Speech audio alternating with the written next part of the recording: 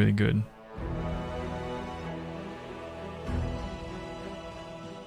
Chair has really improved his gameplay ability, playing games that haven't even come out yet. You've been watching the Baldur's Gate 3 cinematic, so now I'm wiping down my surfaces. That cinematic was amazing, dude. Freaking awesome. Loved it.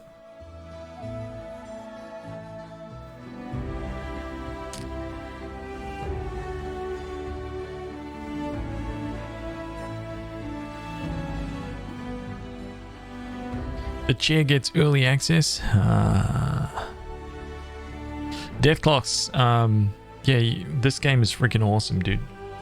Pathfinder is amazing.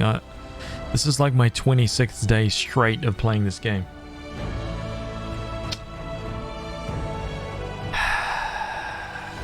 No other game has lasted this long. None. I think I played Xenoblade Chronicles for like 15 streams? 15. This is like double.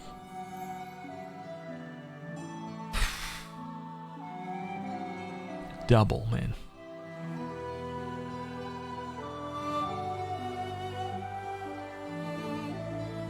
Haz the bum doesn't go into just chatting section. It just becomes annoying, right? I can't be bothered switching it. I'm horrible about installing a game, playing it about 3 times and moving on. Dude, we got too much choice. That's the problem. Right? There's like 1 billion games to play right now. We have so many games to play. It didn't used to be that way. God damn it. I remember... I am so old, right? I remember when I would pay like $100 for a game. And I would play that game. And I would beat that game. And when I beat it, I would just start it again. And just play through it again. And just play through it again until I had saved up enough money to buy a new game. So I would naturally beat that one game like, I don't know, multiple times before I even got another game. And every game purchase was like this sacred event. Right? You wait like a whole ass year to get one RPG, right? Now there's like 50 RPGs per week delivered to the Steam store. Right? Oh man. It's insane, dude. Hey, why is there just like some...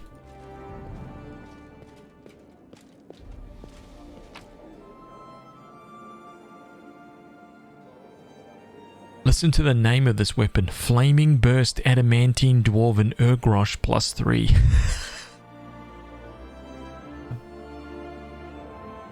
I remember going through the bargain bin at Staples to pick up PC games marked down to almost nothing. $2. I picked up, what did I get that was like that? I think I picked up like Age of Wonders, Shadow Magic, and like Wizards and Warriors or something like that for like $2 each. That was the last time I purchased something like that or made a purchase like that. Some really, really low purchase.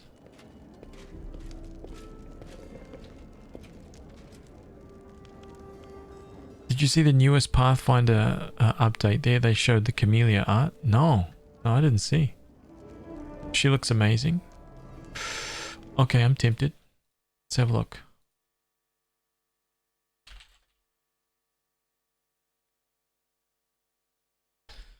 Let me have a look here.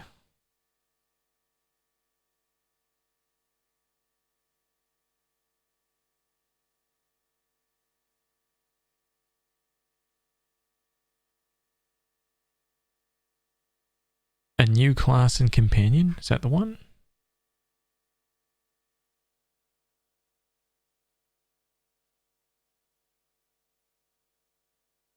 The Dwarven Shaman?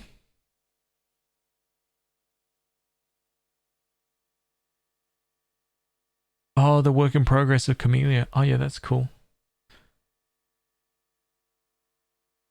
She's a noble, able to maintain her stiff upper lip amidst the chaos that has engulfed the city in the wake of the demon invasion.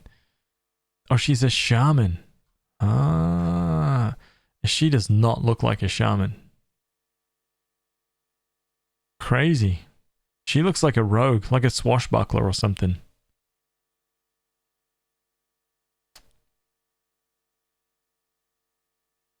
Yeah, I'll never ever click Sergeant Anders links again. Forget that. In due time. Right. Those credits have been used up, man. It ain't happening. Forget it. Never. Right? Not one time ever.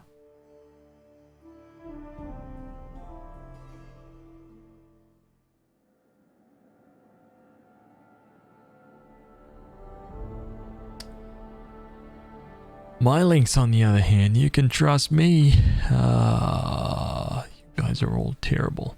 It's time to visit the Pataxians and participate in their challenges. And I ain't participating in nothing. Right? I need to grow my barony. I own this whole world now. Okay.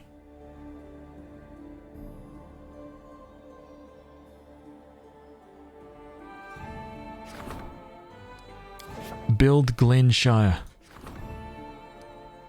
Enter Glenshire. What does Glenshire look like? Oh. Okay. Let's purchase like 100 BP.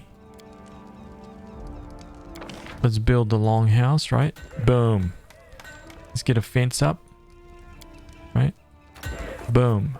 Let's get a tannery. Boom. There we go.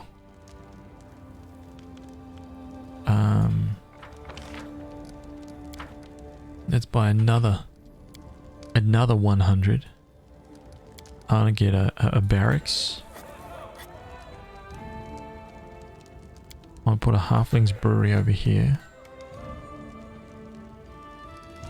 Smithy.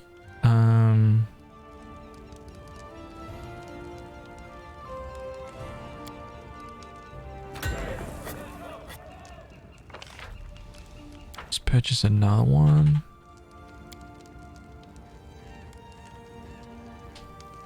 Emery's the real culprit. You're all guilty by association.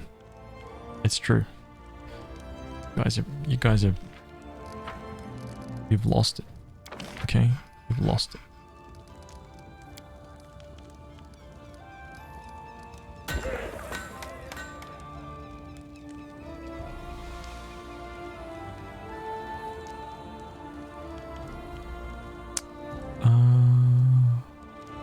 What else can I put down here? Do I have a tavern? I have a tavern and barracks. I need a store, right?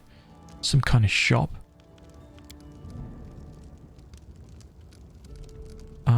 Next to the tavern. Right, so we got a shop. And then some kind of like economy, an orphanage. Right, let's start building up. Oh no, we don't even need that. Culture. Watchtower. Windmill. Let's just leave it like that for now. Oh, let's go. Let's get the shrine going. Let's get a monument.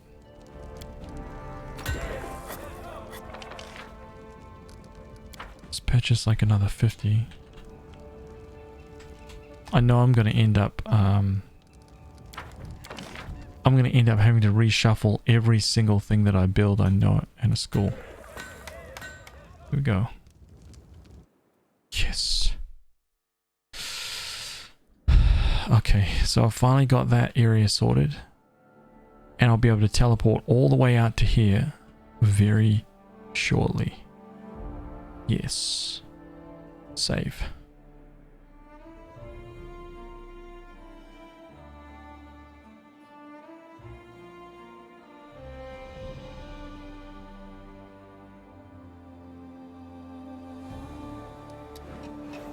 Okay, did you succeed, dude? Disaster.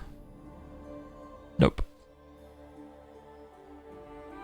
We save scum our way to victory. That's our motto. Success. Can we roll 17? That's pretty much as good as we're going to get.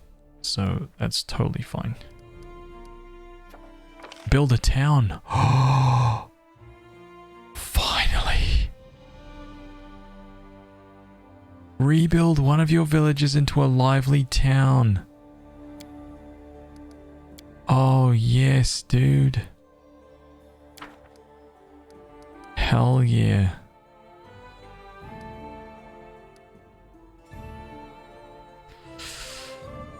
Aerodil, what's up, man? Thank you for the raid, dude. I appreciate that. I appreciate it, man.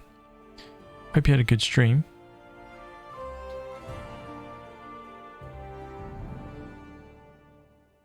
What were you playing?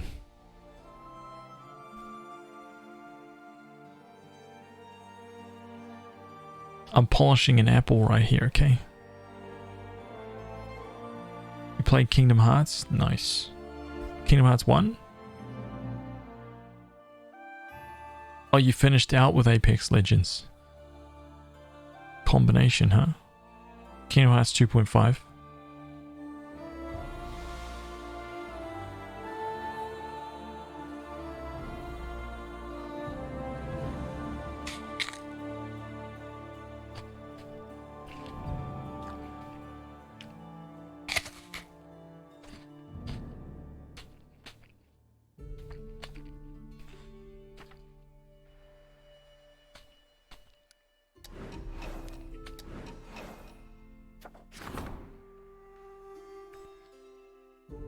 Oh no.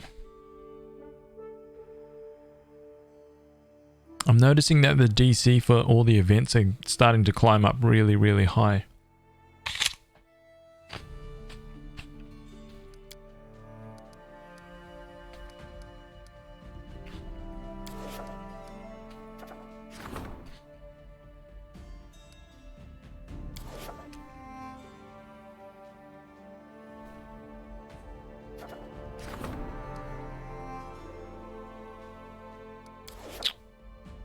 Six days, okay. Save it.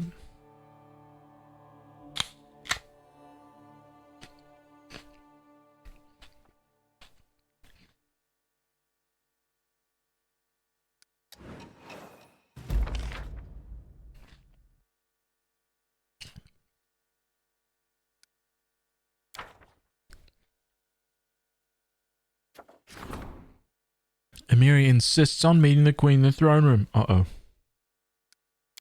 I'm in trouble. ASMR apple? I know.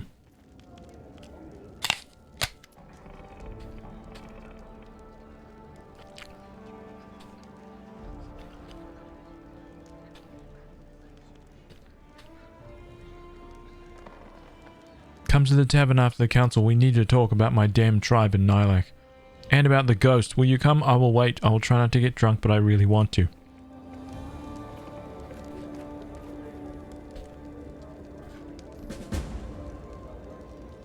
Oh no, dude. Okay, let's see what she wants.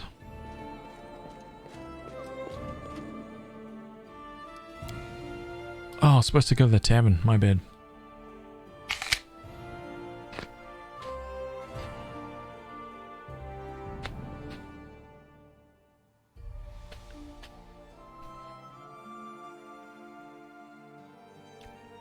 Does it scale with level or time?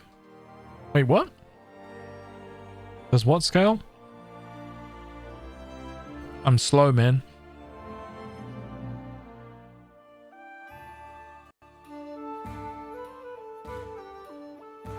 The difficulty of those events. Oh, it seems to have gone with time because... Yeah, it's like... The events that I'm getting hit with now are... Like, quite often the DC is up over 30, like 35, and some of my advisors are only kind of around the 10 phase. So if they're at like 10 to 12 and the DC is like 35, it's like my chance of succeeding that is 0. And the only way to increase my chances is to rank up. So the game is kind of like being like, yo, you should rank up your guys, man. Do you understand?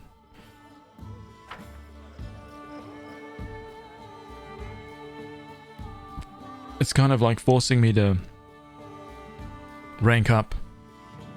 Spend time ranking up.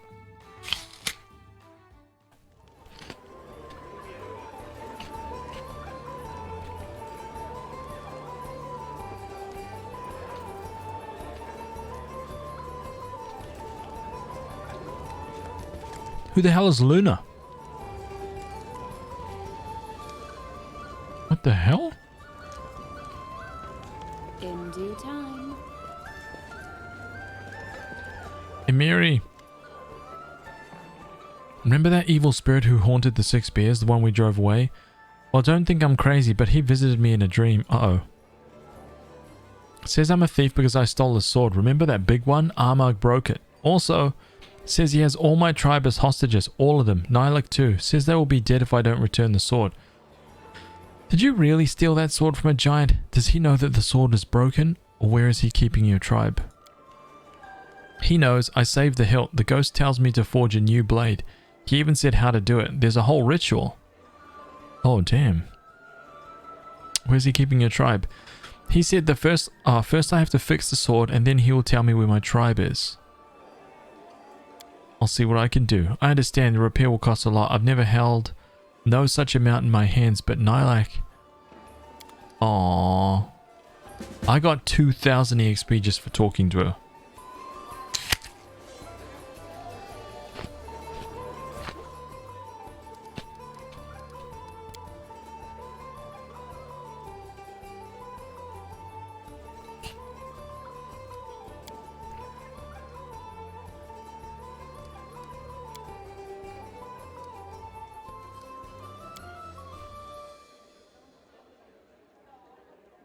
Ooh, I wonder how I'm going to do that.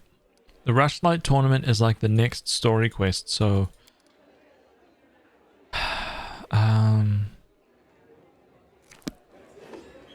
Gunderson's books. Let's probably buy a couple books from this guy right here.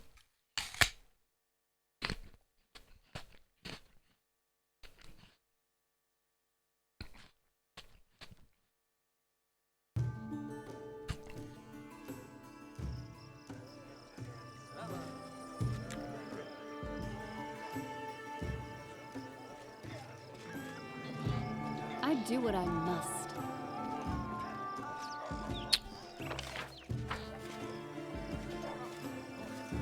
Where is she? Where's the book lady?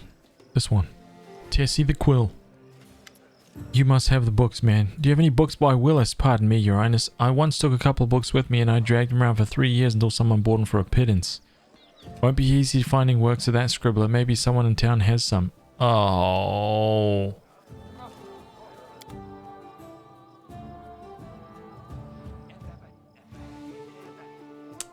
Oh, man.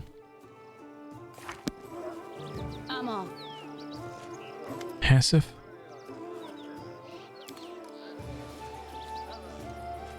Verdal? Do you have any books? It's like you're interrogating me. Of course I do. Everyone says he's bad, but I like him. The guy writes with feeling. I mean, used to write. Does the phrase 5th and 10 mean anything to you? Is this about Gunderson? He has a book entitled... a book titled 10 Adventurers. Can I borrow these books? Of course, read away. Valor and Honor, 10 Adventures of the Splendid Willis, Gunderson, and Absalom. A 5th and 10, so it's like the 5th chapter or something like that. Okay, so where's this book?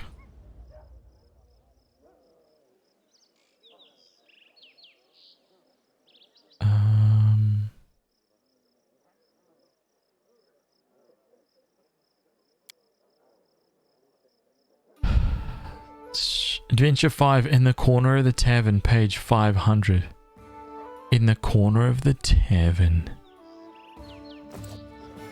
Oh man, is Jubilost out here? There he is.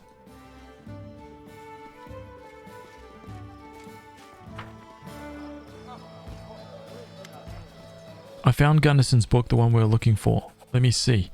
It's a good thing I'm not a follower of Shaylin, or I'd throw this thing into the fire right now and draw the deity's wrath. Just look at this language.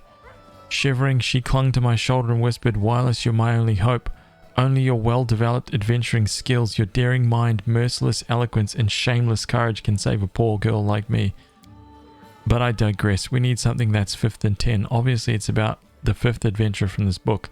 The name of the chapter is In the Corner of the Tavern. Sounds like a place, but which tavern is it? The nearest one? And who and what should we look for there? Wait. We know the place, the tavern, and the number 24. You reasonably assume that 24 is the day of the month. We have a time and a place, which is today. Lucky us, I suggest we don't delay and go straight away to the tavern. We need to verify our assumptions before it's too late. Is it really the 24th? Did I just luck out?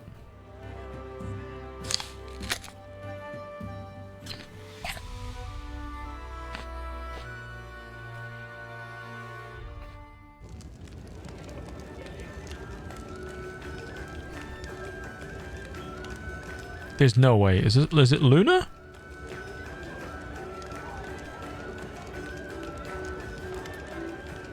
Look, that's our moon. I'd like to know what leaving her path means to her. And more importantly, how all this is related to the story of the gnomes. I hope we're about to find out. It is! Dude, I just talked to her. Oh my god. I spotted her from a mile away. It's like something's different about this room.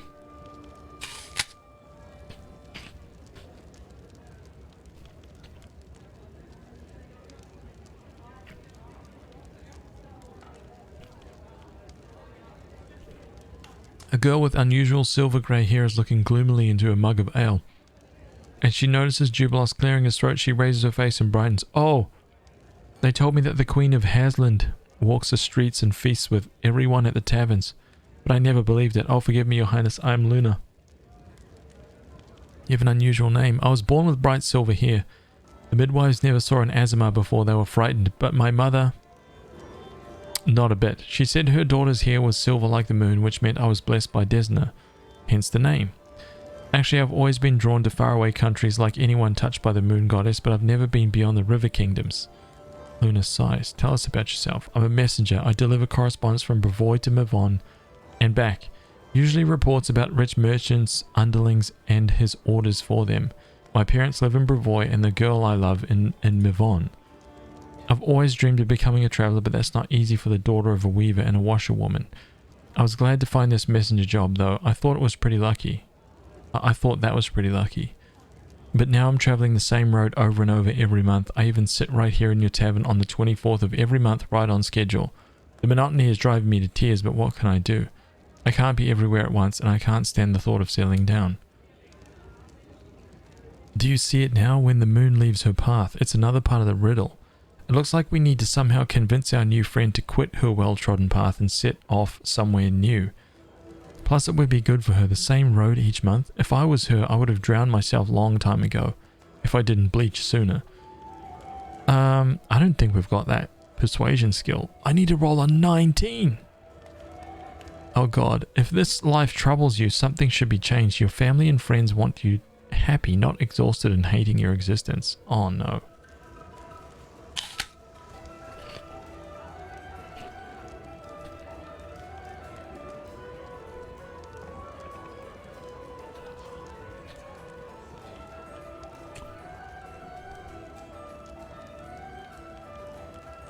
Zach Tank, what's up, man?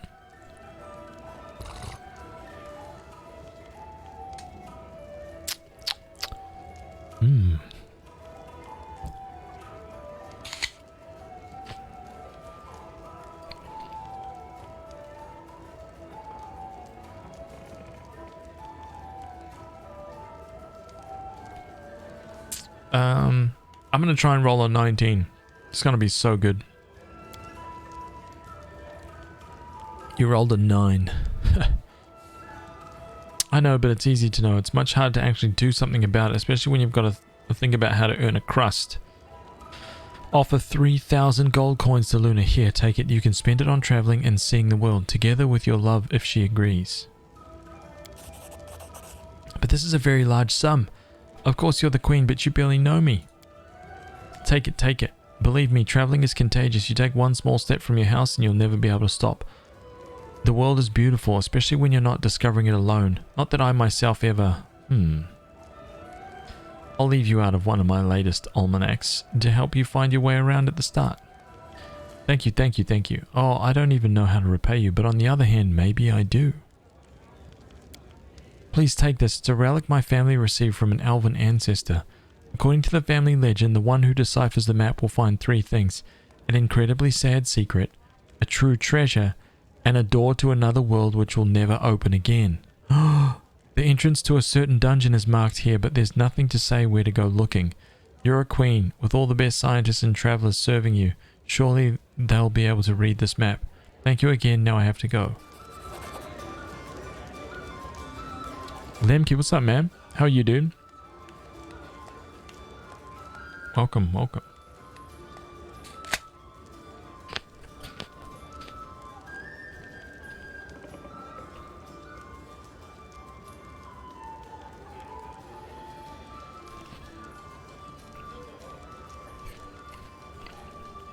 Oh, Cormac.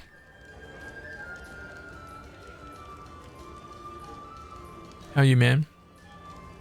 I can't stick around because spoilers. No, I understand 100%.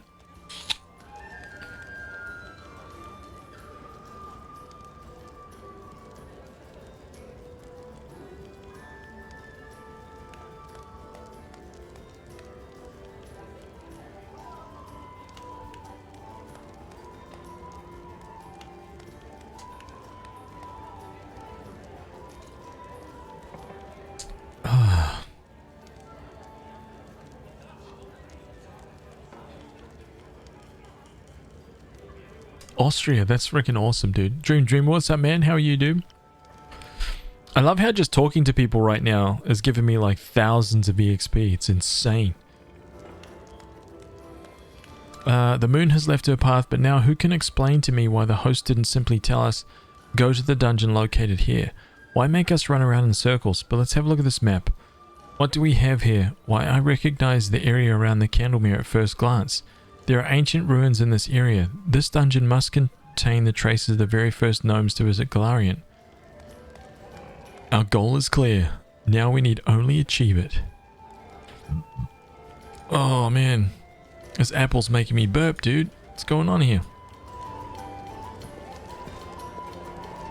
I'm finally starting Neverwinter, Cleo. Hell yeah. Hell yeah, man. A new legend is born.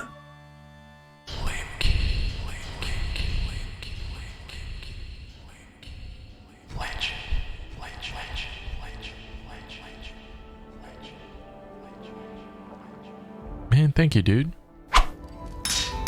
Step in, dude. It's time to get your second dagger. Whoa, whoa, whoa, whoa, whoa. Hang on, hang on.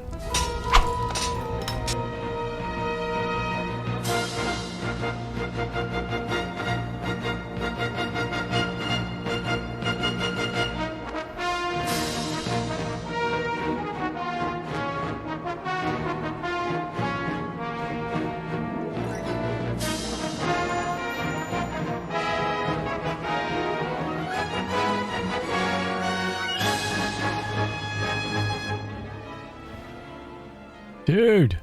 I love your work and hope for many more days to come. Here is some plunder I am able to share. Some plunder. Hey, thank you so much for the $6, man. I appreciate that, dude. Legendary. Thank you, man. Champion. Absolute champion. Thank you, man. Lemke, let's get you your other dagger. Level 1. Iron Dagger. Dual wielding now, man. Right there, dude. Next month, upgrades. Yeah, thank you so much for that $6, man. Thank you, dude. Appreciate it. Have to support fellow bearded brothers in arms. Beard brothers. Amiri wants to talk? Done. What is this? Reforging the sword. Oh! After a duel with Armagh, Amiri's sword has become unstable and unusable. It must be repaired.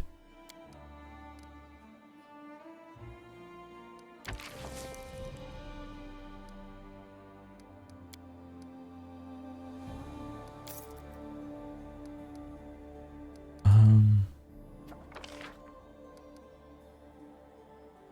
45 days to solve. Let's get it done. That is awesome. A lot better than the last time I saw the armory. Wait, it hasn't changed. It hasn't changed. Nothing's changed. Oh, shield wall. Nice, dude. I like that. That's such a cool emote, man. That is great, dude. I'm gonna stab some rats with my daggers. Hell yeah, man. That's what we need. Oh, we got a lot happening in 4 days. Uh-oh.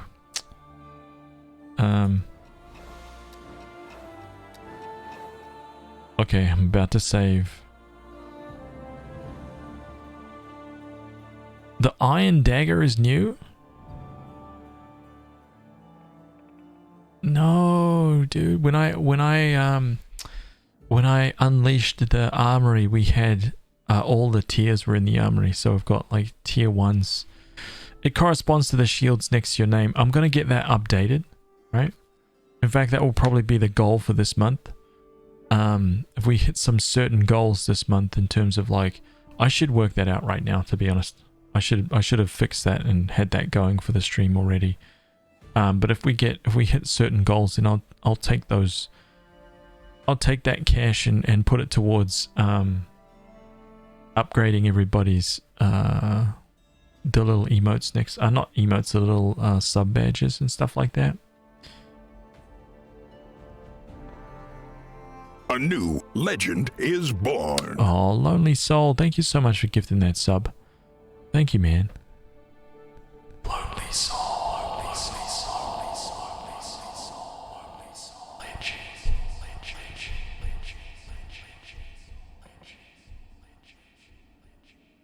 Look at that, man. Right there. High top gets a dagger. Level 1. Iron Dagger. +5 attack. 2% crit. Right? Perfect for plunging into the backs of your foes, man. Right there, dude. Say hi to Shaza too. Right? Make sure. You don't want to see her upset, man. Oh my god. Okay, I can't remember if I saved it or not, but here we go. Let's see what happened. Disaster. Okay, we're just gonna reload that right off the bat. Oh, that started poorly. Failure. Roll 4? Oh, come on. Ragfire, what's up, man? Welcome back, dude. Hey, come on, man. Roll 3? Oh, man.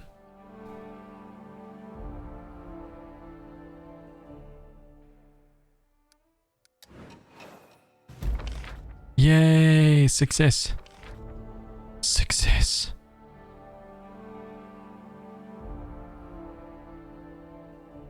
He rolled a 4 on that one as well. I wonder if you can get it so that the loyalty doesn't go down. A disaster? +1 morale bonus to attack and damage rolls while fighting within the claimed regions. That's right. Success, aggressive expansion. That's cool. I'm really looking forward to that one. So I think there's a chance for us to get all of them. So I'll try to get all of them. Triumph. Nice. Triumph. Nice. Failure? Ooh, he actually has to roll pretty high to succeed. Damn it. I believe. A true tabletop game rolling low single-digit numbers on a d20. That's right. Right? Rolling 3s all the time. Another one. Look, a 2 that time.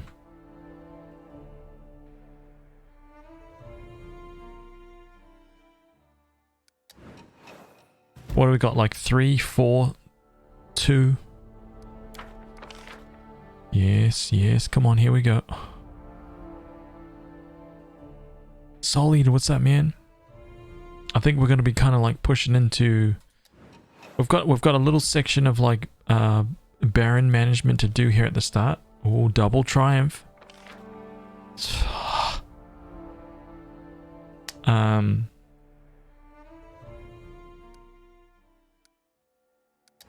then we'll be rolling into Pytax, which is, I guess, the next story quest right after that. There we go. Triple success. That's what we're looking for. Beautiful, right? Save. Land defenders. Yes.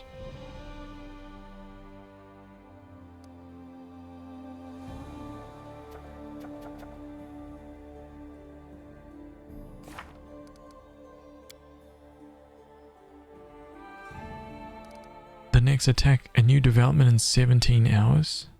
Oh, 1 day, dude. 1 day. Okay, so then the very next day something's going to go down at Bald Hilltop. This should be interesting.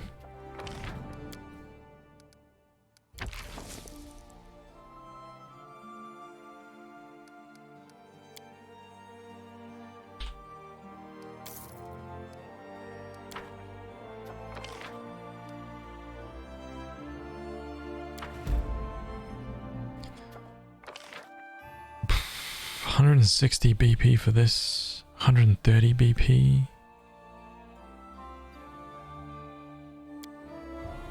+1 espionage. Oh man, arcane lobby. I need to like sort this stuff out, man. I need to get all this. Maybe we can do like just a giant economy push.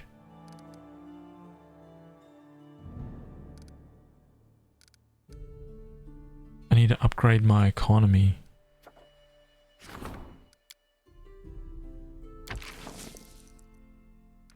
But not right now. Because I need to take care of this Bald Hilltop stuff. Parisian patrols?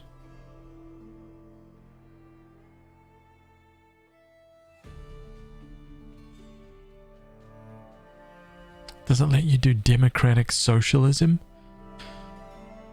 I think it's pretty light on all of the kind of like... It's more... I think all the decisions get distilled purely into alignment. I think that's pretty much it. Like it doesn't actually sort it in any other way. But, and the reason why I say that is because your council, right? Like your advisors here, you don't have to choose like, let me pick one that is not currently being used. So, see, Tristan's all about loyalty, right? Oh, I've only got one counselor. Bad example. So Emiri, so see, check this out. There's 3 different approaches here. Emiri favors the direct approach. Ragongar is hot-headed and direct. Castle always strives to help those in need. So there's like 3 really different styles. So if you want to, and if there's any kind of event that pops up, depending on which person you're using as your general, you get different results based on that. So, yeah, I don't know. In general, I always lean on the side of good.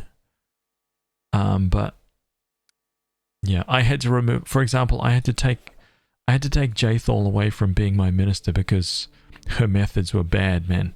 Like, she was like, anytime there was something that needed to be solved, she was like, let me just torture this person. Like, I'll torture them, we'll get the truth instantly. Don't worry about paying cash. Don't worry about any of that stuff. Let me torture them. Let me get them on the rack, right? We'll have them speaking in no time. And I was like, I can't deal with this, man. So I gave her the sack, right?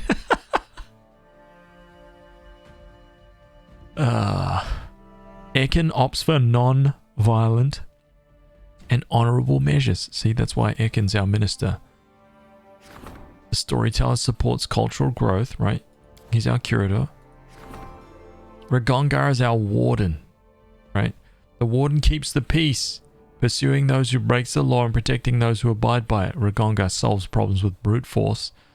So I could actually probably put Ekin here, but he's my only other minister choice, so I have to get Ragongar here. Magister, Octavia's pretty good. Lindsay obviously is awesome. Harem, I think you can change between Jod and Harem. Harem favors unusual but effective solutions. See, that's kind of why I was saying it's kind of all distilled down into alignment at the end of the day. Oh. Half Elf is clearly embarrassed to be in this place. Oh, gift. Warm embrace.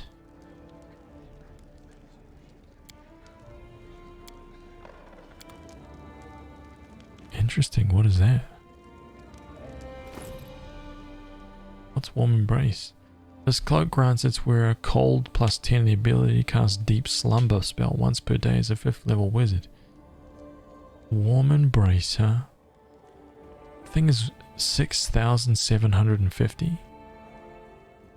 Goodness me.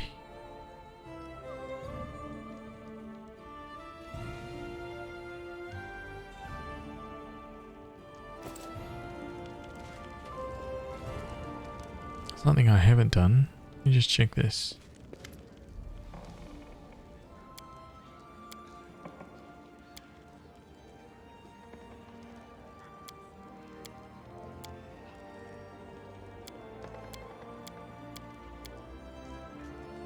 Okay, nothing yet.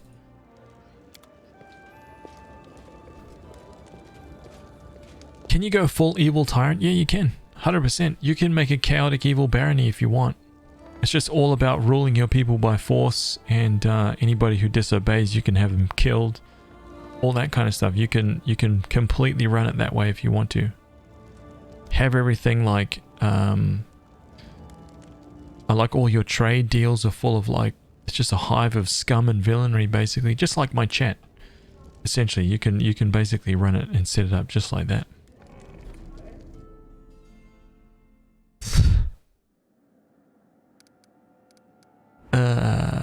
Yes.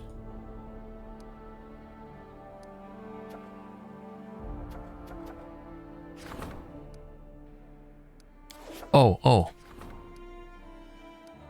My bad. So here we go. A visitor awaits in the castle. Octavia and Ragongar want to talk. An Ancient Curse Part 6. Here we go.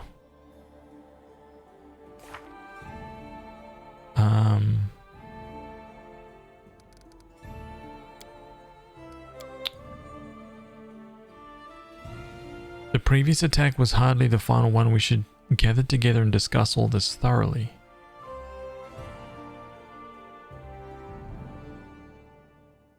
Wait, what? We have time to prepare for the next attack from the Bald Hilltop. Wait, I didn't get an attack just before from the Bald Hilltop. Or did I? Ancient Curse Part 5.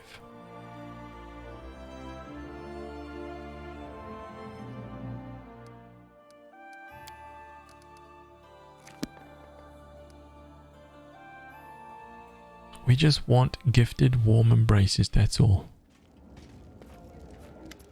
Sure. We're the Mos Eisley of Twitch, that's it. Remember those books from Maestro Janusha's study? We'd hoped to find something about our past in them. Well, we did, and I'm kind of sorry we looked. We actually found something, but it's sensitive conversation. We'll wait for you in the palace garden near our viewing point. Oh.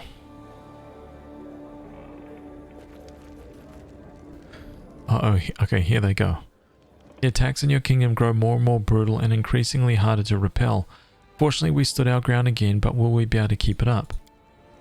Whatever Nerissa has planned, I'm sure we can handle it. Each of her attacks is stronger than last, but we're getting stronger too. In any case, it won't be long. Why do you think the attacks keep getting more dangerous?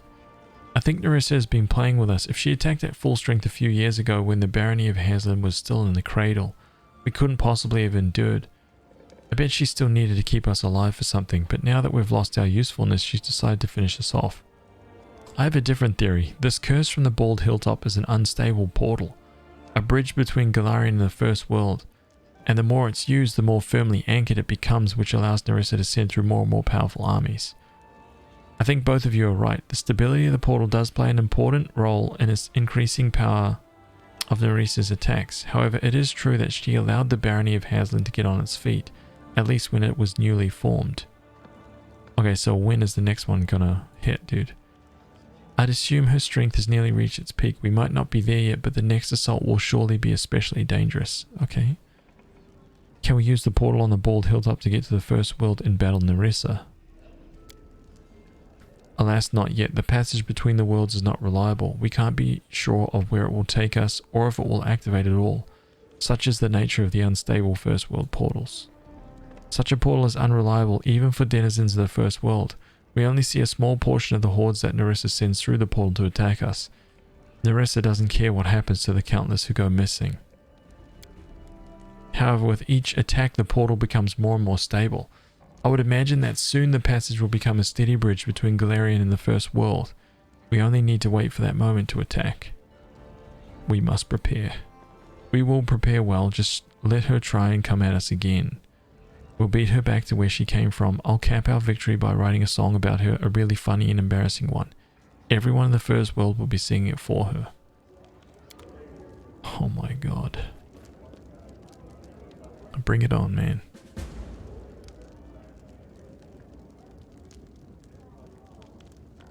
Talk to Rigonga. Highborn at heart? Oh. Oh no, wait, is it separate? Oh, interesting. Different.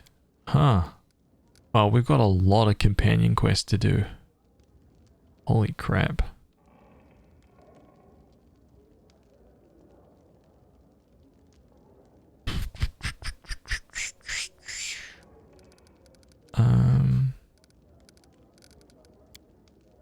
Yeah, okay.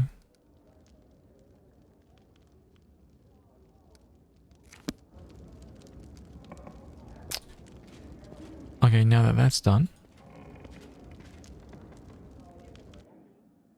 I need to get through a couple more things here. Boom. Boom. Okay, so we've got 6 days, and that's about the town thing. So I think this is a perfect time for this. Like, perfect time. So let's save it. Let's drop this. Boom.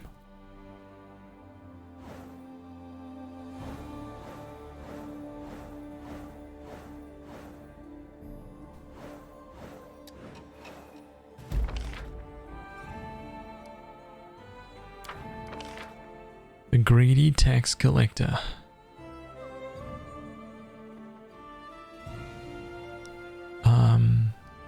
Wait, failure. Triumph. Success.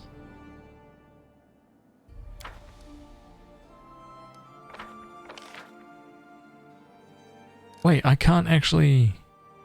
Oh. Nope.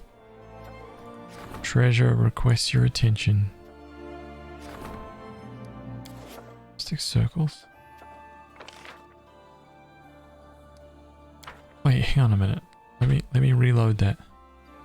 I didn't realize something was about to expire. Greedy tax collector.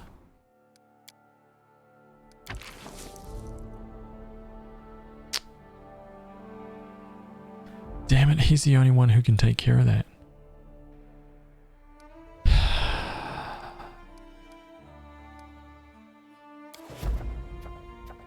That is annoying.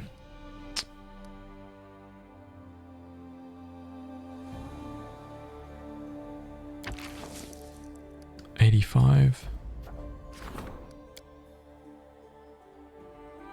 Oh god, he's gonna fail. Like, yeah, he has a 0% chance of succeeding against that.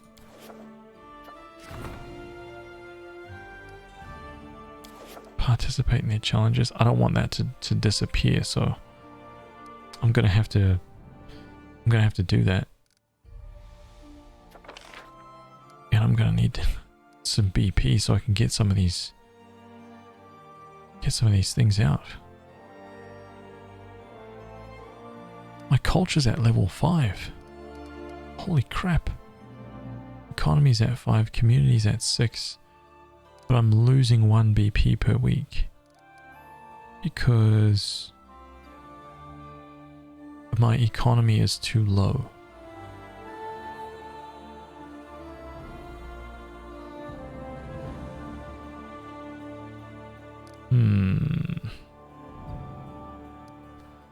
One village can be upgraded to a town now.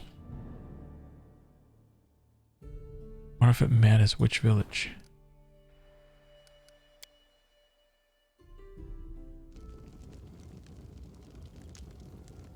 Shirell's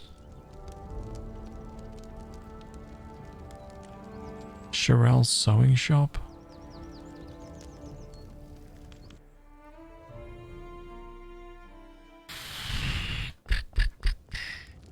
I think this is the one with dragons, right?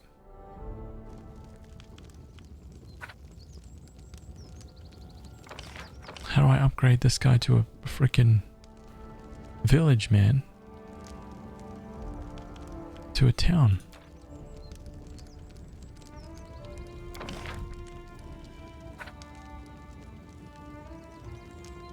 Requires town.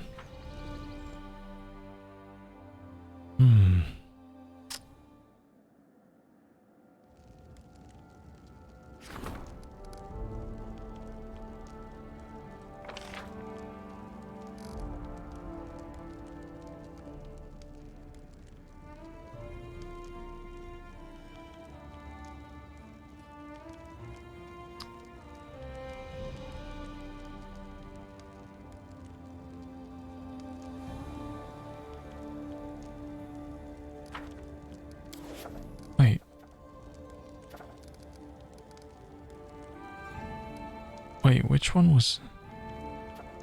Oh, it's this one right here. 6 days. Sorry. That's why.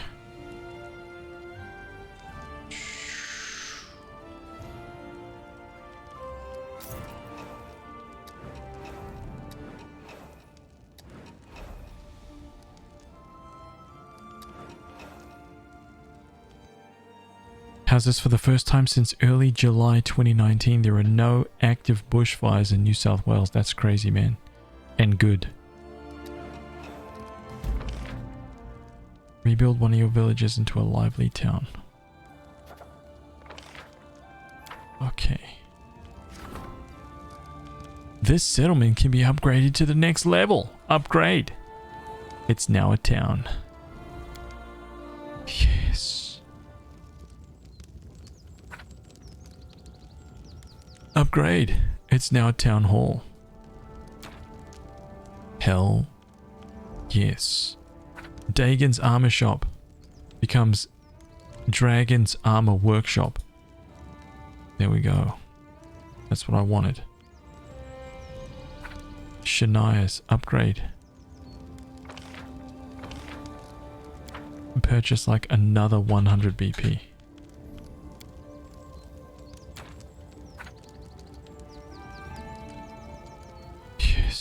That's all I wanted. I just wanted to upgrade these guys.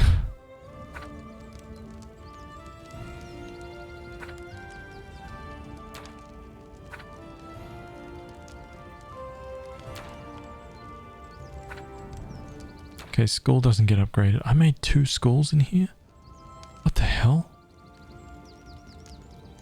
Why did I build 2 schools down here?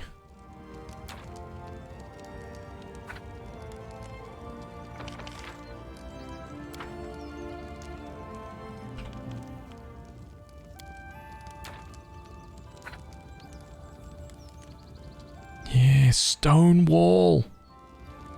HazVsRPG, what's up, man? How are you, dude?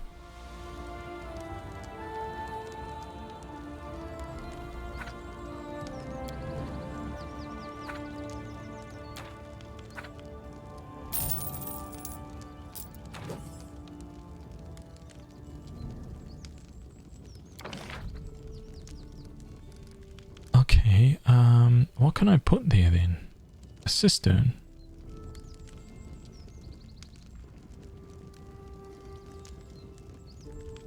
A jail. A school. Already got one. Teleportation circle.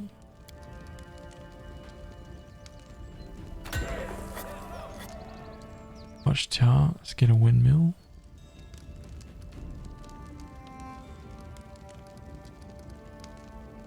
Oh, okay.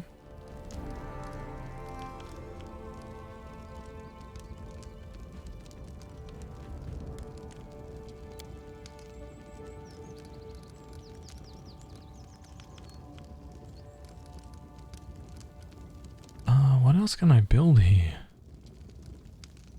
Shrine? Do I have a shrine in here?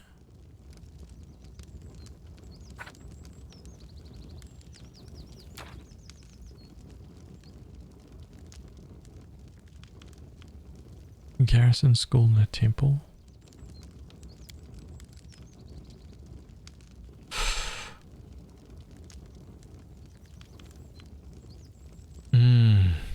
Yeah, I've upgraded these guys, so his workshop is upgraded now, and her workshop is upgraded.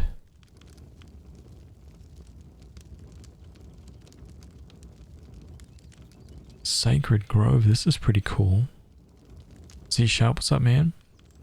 Welcome back.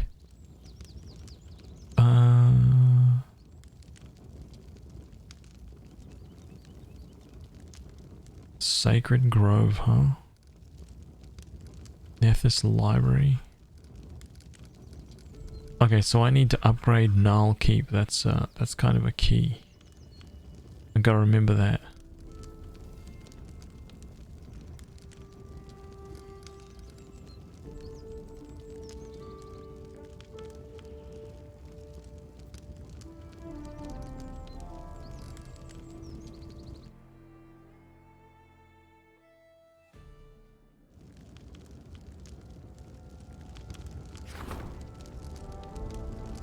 I wonder if I can go and visit them and it makes like different stuff now. Curses, he's got 25 days for this one. And who's this gonna be? Ragonga? 125 BP to solve.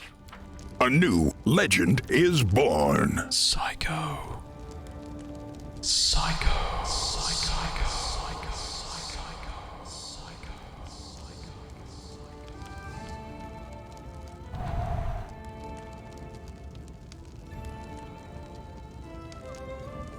A new legend is born. Psycho, thank you for doing that, man. You're a damn champion. Thank you for gifting that sub to HazVsRPG, and thank you for gifting that sub to Z Sharp, man. You're a goddamn legend. Look at you, man. 364. Holy crap, man. Absolute champion. Thank you so much for doing that, dude. You're a legend. Thank you, man. HazVsRPG and Z Sharp.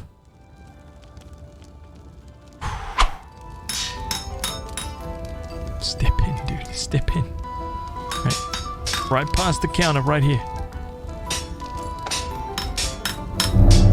Level 1. Iron Dagger. You know what time it is, man? It's dagger time, dude. Oh, I think it's dagger time for Z Sharp.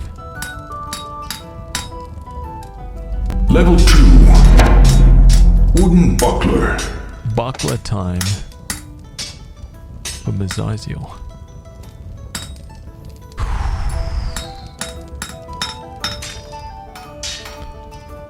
Legend.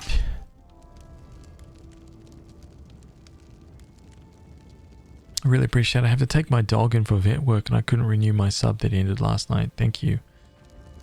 And some legends in here, that's for sure, man. Absolute legends. Loyal spies. Receive +1 to espionage every time the minister fails. That's not what we want. I definitely want this stuff though.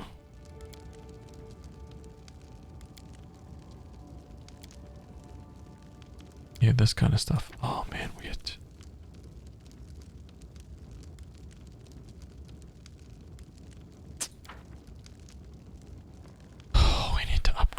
So bad.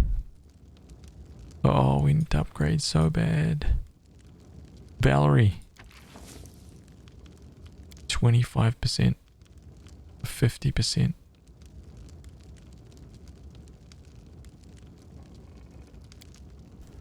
Let's wait for one that's real bad. Okay. I think we've purchased some time. We've got some time now. So we can focus on... Okay. Give me that gift. Stalwart Warrior's Luck.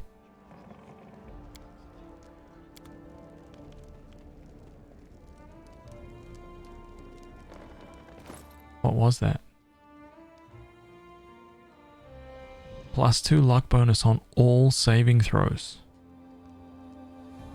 It's a luck bonus, huh? But it's a helmet though. Man.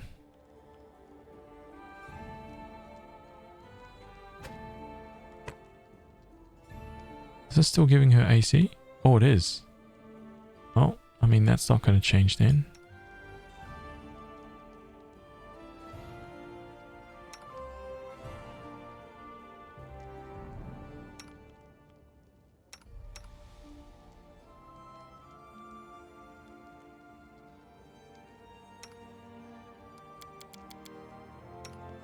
She's got that.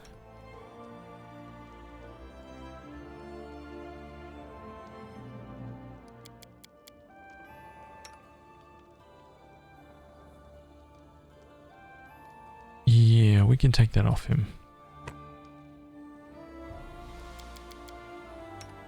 We give that to Tristan.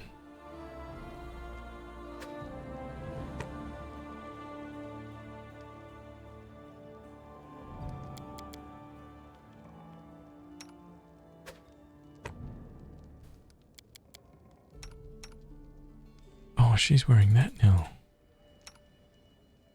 She's got this guy.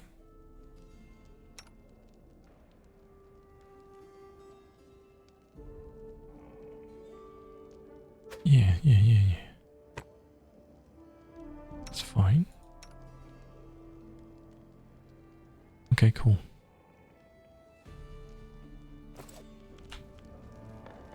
Okay, I think we've purchased ourselves some time to go and solve some of these companion quests, and then hopefully we haven't run out of time to go to Pytax and sort out this next story quest. Hopefully.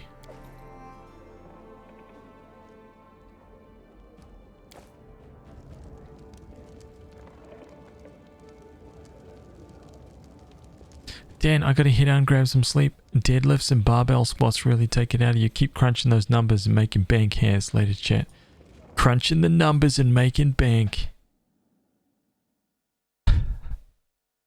Wait, where did the audio go?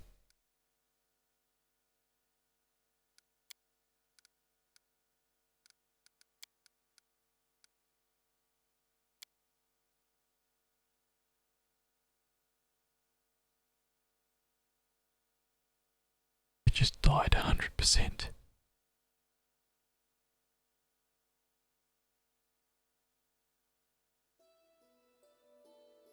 Oh, look at all these bonuses. Hell yeah. Okay, so where is that place then?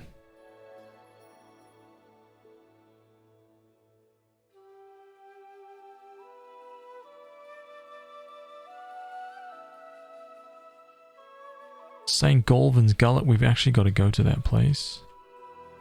Rushlight Fields. In Pitax. Okay, that's one. The Wicked Hill, the Nord Rocks. I don't see it at all. It was... Oh, I was supposed to have talked to Harem about that. Dope. Lindsay. Octavian Ragonga. Yeah, this one. A girl named Luna gave us a map where an entrance to some cave is marked. It looks like the riddle has led us there. Well, let's go on to new discoveries. I don't know where that is. I thought that was gonna like pop up somewhere. Some cave? Am I missing this thing? It should have like an exclamation point.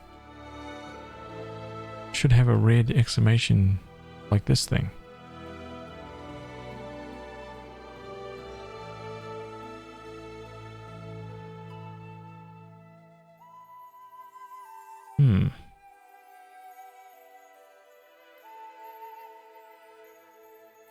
Maybe? I don't know, man.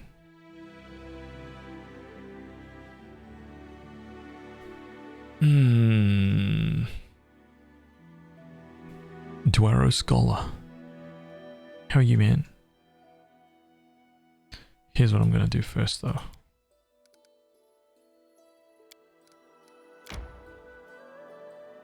We're gonna come down here. We're gonna see what this St. Galvin's Gullet is all about.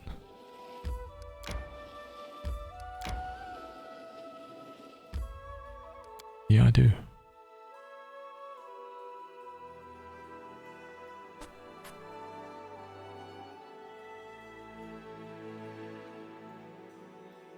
I'll raise my coffee as well.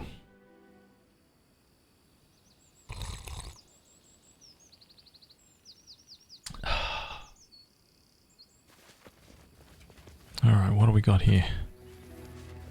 Uh-oh.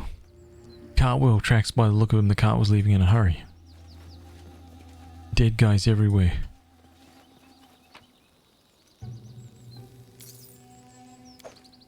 +3 trident. Crumpled sheets of paper.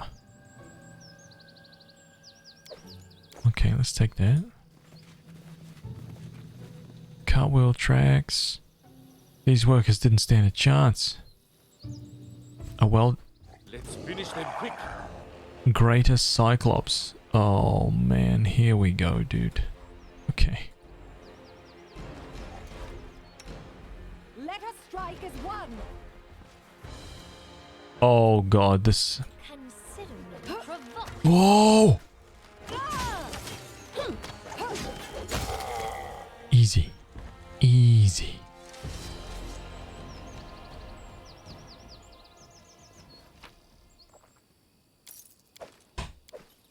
Great Club +2, Hide Armor +3, Natural Armor +2, Ring of Protection +2.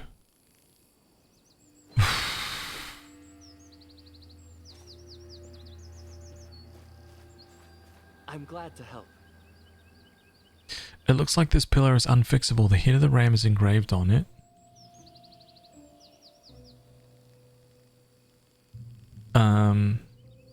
With a swarm of flies breaking out of its single gouged eye. This represents the horseman of pestilence, the archdemon who sits on the throne of flies and is one of the 4 rulers of Abaddon. Oh, I just ordered everything I need to make us delicious and healthy homemade matcha lattes. What is that? I don't even know what that is. I hope it's yummy. I'm very excited. I think it can even make your hair grow long and thick. Man, if that thing grows my hair back, I will make a YouTube video about it.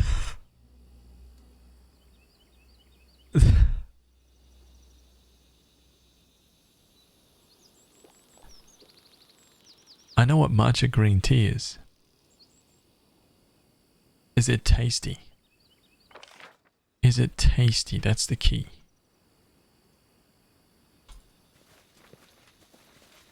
Wait, really? Can I not ransack this chest, man? What is this? There we go.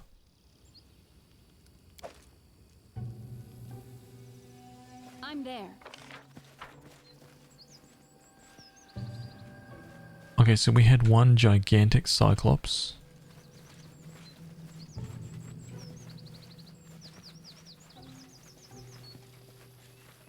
Whoa. Wow.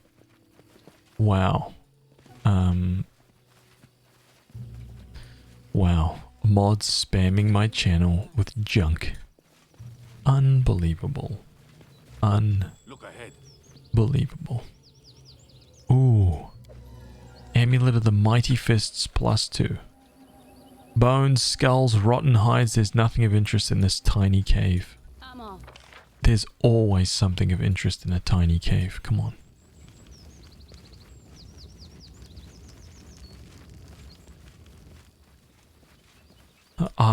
Lena, I had to get up before because somebody came to the door. They're coming back later. I'm there. So be prepared.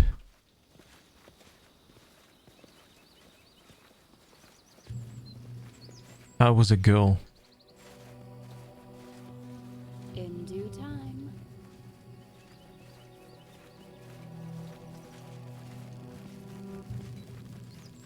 Yeah, I don't know, she wanted to talk and I was just like, I'm streaming, man. What the hell is this? Yeah, I don't know what she... I don't know what she wanted.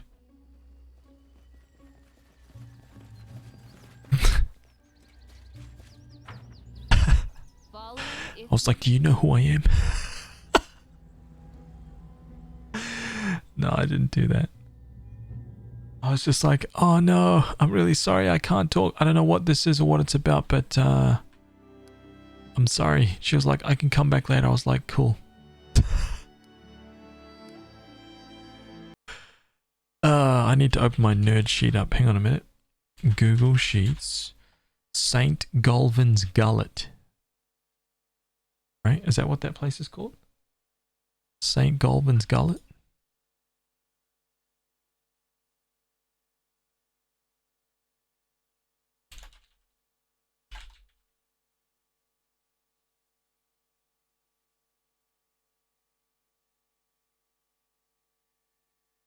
Oh god, what's happening here?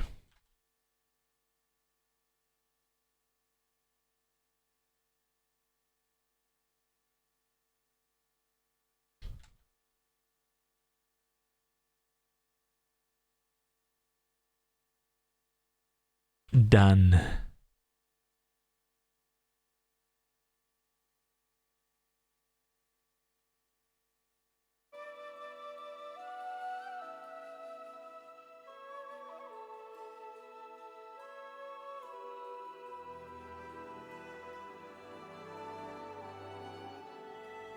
Evil Spork, hello. What if it was important?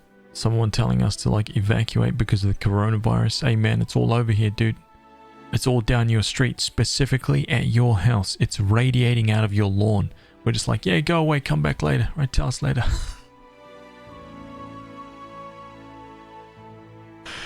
Oh man.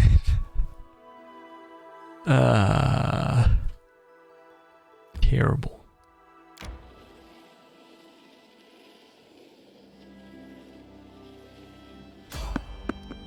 There's someone on the road. Get ready.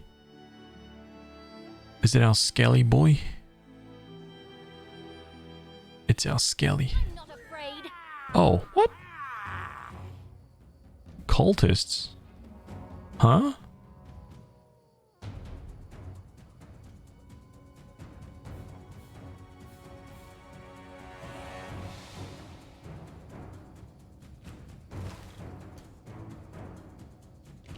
I got you dead.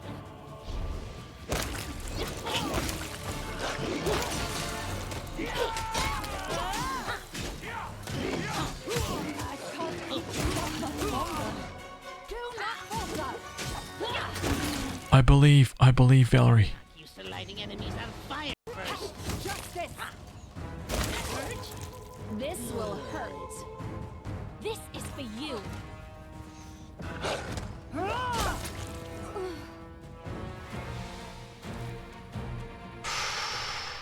Oh man. I'm there. Close. Nice. I'll take those fights any day, man. That was probably like, I don't know, 5-6k gold. You told the dude coming to fix your electricity, not today. Oh man. Hey man, get out of here, dude. We've got enough problems. Get out of here. I don't want to talk to you. Right, what are you trying to sell me? Something? Bible? What is it? Get out of here. He's just like, okay.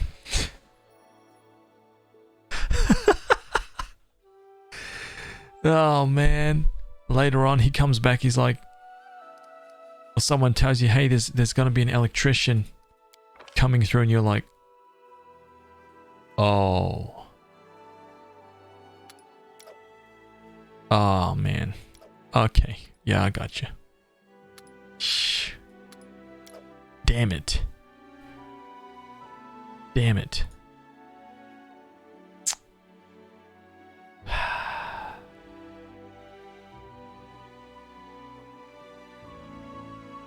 Hearty purple soup.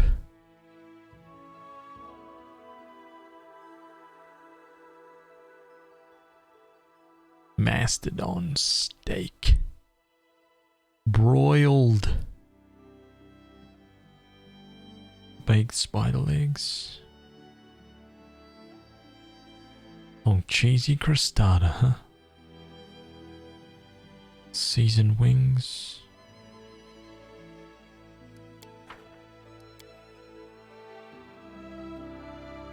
Eddie, what's up, man? Has no end. I'd be happy if it had no end, dude. And keep me in this land forever. Uh-oh. Tristan has some news. Tristan wants to discuss something privately. Uh-oh. Penitence. The Order of the Scourge suggests that the Queen hand over all of her prisoners for a small reward. The Hell Knights will separate out the worthy and turn them into recruits, while the rest will be guided towards the path of atonement. No chance. Right? Absolutely no chance. A new phase in the life of your capital. Rebuild your capital into a magnificent city. It's time to grow and evolve.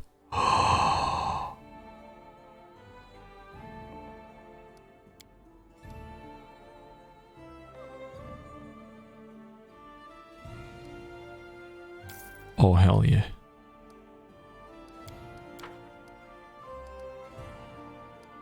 Oh, man. Okay, Valerie, 20 days I can get that done. It's so long.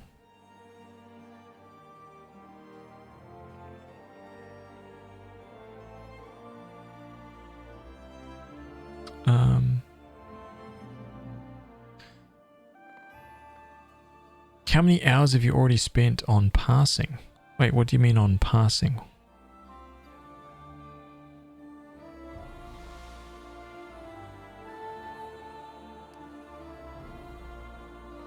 This is my 26th stream of this game. 26th stream. So,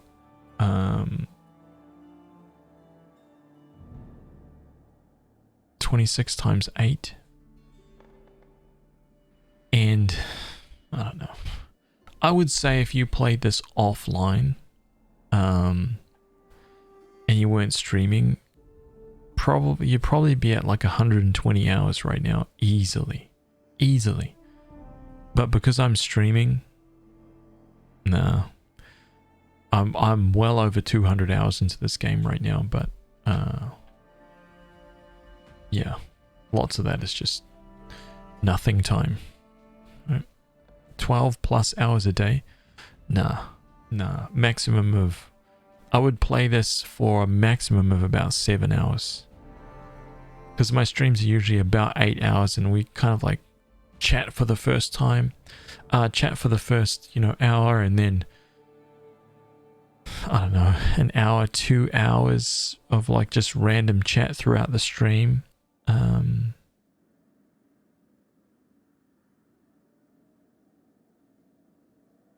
Is it called a sieve? The little metal strainers? Oh, S-I-E-V-E? Wait, what? Wait, is it? Sieve? What's it? How do you call it? I think it's S-I-E. Yeah, S-I-E-V-E.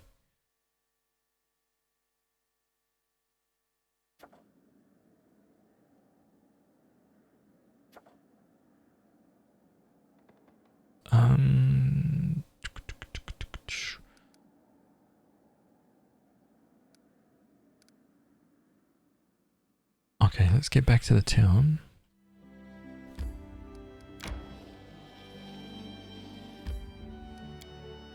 Teleport to Tuskdale, right? Main square. I need to talk to Harem. I need to progress all these like companion quests. I want to get them all done because I want the bonuses, man. I want everybody jacked.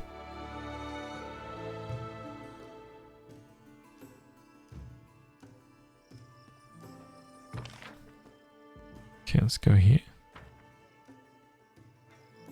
Oh, actually, I might as well... Whoa.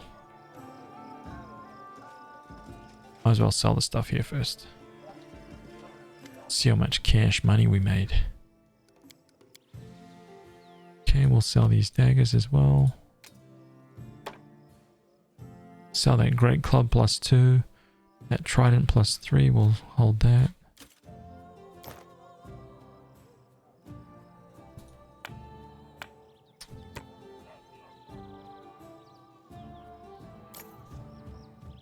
Ding, ding, ding, ding. That was 13. That tiny little fight plus that bandit raid. 13,000 gold. Oh yes, that's what we want.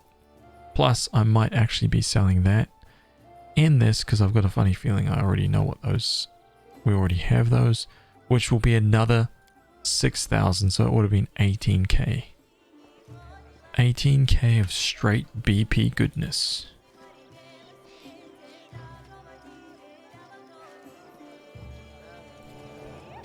Psycho, take it easy, man. Have a good one, dude. And thank you for dropping those gifted subs, man. I appreciate it, dude. Legend. Absolute legend. Thank you, man. Ragonga stands beneath the tree, gloomily looking down on the city below. Rogue, thank you, man. Thank you for the host, dude. Ah, there you are. Well, we found my tribe. Now we just have to go have ourselves a friendly chat. And what about Octavia? Did you learn anything about her family? We did. It turns out she's... Stop. No, I'm shutting up. That's her news to tell you. Oh. How did you end up figuring it all out? Oh, that's another story entirely. We looked through Janusha's books for a while, found where he bought us, from whom, who helped him. We got all we could from them, but checking up on our information would have meant traveling all across Numeria and half of the River Kingdoms. As you might recall, it wasn't exactly quiet here at the time. Not that it ever is, right? But you know we'd never leave you to clean a mess like that yourself. We ended up hiring a pretty brave crew headed by a good scout. We can't do everything ourselves, right? They pulled some strings, followed some leads, and figured everything out for us. Or almost everything, the most important parts. Octavia and I will find out for ourselves when we pay our families a visit. Are you looking for revenge? Not sure what I want yet. Maybe, maybe not. It might be good enough just look at these freaks to be sure nature's punished them well enough without me. I'm really just looking for some closure, that's all. So who's your tribe? The sewer rats. Wait, no, that's not it. The crab lice? The threadbare moles? Man, I just can't seem to remember. Oh, right, it's the dung pigs. What? Huh?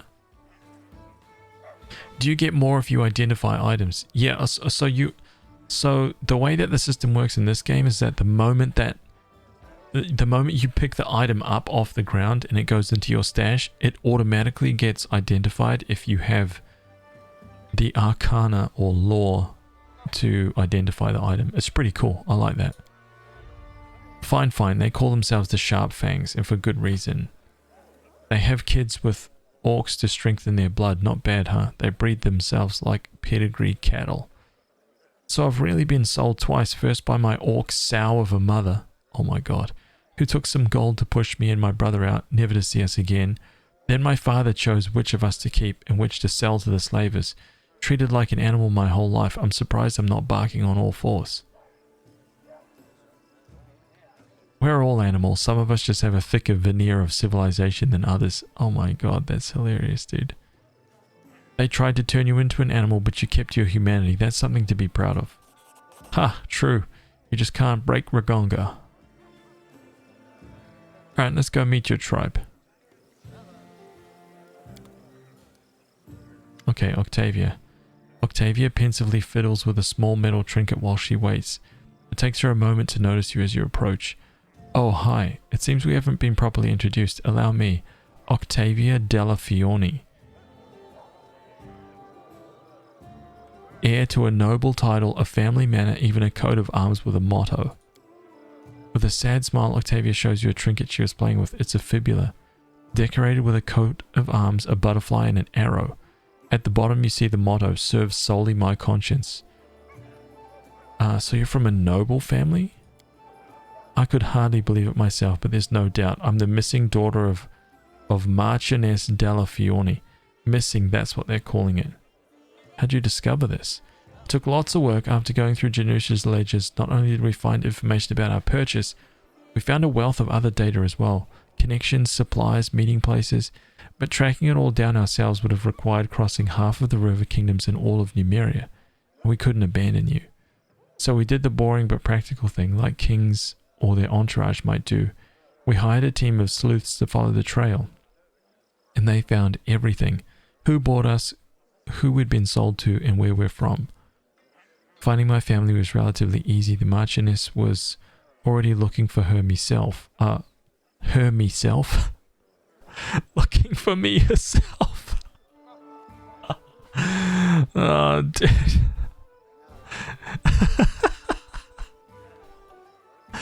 They just needed to put a few pieces together to realize I was the missing heir of the Della Fiorni family.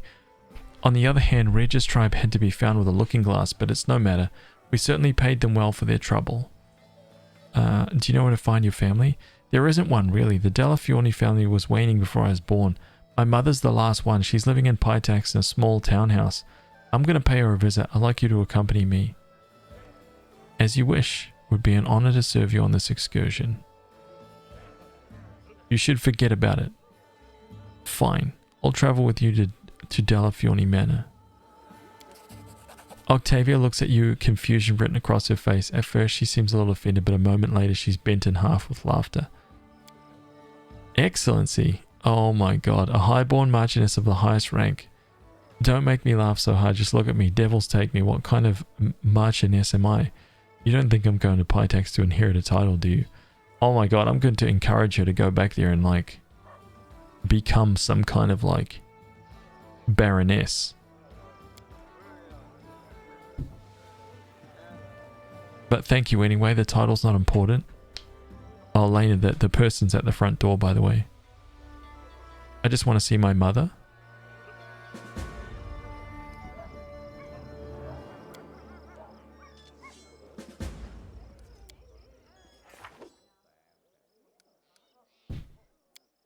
Highborn at heart and no man's slave.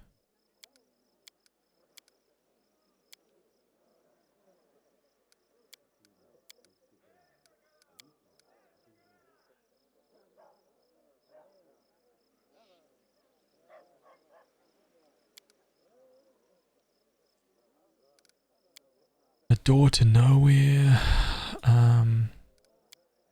That's going to be interesting. I want to send her back there so that she can become some kind of like queen. That would be great. Alright, you guys, give me 1 second. I'm going to like, I'm going to put my dogs away and feed them. It's kind of like rainy and miserable here. So I will zoom in, right? So you can marvel at the 3 great swords on my back. Yes. I wonder why they only show. I actually have 4. I'm a little disappointed why they've only got... Why they're only showing one.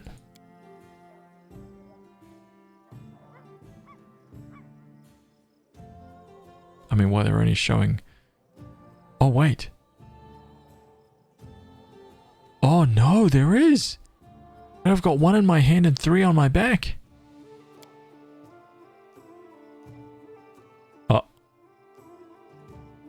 Huh?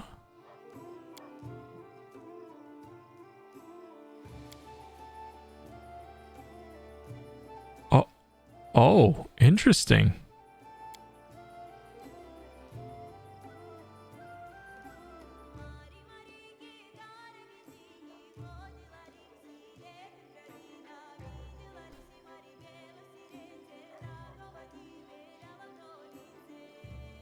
Four great swords. If there's 4, they're at most good swords.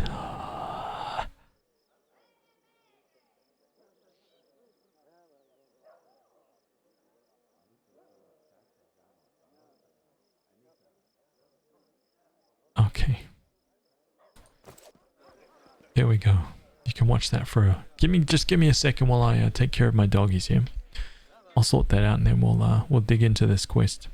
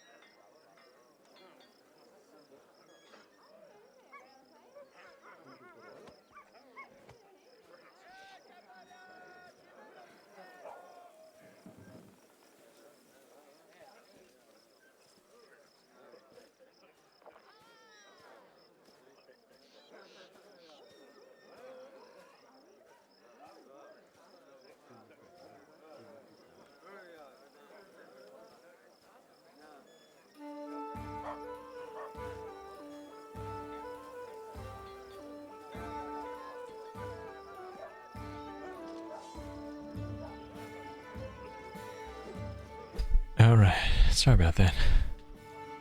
We're back. Doggies are taken care of. I do what I must. Everybody's good. Harem is standing here looking out over the freaking galaxy, right? It is over. Yes, I thought I was free of my past burdens when I accepted Grotus's truth into my heart, but it is only now that I've become truly free. You know, Haz, I used to hate them all so much, the dwarves who ousted me, the gods who rejected me. Now I look upon this and I barely remember that hatred. How pathetic they are with their pride and their stubbornness, building their toys to die among them, powerless to unmake the things that they've made. I'd laugh, but in fact, it makes me want to cry. But on the other hand, I thought, how should I put it? Harem wraps his beard around his fist. My gift, wherever it came from, the gift to destroy, to help others create. Perhaps my God does something similar. Everything that has a beginning has an end as well. One day, Grotus will be free and destroy this world. But imagine what will happen then, after the end. Perhaps a new beginning, a new creation, and a new world. Who knows? Who knows? Anyway, thank you, Haz. Without you, I would have kept going in circles while resentment and hatred gnawed at me from the inside. You helped me find peace, and I swear by Grotus, I won't leave your side until it's our turn to crumble to dust. Oh. It's good that we helped that paladin. It was an act of kindness. And Star, what's up, man? Popping in briefly while waiting for food to cook. Yeah, I just put some, I just got some veggies on the roast, right? Some roasted sweet potatoes and potatoes. I'm going that basic meal today, right? I'm going for the roasted chicken breast with roasted sweet potato. Oh, I should have did the pumpkin. I should have done the pumpkin. Pumpkin tomorrow. And a big salad, right? A big like a big dousing of like salad. Some massive pile of like roasted veggies. And a slab of roasted chicken. Oh. The Darkness, what's up, man? How you, dude? It's good that we helped that paladin. It was an act of kindness. We may have made a mistake. It's a pity we didn't have time to find out who, according to the dwarven law, had the better claim to the fortress, the living or the dead.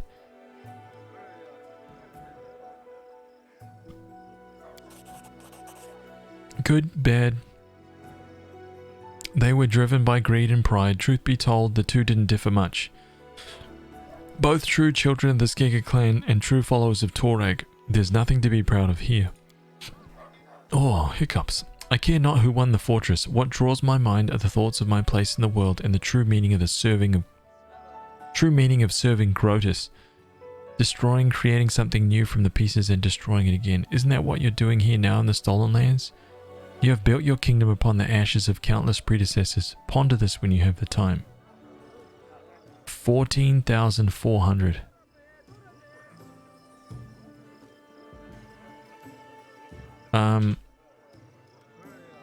Wait, did he max out? Is that the end of his, the unmaking? Is he done? Doesn't look like it. Looks like he's got more to go, man. Grotus!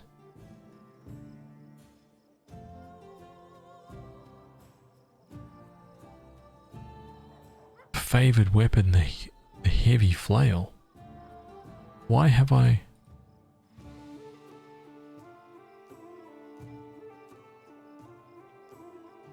Weapon focus. I wonder if I should have changed that. Dwarven weapon familiarity. Hatred for orcs and goblinoids.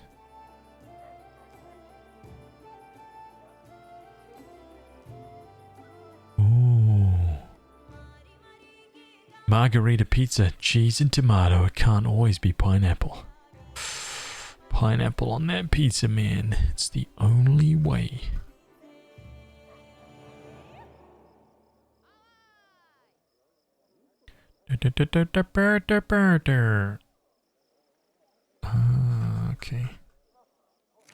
So he's not finished either.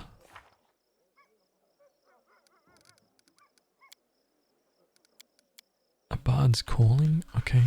I mean, I think that we're...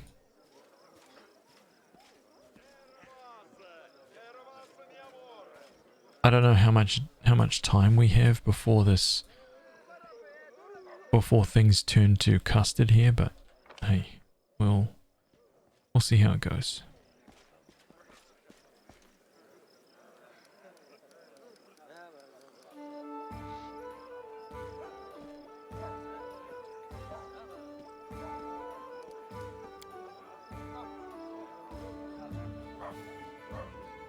I should make some teriyaki burgers soon with some nice caramelized pineapple rings. Oh, that sounds phenomenal, dude. Are you kidding me? Oh, man. Unbelievable.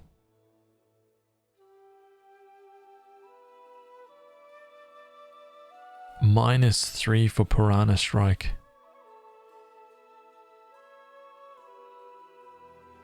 Oh god, and her damage. 24 to 36. Per attack, 4 attacks per round. It's like more than me with my greatsword. Okay. The only positive that I have is that I have a +6 to all of my attack rolls. Oh my god. Oh my god, dude. It's so frustrating. Okay, so let's see how many days to go, and then I'm going to start working my way up to... So 3 days for this one. Oh, Tristan wants to discuss something privately. Oh, God. I forgot.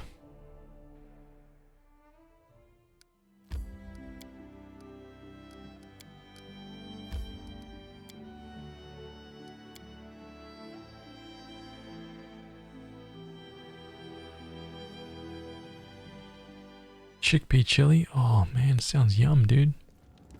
Hell yeah.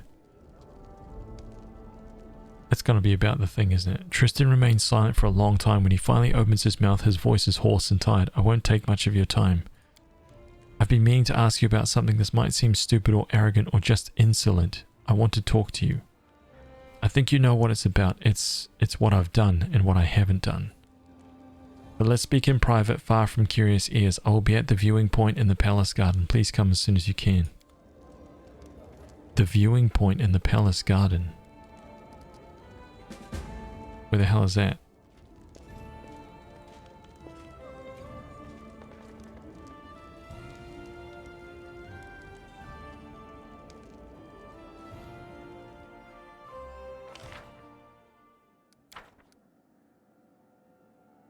Yeah, I have a garden. Where what garden? You kidding me? What the hell are we talking about here? What garden? In the garden?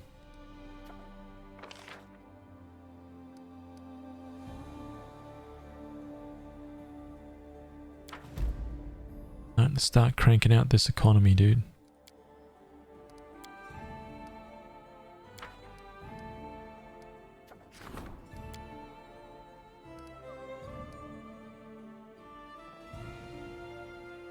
We've got a month for that. Oh. Okay, 14 days, that's cool. The Rustlight tournament. Okay, I think I'm going to start heading over to do that right after I finish talking to Tristan.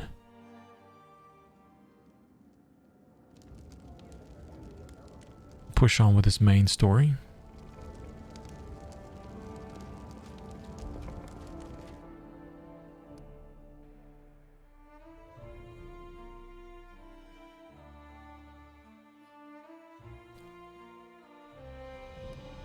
I need to upgrade my main town to a city.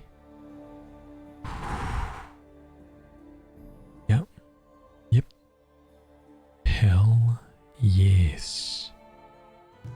People are going to be freaking out, man. As soon as I crack that city limit, everybody's going to be like, yo. Can we come and live in your city? This isn't a garden. What the hell? I mean, that is kind of a cool... I like that, but it's not a garden, man. You've come. Tristan tilts his head to the side and remains silent. You notice he's holding something in his hands. It's so strange. I don't know if I should be glad or frightened. Anyway, thank you for finding some time for me. Tristan turns his head. If it weren't for his blind eyes, you would imagine he's looking into the distance. Since you freed me from Nerissa's power, I've had time to think about what happened to me and what Nerissa did to me, about what she truly did. When I found myself here without my wings in a mortal body, I was terrified. And I believe everything she told me, for I believed it was she who'd stolen my freedom. At last I discovered that Nerissa had lied to me, and ever since I sought a way to regain Sarenrae's gifts. And do you know what I realized? No one is capable of taking the Diva's gifts granted by his creator. Tristan's voice is barely audible. No one except for the Dawnflower herself. So you were made mortal by Sarenrae?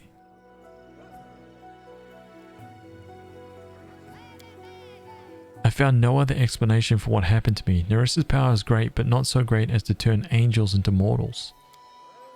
I wanted to know if the way back to Sarenrae is open for me. I spent endless hours in prayer, asking for but one thing: a sign, a vision, a portent, a single word, and all I got in return was silence.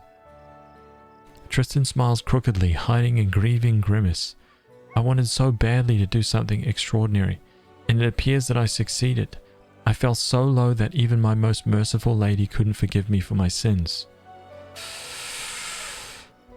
Cleo, have a good one, man. Take it easy, dude. Get some rest. Be good.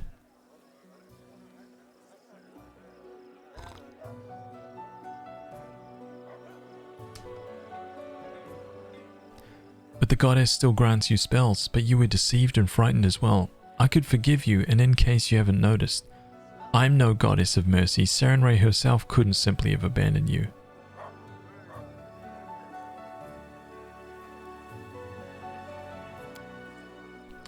Yes, but perhaps this weak hope is the only thing that keeps me from losing my mind to despair, or this meager pittance, but an eternal reminder of what I have lost. No, my merciful lady may be strict, but she's not capable of such unforgiving sanction. Tristan straightens himself. Anyway, I didn't ask you to come listen to my whining. I do not wish that my mortal deeds will end at deception and betrayal. It has cost me so much. I wish to put an end to at least one evil that Nerissa spawned, and I'm asking for your help in this. These cleansed simply will not rest.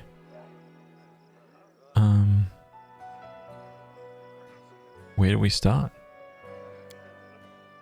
I knew I could trust you and ask for your help. Thank you. I've heard that the cultists of the kingdom have been sighted once again, but now they no longer shout their slogans in broad daylight. No, they crawl from their lairs under cover of darkness to abduct people for sacrifice. At least that's what's being said. We should return to their temple without walls where they once held their rituals. Of course, the first faithful is not so foolish as to return to the scene of his crimes, but perhaps another one of the cleansed have visited this meeting place. Held rituals, remembered the past. God knows what else. If we're lucky, we might find something there. Okay, that was that. The Temple of the Cleansed. Okay. Saving grace. Okay. Let's get down there.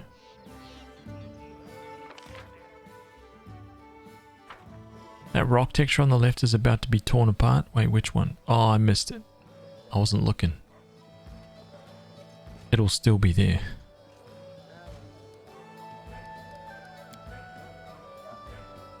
Okay, let's go to oh,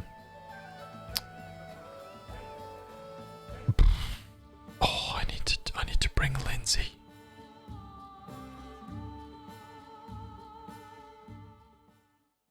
Do I really need to take Lindsay to go into Pytax?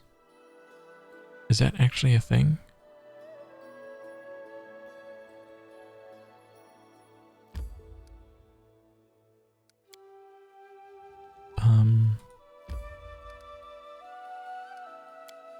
Because if that's the thing, I have to kick her out and bring her in.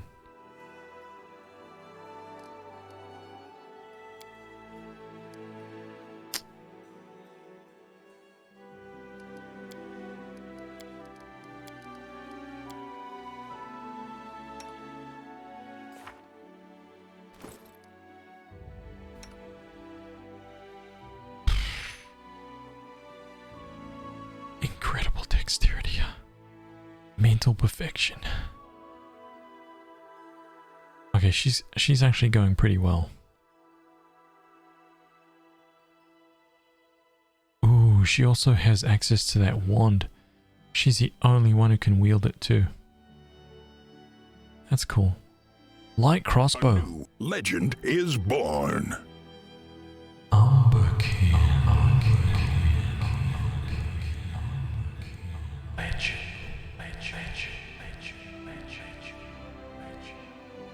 Man, you are 1 month, huh? 5 months now, dude. 1 month away from another upgrade. Get in here, man. Level 2. Wooden buckler. Give me that old one. Right, we replace it. It's looking pretty beat up, dude. Lots of time in the dungeons, I see. That's the way I like it. Right? It's your brand new fresh one right there. Thank you, man. Legend.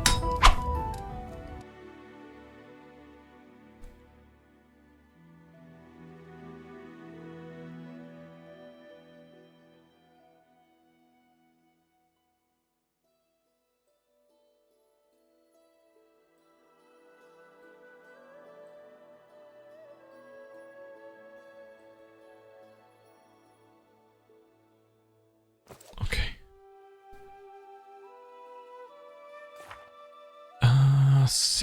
7, 6. But she can cast haste 6 times a day. She can cast greater heroism. Oh man. And she can't learn scrolls, right? She can't scribe.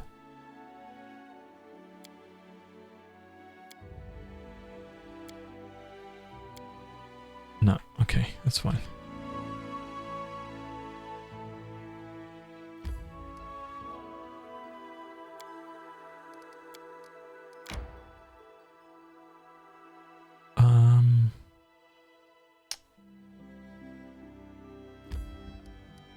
Is this place...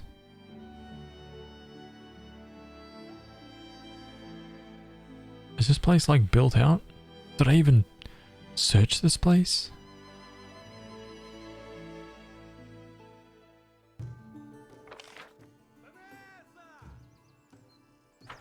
I did. There was no one here. That was very, very weird.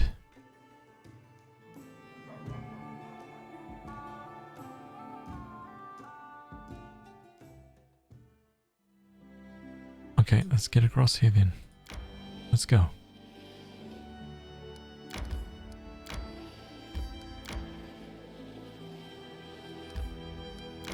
Oh, dude, I didn't realize I can explore these lands now. Have I been into the Wicked Field? The Wicked Field.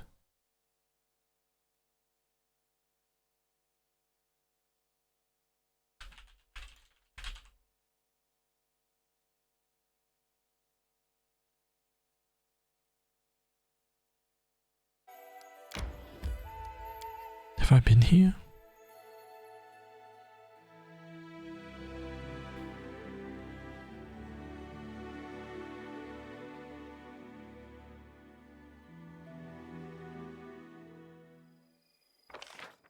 I have been here. Okay, let me make sure, make a note of that. Done. Let me sort this.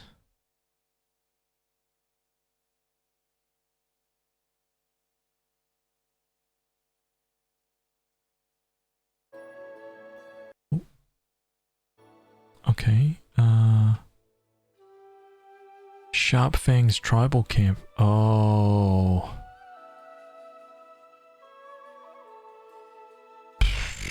Okay, I'm still in the kingdom here. This is still my kingdom.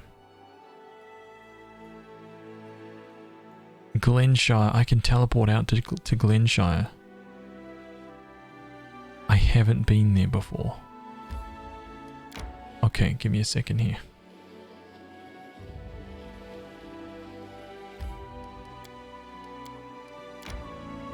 Oh, dude. Yes.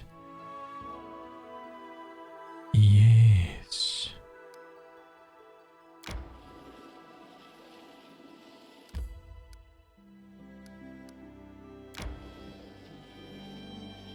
Hey, how do I get to Wicked Hill, man? Okay.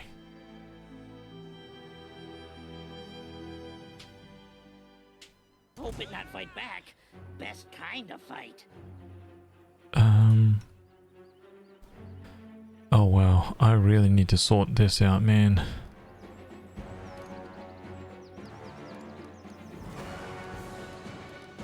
Alright, Lindsay.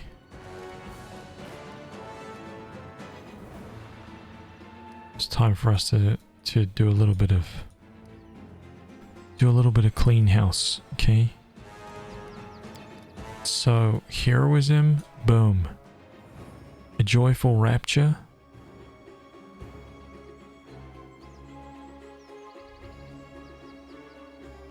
How many hours you got in this, Third Mass? This game seems to be huge. So, this is my 26th stream. I'm guessing I'm around 200 hours so far. Okay, so this is going to be debuffs. I'll do debuffs at this end. Buffs at this end. Rainbow pattern. Can go here. Break enchantment. Can go down here. Hold monster. And put that here. Dimension door. Let's put that here. Slow displacement. Cure serious. Haste. Let's drop that here. Good hope. Oh man, hell yeah. What a great spell.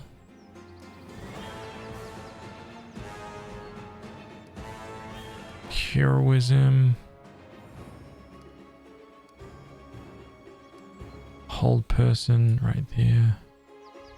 Blur. We can put this down here. Buffs.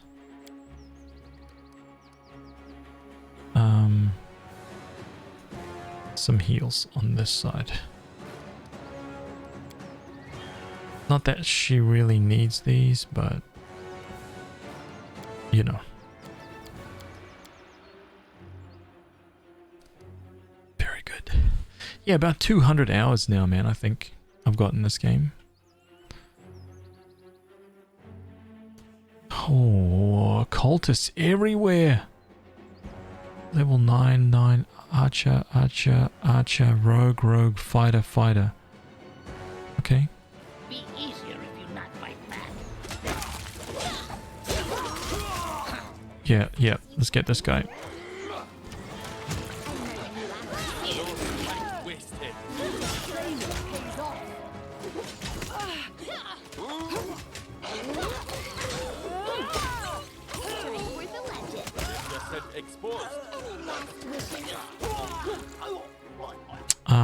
One thing that I knees weak, arms are sweaty.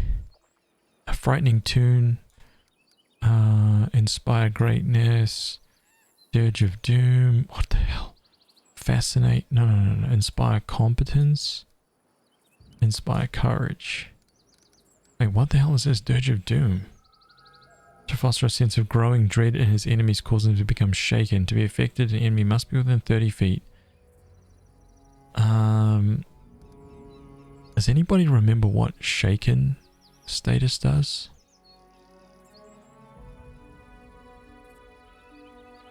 Frightening tune. Each enemy within range receives a will save DC 10 plus half the bard's level. Level 13, so 17 DC. plus the bard's charisma modifier. Oh, so that's like plus 6 or 7. So it's like a 23 DC or something like that. The creature is immune to this ability. If the save fails, the target becomes frightened and flees for as long as the target can hear the bard's performance. I see. Inspire Greatness. 2 bonus hit dice. Plus 2 competence bonus on attack rolls. Okay. Dirge of Doom, we figured that out. It's competence. Plus 2 competence bonus on all skill checks. Or Inspire Courage. Affected ally receives plus 1 morale bonus on saving throws. Plus 1 competence bonus on attack and weapon damage. So that's plus 3 right now. So plus 3 on weapon damage, plus 3 on attack rolls. So what's the difference here? So that's a fixed plus 2. So this Inspire Courage is way better, dude. That thing is freaking legendary. Hell yeah. Okay. Soothing performance.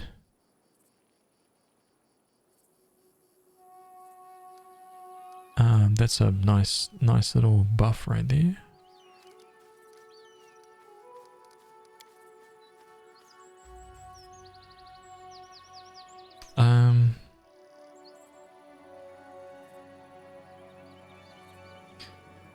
Yeah, I'm playing this, I wouldn't say in a very conventional way, like at all, dude.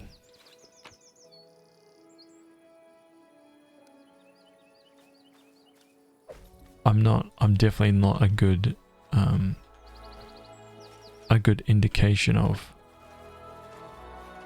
Is it because I can skin this guy? I'm there. I'm definitely not playing conventionally, man. I'm pretty much, throughout this whole playthrough, I've pretty much ignored all the story quests, and I've pretty much done everything else but that comes out, right?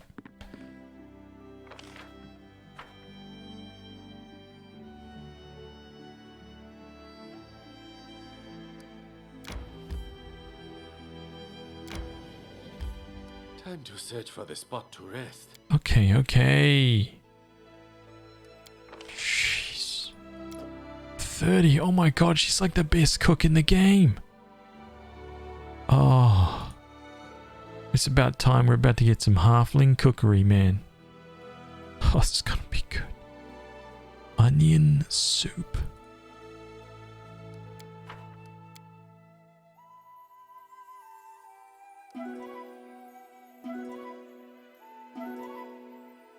Are you playing normal mode? Yeah, I am. I'm playing normal mode with some adjustments. Yep.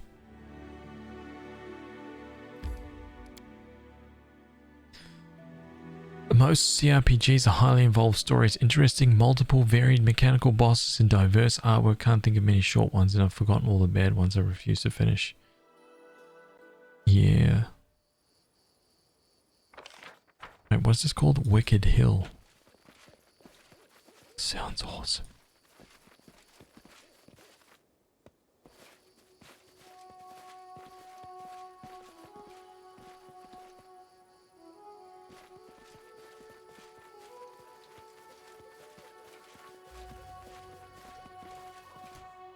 Oh, really? Sharon cultist? Okay. Well, we just saved it, so.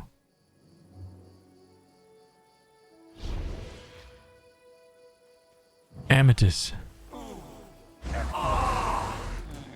knock, more runner and talker than fighter.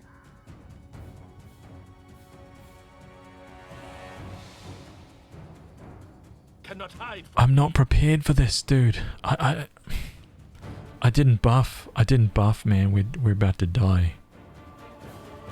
Oh god.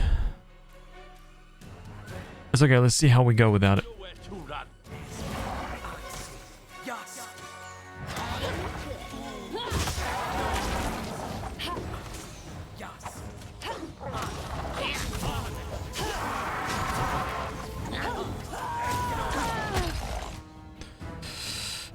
And he goes down.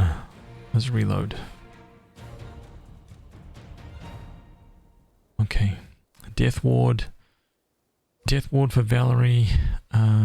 Listening as hard as I can. Okay, so Good Hope. Something bothering?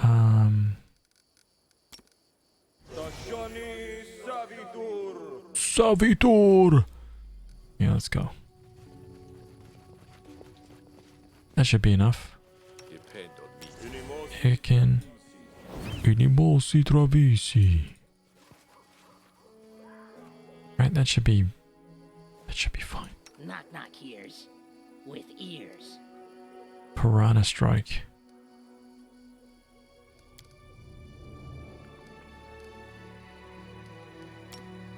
I'm gonna take off Piranha Strike actually. Hampering.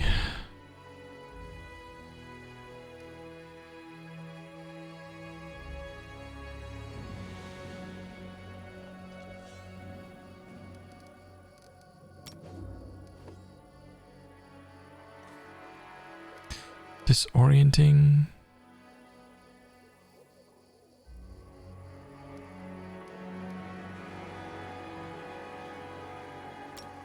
Yeah, no, that's pretty much the best one. I am yours to command.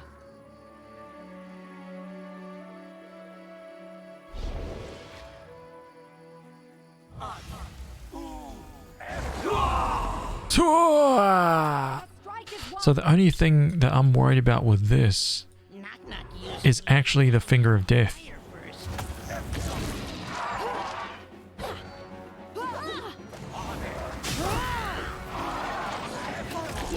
190 right there, dude.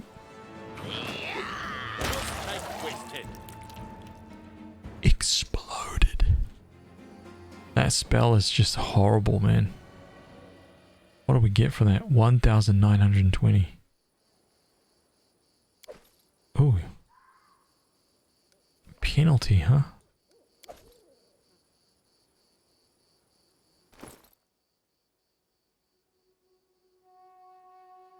+3 Scythe, Living Bane. The Bane weapon excels against certain foes. Against a designated foe, the weapon's enhancement bonus is +2, so it's a +5. If the wielder has Inquisitor's Judgment class ability, it allows them to use it 1 additional time per day. Living, huh? That's a crazy thing, because basically everything that's alive takes an extra 2d6 points of damage with this scythe. So it's a 2d10 weapon. This is a 2d10 scythe with a 4 times critical hit. Wow. Pretty badass. And the only thing it's not a 2d10 weapon is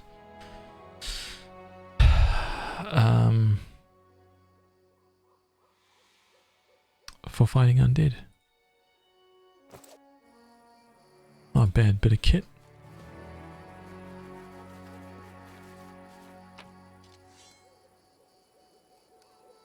I wonder where that last cultist went.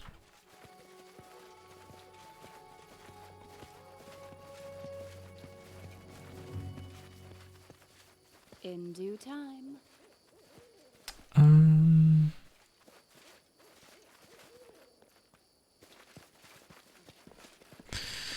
I guess streaming and reading everything aloud takes a bit of time. Yeah, I mean on average. So I've taken, like when I uploaded my entire Baldur's Gate playthrough to YouTube, I had to download every single VOD, right? And then I basically edited out all of the times that I got up to like deal with the dogs, right? To eat my dinner, all that stuff. I cut out all the things that just, What I must. sometimes I would just literally, like we would just like sit here and I'd use like half an hour easily just like talking, right? Chatting with you guys about something random. So when I found, what I found when I finished that entire playthrough was that on average, when I streamed about 8 hours, on average, about 2 hours of that stream was spent completely. That doesn't even include the start of the stream, by the way. Doesn't even include the start. So the start is usually about an hour of just hanging out, catching up kind of thing.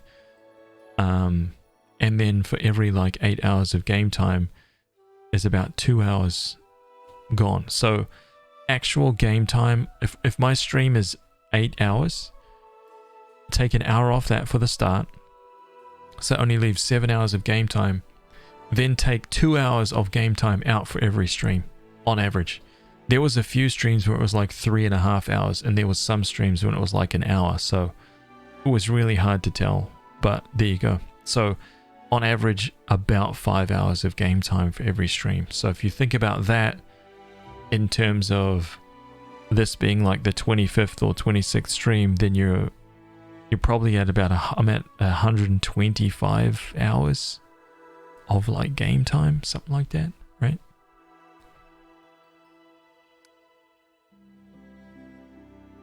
All right, Wicked Hill. Let's add this. Done.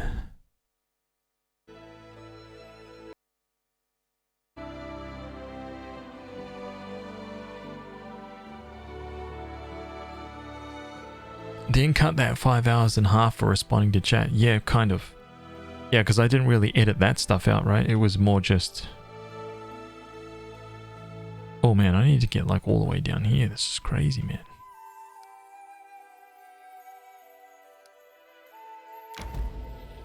Mysterious Shrine. Oh, it's another one of those.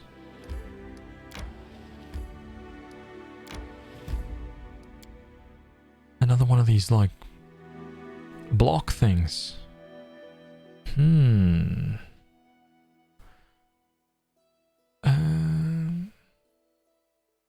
My first CRPG was called Bard's Tale. I remember that. I guess the right way to say it would be that BG1 being the first that started the trend for a specific type of CRPG is what we're seeing being continued to this day. Yeah, I think that's fair.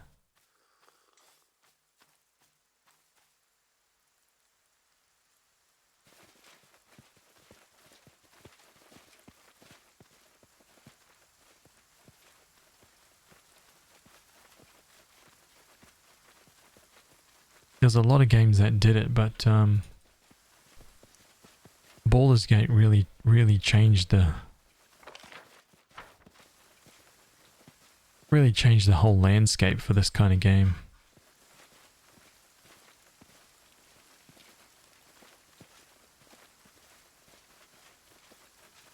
The nearly erased inscription reads, "Time erases the blood spilled here, but our grief lives on." That's so weird. I have no idea what the hell these things are. I'm guessing that each one of these pedestals needs to be in a certain spot. Like the first one will need to be in a certain location, like all this kind of stuff.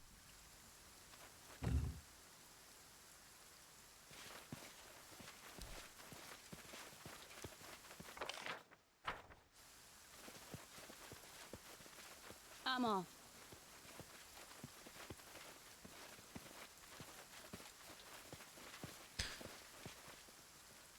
You're still amazed about how good the UI looks in this game? Yeah, it's freaking awesome. It's easily the best. Easily the best UI I've seen. This kind of game, it's just so good, man. Freaking unbelievable.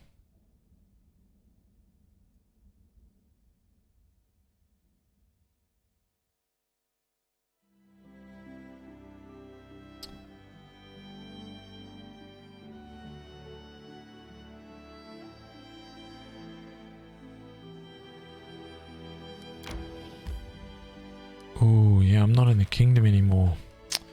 So where's my kingdom boundary? Oh, I see. Okay, I need to head back up here because I'm about to get, like... 1 or 2 days.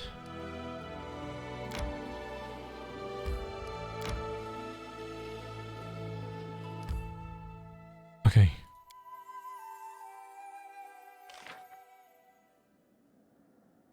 Success.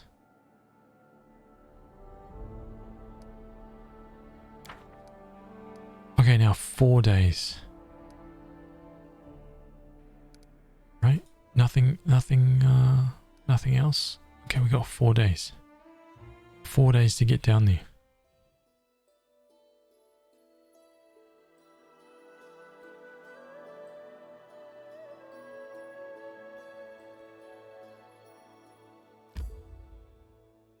That would be pretty much one whole ass day, man.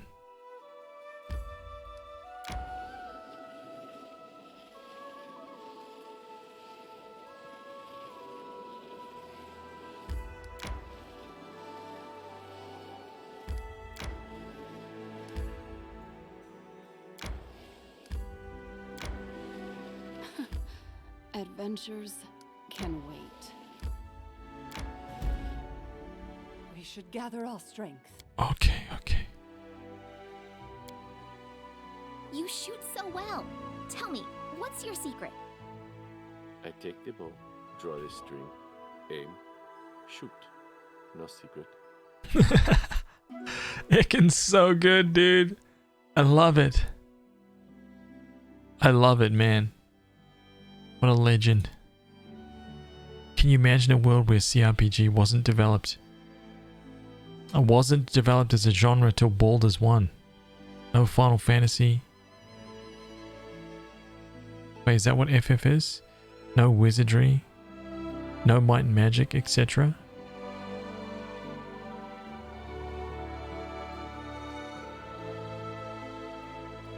It's hard to know like what influenced what. It is. Like what influenced those developers. Hey, can I get across that? Oh crap. I gotta go around this side. Hemlock Island. Okay, let's search that in a little bit.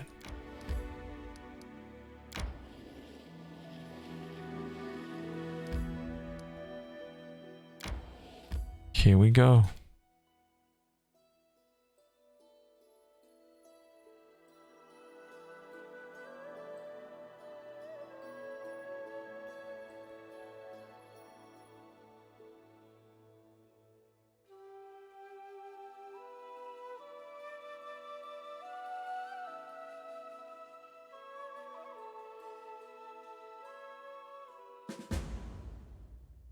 Talk to Italia Guitarin. Oh man, here's the man himself, Iravetti. King Iravetti greets you personally. The bulky Kellid is broad-shouldered and looks to be somewhere around 50 years of age. His golden crown sits on a long, greasy hair above a heavily powdered face covered in bristle, and his expensive doublet is stained with oily spots. He guffaws as he squeezes you in a bear hug, enveloping you in the mixed sense of sweat, wine, and expensive perfume. Ah! Disgusting. Well, my crown-bearing sister, welcome to my home. Stuff yourself, drink, be my guest. You've proven yourself in combat as well as affairs of state. Let's see how you do at having fun. Sister? What? Why? Ah, it's the crown? He's better. You are the epitome of hospitality, aren't you? But not too long ago your spy nearly killed me. You do remember the one named Tartuccio? Pat Iravetti on the back. I'm happy to finally meet you. Hey there, Iravetti. We've only just met. Are you already checking where you want to stick your dagger? Oh my god. Wow. I just realized Bard's Tale wasn't my first CRPG. Zork was. Zork. That's going back. That's going back, man.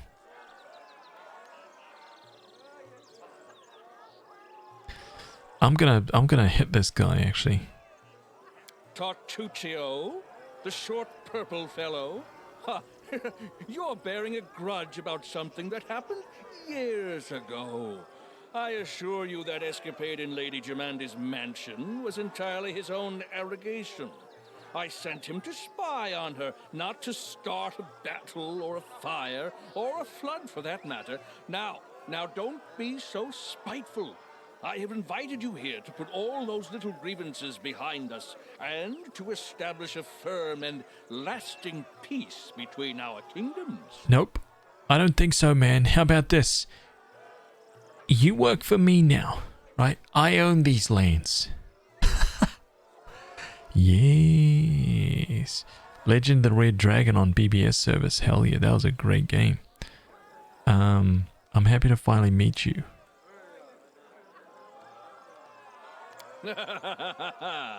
Great! I see you have a sharp tongue. That's right. So here's the plan. First, the Fish's Triathlon. Then a boasting contest. And in the evening, the best part, a drunken melee. Melee. In the interim, there'll be a buffet, a fair, jugglers, acrobats, all the usual entertainment. And after the melee, Melee. the winner. And then we'll have a festive banquet and a fireworks show. Then we just drink till morning or find a tent to crawl into. Your own or someone else's, depending on your luck. By the way, a knockout such as yourself will always be welcome in my tent. Just joking. Just a joke. This guy. Oh.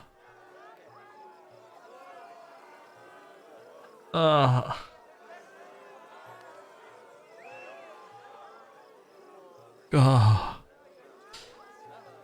A sweaty, wine-smelling, greasy old guy. Oh. Oh, and one more thing. I'll have to seal your sheath.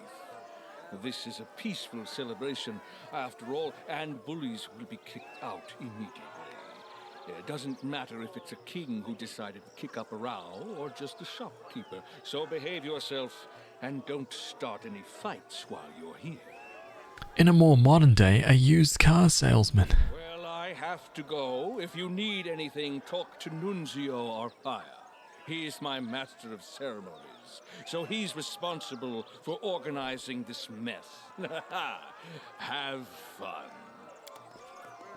Oh, look at that X that's on his back.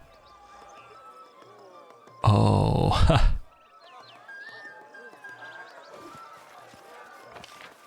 Okay, first of all, there better be some loot.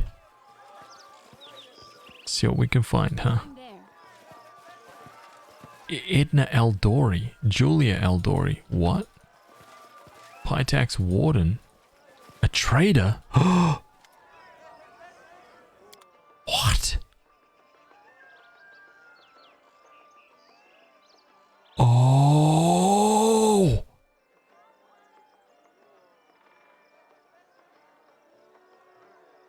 Great sword +4.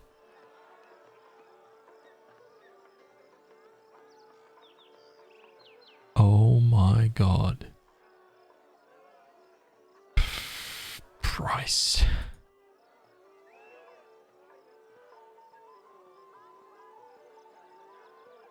Dark Forest Spear, 112,000.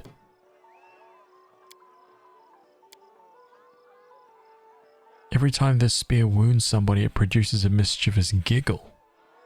This +4 necrotic spear summons a friendly 9th level Will-o'-the-Wisp for d6 rounds when it ends a life. Oh man.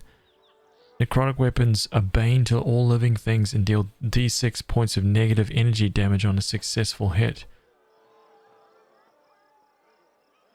D8 +4 plus D6 plus when it kills something it summons a wisp.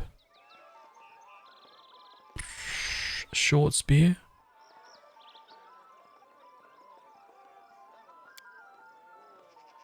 Oh, that's just evil. Oh my god. that spell, I imagine if you had, you could get this thing down to, what, 15 to 20? Whenever this +4 keen short spear lands a hit, it has a chance to cast Crushing Despair spell, right? Whenever it lands a crit, it has a chance to cast Finger of Death. That's disgusting. Wow, you imagine if you had somebody that was like just so proficient at fighting with short spears, everything cranked up with short spears. This thing would, that would be nasty, man. Damn. Chaos Hammer.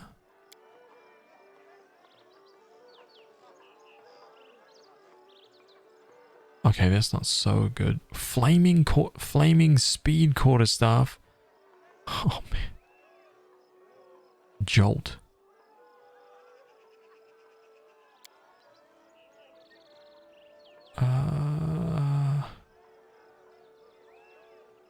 +3 will be +5, deals D6. Whimsy, composite shortbow. Oh.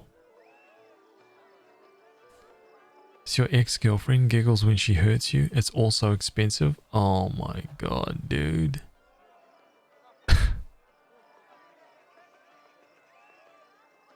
It casts Hideous Laughter. Oh man. Spine Breaker Great Club. Okay, at that point, it's just all... Oh. I'm taking that for sure. We throw on these.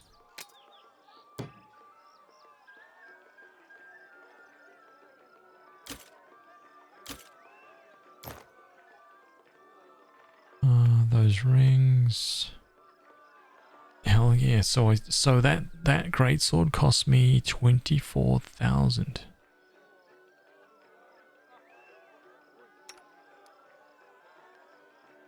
Greatsword +3.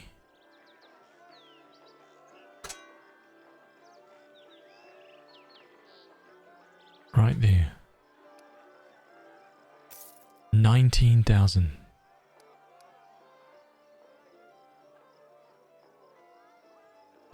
Oh god. Adamantine full plate +4? Oh no. Oh man, we've got some... Wow. Wow. Okay.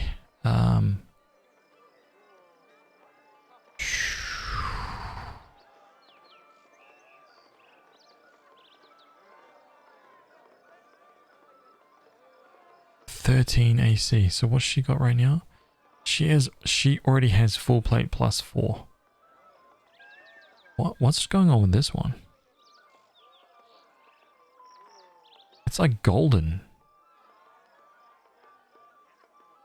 A light shield +5. This adamantine full plate just... I think I'm going to take this. Tower shield +4.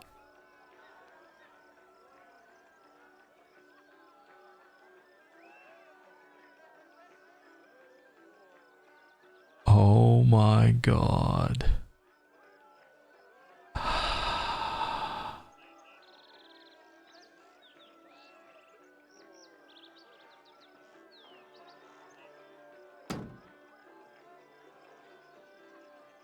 Wow, dude.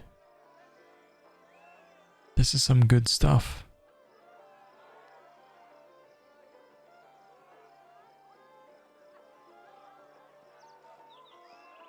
Really good stuff. 50,000 gold right here. Also, Flaming Bastard Sword +1.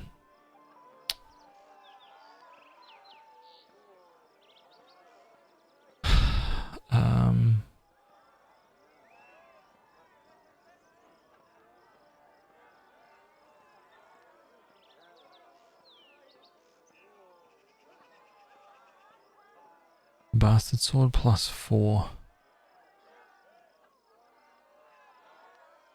14 to 23, huh? It just costs so much, dude. It's so expensive.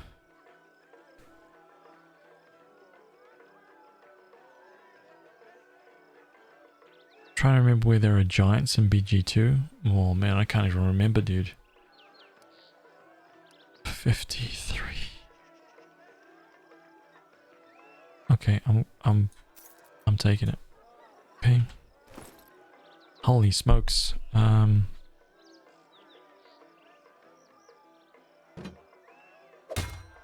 47 AC. Okay, so she's got, and now she's got three damage reduction.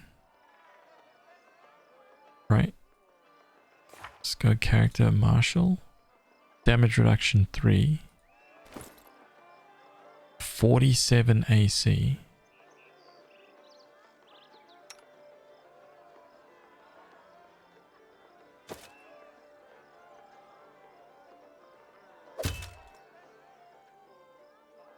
Okay, so she just got that. Blessed Path.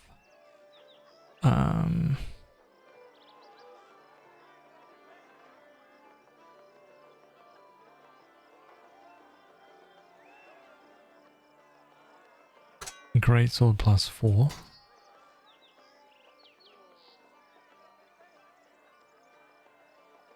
+23 to 33 damage.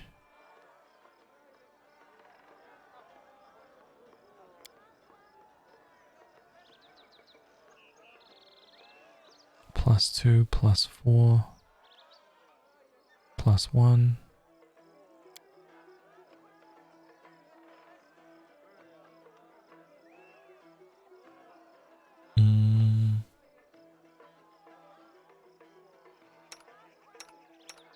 Nobody else can wear the stuff.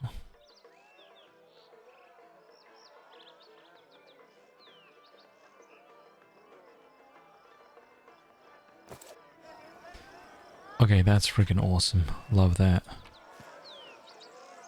Banded mail, half plate, golden trinket. Okay, there seems to be a bunch of loot here, which is cool.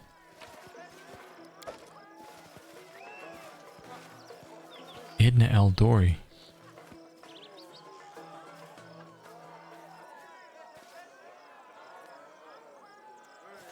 Perhaps you should also host a tournament sometime. Follow if you dare.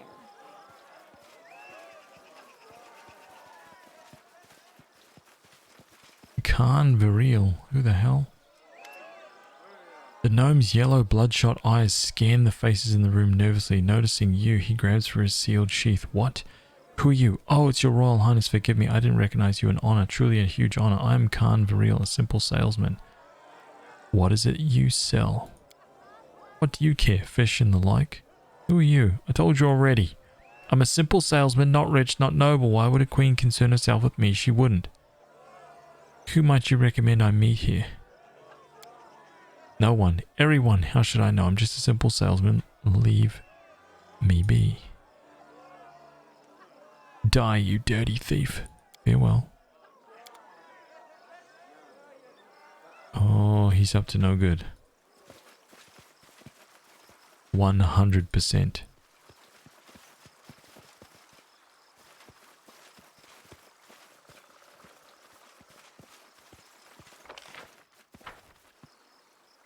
Wait, why is it Khan Viril? Oh.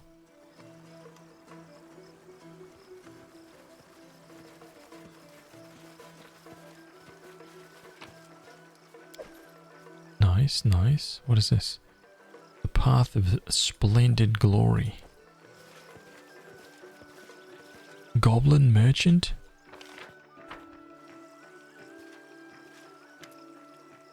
Adventurous, look at my office. New wares in new bag. All new, all bestest. Only me be old, can't be any bester. Ha! Look at his pitiful stuff. Not much choice for a hero to buy, eh? Show me your wares. Aww. Oh, little guy.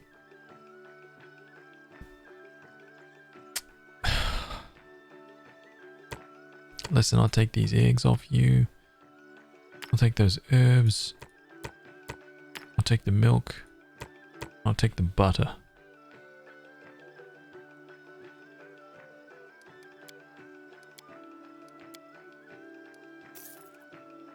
There we go.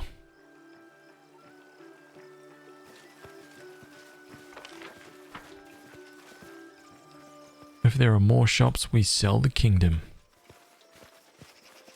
Easily.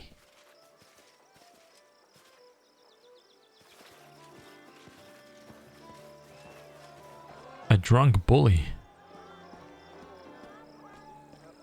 What? What? A young man staggers towards you, his expensive doublet wet with wine. As he passes, he brushes shoulders with you and starts yelling. His breath rank with alcohol. Watch yourself. Who do you think you are, you pig? You tramped on my foot and ruined my doublet. I demand satisfaction.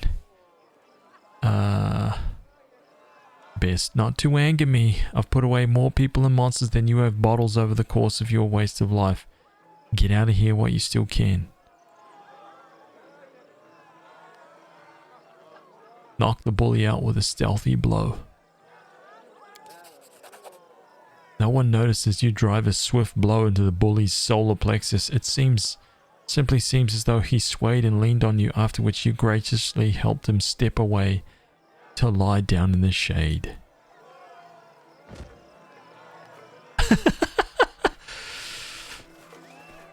Get out of my face. Is this another guy? Show me your wares. Ring of circumstances. What? Weapons, armor, only rings. Oh my god. Final Fantasy VII Remake demo is out if you didn't know. Oh man, I'm not touching it. I am not touching it. I'll let you guys delve into that. I'm going to wait for sure. Belt of Physical Perfection +6. 200,000. Ring of Circumstances. This ring looks like an intricate puzzle with rotating details and numerous scattered symbols. The wearer of this ring can, after resting while wearing it, activate up to 4 abilities from the list below. Removing the ring will immediately remove all bonuses from it. Interesting.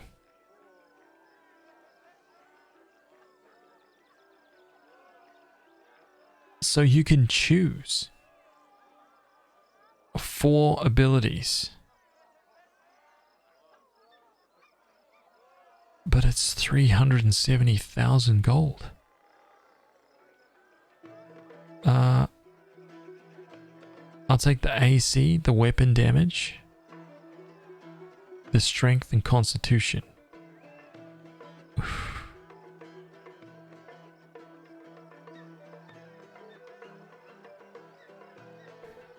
You can just give it to anyone. Ring of Protection +4, that's awesome right there. Oh. That belt is also amazing. The Belt of Physical Perfection +6. Greater Belt of Perfect Components. First, second, third level spells cast by its wearer empowered and extended. Oh, that +4 natural armor too. Absolver's Cloak.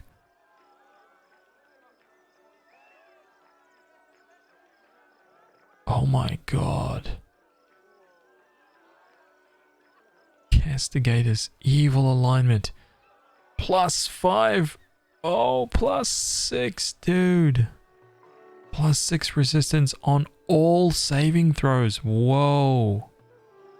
Hey, Laurie, welcome. Holy crap, man. This stuff is insane. Gonna be buying stuff here for years. Like friggin' years, man. I wonder if I'm ever going to be able to come back here. Or whether this is like just a one-time thing.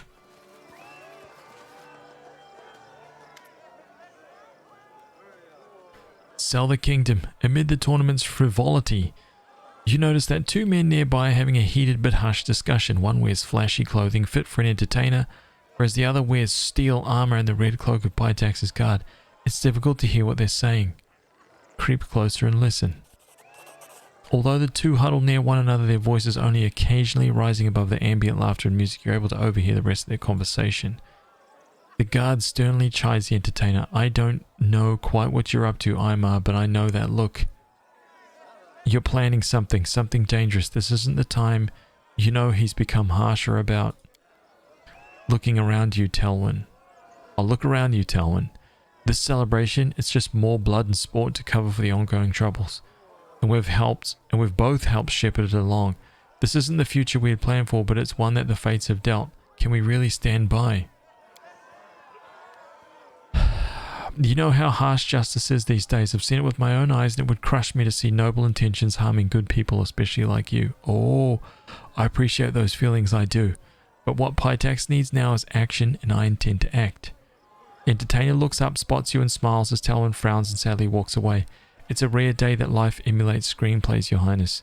Could it be that heroes have arrived in the people's times of need? Oh, heroism, that's exactly what we do. See that symbol on his clothing?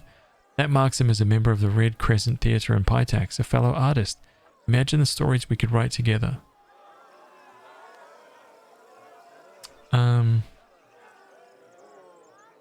You want me to respond to that if you can come back later?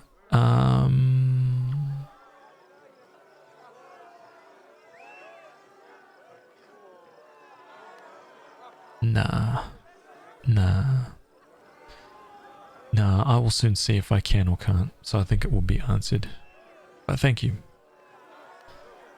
What seems to be the problem? I first arrived here 5 years ago, answering King Iravetti's call for artists and actors to make Pytax a new crucible for the arts.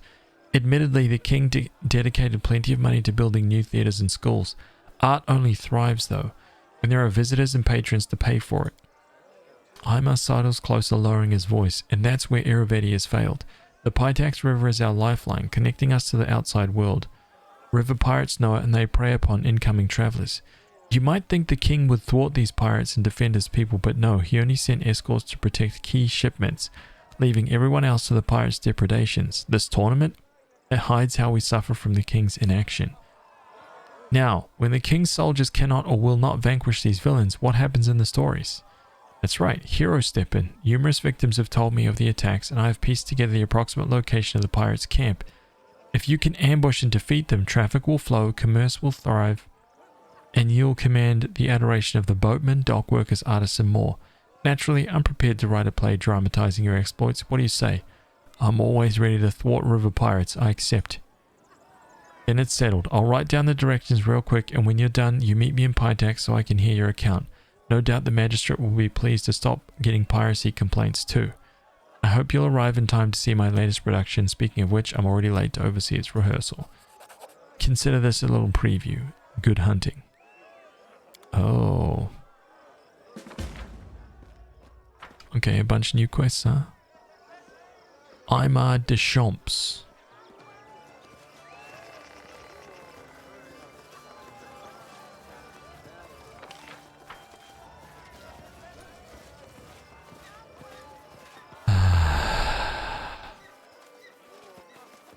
Pytax Warden, huh? Oh wait, that's down the hill, Sorry. Don't worry about that. Daggermark, huh? I do what I must. Some guests.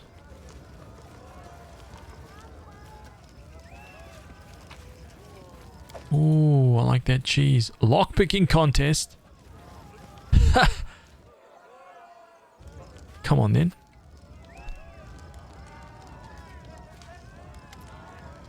Test your finesse against the finest dwarven locksmithing. Crack the lock, get the prize. Who will challenge the best dwarven locks of the 5 Kings Mountains? Swindler, hack, scammer, time to teach you a lesson. Chaotic evil. Pay 500 gold, I'll try to pick the locks. What's going on? Do you know your way around a lockpick? Why not show off your skills? Here we have 3 chests bound with the finest dwarven locks straight from Highhelm. 1 attempt is 500 gold. Open 1 lock, you get some of your money back. 2 locks, you get back more than you paid. Open all 3 and you get the grand prize. I'll pay 500. Splendid. Come on, come. The table's right here. I wish you the best of luck. Oh no!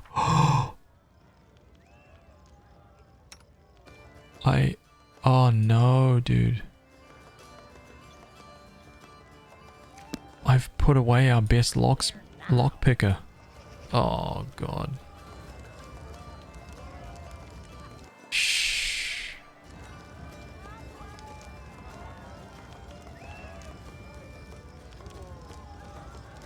I did it. I did. What was that?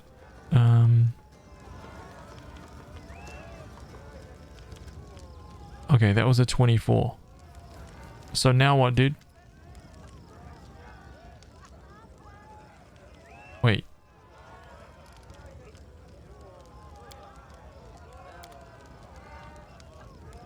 Oh, okay.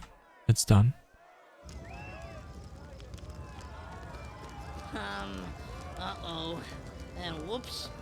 What was that? 36. You rolled a 5, you bum. Come on, you can do better than that. The audio quality makes me You like the sound in this game?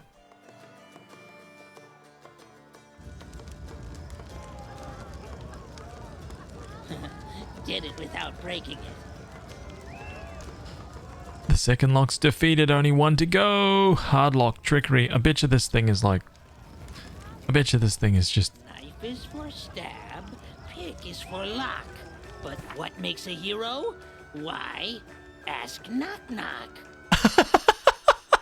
Dude, I've never heard him say that before. So good. Wonder if I have anything to increase his trickery right now. Dexterity class skill. Oh god. Ranks 14. He's got 27. I mean, I can't boost his dex any higher. He is maxed out, dude. So I'm gonna have to roll. Please not rap skull. We have to roll some lucky. Hey. Hang on.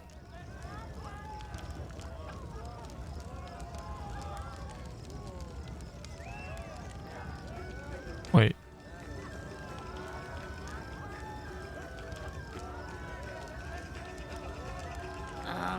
Uh-oh. And whoops. What was it? 46. Wait, what? It's impossible. That's impossible to roll.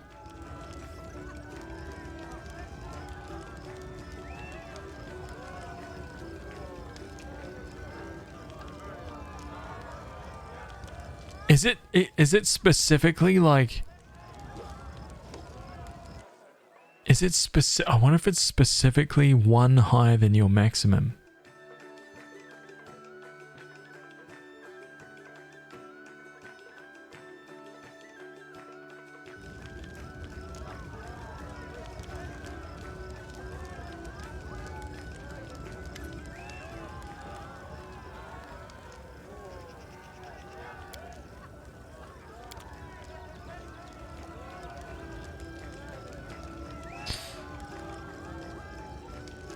What troubles you? Who's there? Lamage. -2 dex, huh?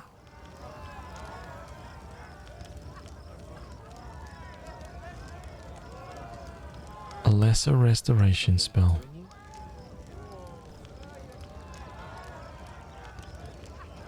That is just horrible.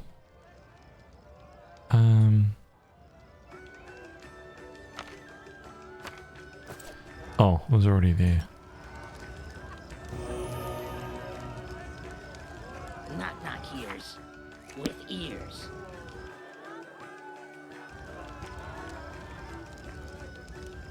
Uh-oh.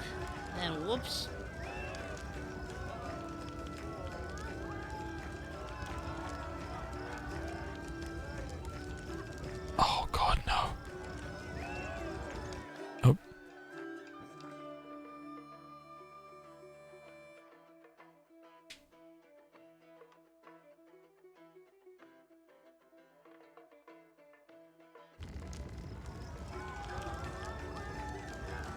Who's there?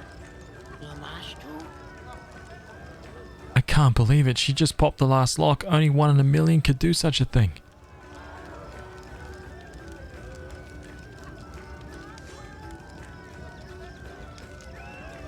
$3,000 gold, 480 in Trap Springer's gloves.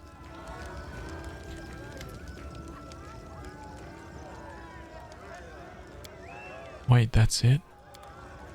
That's all it was.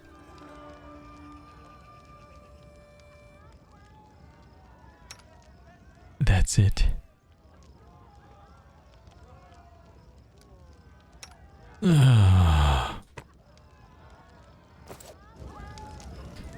due time. Jethro Thrall, what's up, man? Yeah, a couple people have already mentioned it. I'm definitely not gonna partake. I will wait for the full impact, man. So I can go into it clean. Oh.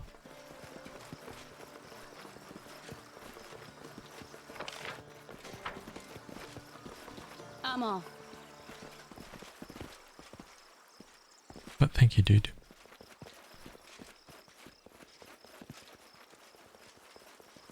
Who's this Walsh Kelvaway? Several concerned dock workers crowd around a finely dressed half-elf who listens to the workers with imperious dignity. It's as we've been telling you, Judge. This is a third shipment in 2 months they've stolen from us. Can't keep that up. Doesn't matter how good the last year's business been. No cargo means no pay, and no pay means no new shipments. We asked you about the thefts before, and there's nothing changed. Where's the King's justice, Your Honor? It's true that the pirates have taken route along the Pitax River and attacked several shipments heading upriver. King Iravetti shall address the problem soon. However, he will hear no formal complaints until after the Rushlight tournament. In the meantime, he advises that travelers downriver take care around Littletown. Until then, partake in the festivities in the King's generosity. If anyone has further questions or concern, I'm at your disposal. A bright sash cuts across the man's chest, identifying himself as the Magistrate of Pitax. He makes a shallow bow while keeping his head inclined upwards, as if being polite while also conveying his superiority. May the King's law guide you at the Rushlight tournament today. Yeah, is there a problem? Yes, that. An outbreak of river piracy has caused some consternation among the citizens. Simply avoid or exercise caution near Littletown in the meantime. Perhaps Pitax would benefit from somebody who has a history of vanquishing bandits. Let us be clear, Pitax's armed forces are entirely capable of handling these criminals. There's no need for would-be heroes or aspiring vigilantes to get involved, much less foreign interest. I recommend enjoying the rest of the festival. How can he be so deaf to the people's woes, and he calls himself a judge? I can understand his reluctance to allow foreigners to meddle in the kingdom's affairs.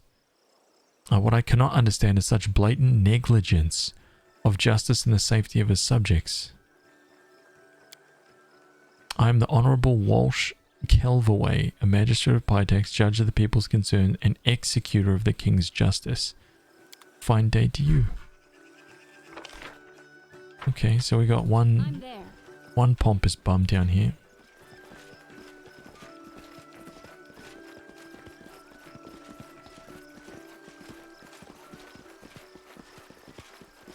You got your dog registered as a service animal. In due time. Nice.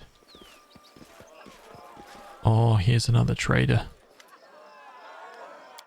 Oh, kinetic diadem. A kineticist simple energy blast by 3d6. Physical blast by 3d6 plus 3. Composite energy blast deal an additional 66, while composite physical blast deal an additional 66 plus 6. What? A kineticist? What the hell is a kineticist?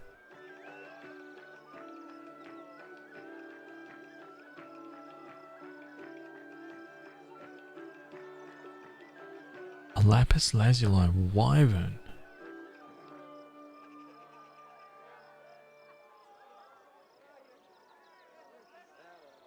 Quicken meta magic.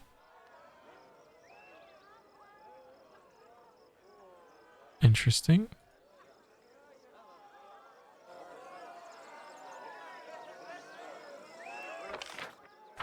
Okay, I need to jump up here because I can smell my roasted vegetables. Follow if you dare. And they smell amazing.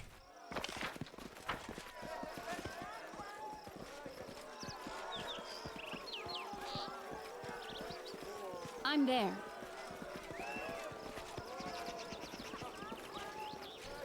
I'm like standing in the bushes.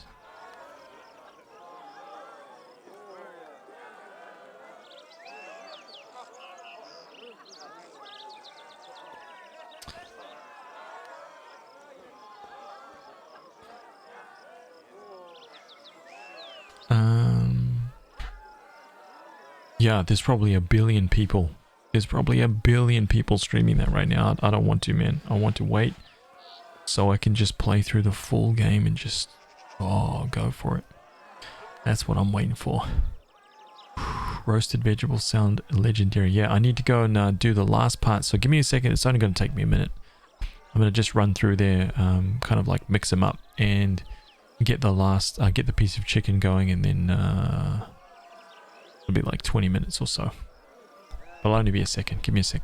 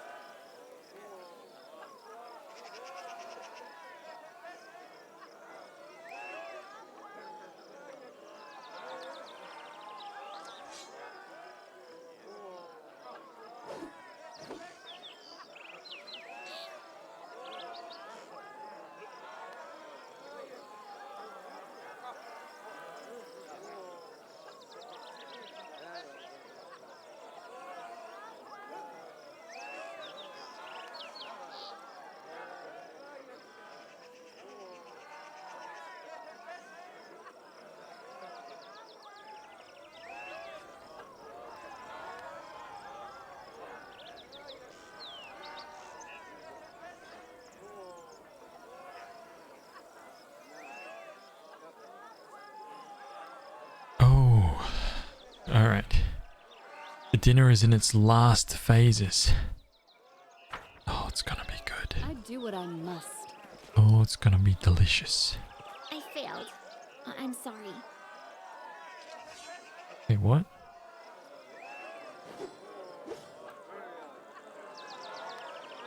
Seriously? Did it without breaking it. Yes. And then Fatty, hello, hello, welcome. Hello. You just ate but now hungry again? That's right. Very good. That's like a key part of the HazVsRPG experience, right? Food. I'm off.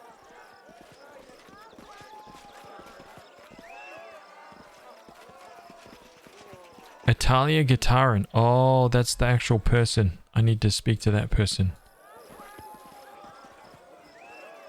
In due time.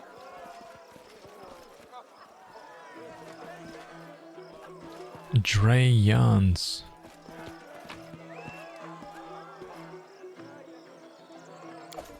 Dagger +1. Oh, a new face of the celebration. I'm pleased to meet you, Dre Yarns, High Priest of Calistria, at your disposal. Calistria is the goddess of revenge. I'm sure many mention Iravedi in their prayers to her, but probably not with the kindest words. You are well versed in matters both spiritual and political. Of course, it is not my place to say what people pray to my lady for, but you're right that many would wish for revenge upon him. To be honest, our temple has only benefited from his rise to power. Iravedi isn't stingy with his donations, and the celebrations he holds are beyond all praise. The king himself, though, his exorbitant pride is irritating. Calistria dislikes those who would place themselves above the gods, and I wouldn't be surprised if he teaches him a lesson sooner or later. That I could deal with, though. There's something else I find harder and harder to tolerate. You see, the goddess patronizes bodily love. Oh, but only that given voluntarily. It is sometimes difficult for me to protect our young priests and priestesses from his unsolicited attentions. I fear to imagine how hard it must be for our beautiful Anemede, or what Italia Gitaran must deal with. The king is said to often mistake the academy for his personal harem. Oh man, this guy. We gotta overthrow this nub. It's been a while. Came to say hi before heading to bed. Oh, I'll be lurking until then. Oh, it has been a little while. We've missed you, Ninfatty. Right? Who might you recommend I meet here? There are many prominent people here as usual. My first recommendation would be Maestro Anemede. Many would give their lives to exchange words with her. She's Pytax's best singer and the finest of its women. I've heard you're not exactly happy with Iravedi's reign. Oh no, I've no issues with his reign. He's a generous donor and the celebration's a host beyond praise. The king himself, oh...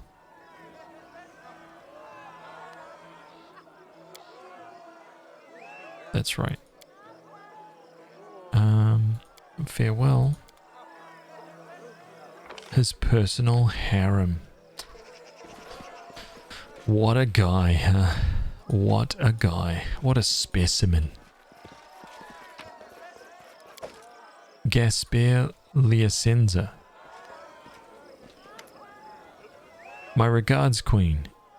Who might you recommend I meet here? I do better to tell you whom you should avoid. There's a gloomy, sickly-looking gnome wandering about. Khan Veal, chief of the so-called Thieves Guild. He's Iravedi's primary business partner, and they understand the word business quite broadly. Interesting. You said the so-called Thieves Guild. What is it he really does? Certainly not picking pockets. The fellow came from Numeria shortly after Iravedi started his reign. I won't lie, the Pataxian trade houses occasionally make some questionable deals. But before Iravedi, those like Viril were driven from the city faster than you can say first dose is free. The man's a drug pusher. He sells the blood brush extract. They say it enhances all senses extraordinary and evokes vivid visions. It also affects the mind and could be toxic in repeated doses. I saw those who overuse it. They could not put 3 words together. Because of Viril, half the city's youth is on this trash. Take the gold, supply poison to the subjects. Iravedi's soul is black and venomous. And Iravedi's pleased as punch about it. The more time the citizens spend in altered states, the fewer questions they ask. The gnome also uses his own product. It affects both the body and the mind. He fears his own shadow, seeing deception and trickery everywhere. Those who deal with him hope for fabulous profits, but more often than not, they end up at the bottom of the river. Oh man. Grotus would approve. That's right. I'm a monster food machine, but I don't look it. Oh, one of those ones, huh? I understand.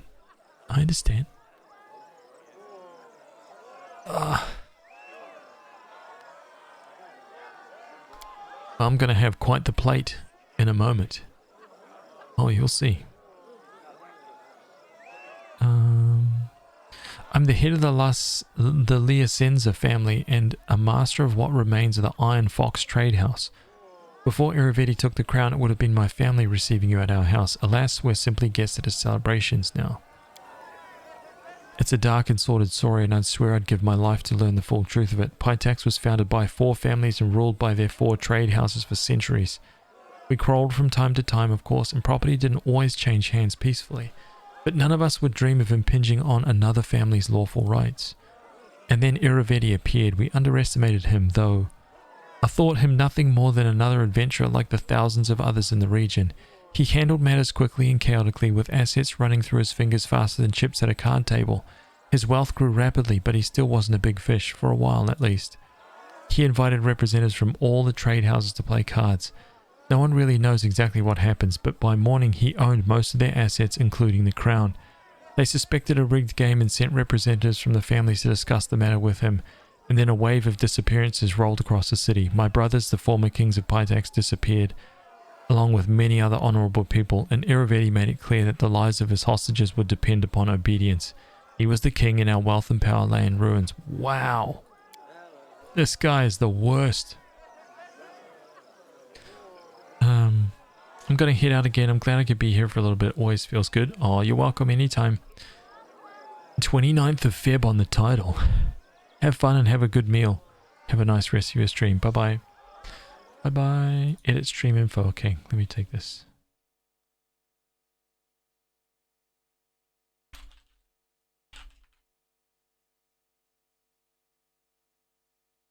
There we go. Thank you for reminding me, dude.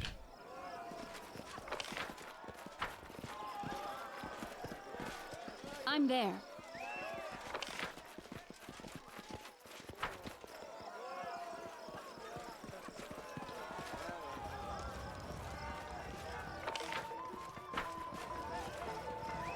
Follow if you dare. I gotta get... I have to uncover this part of the fog of war, dude. I can't leave it uncovered, right? Virtual Spaceman, what's up, dude? How you, man? A new legend is born.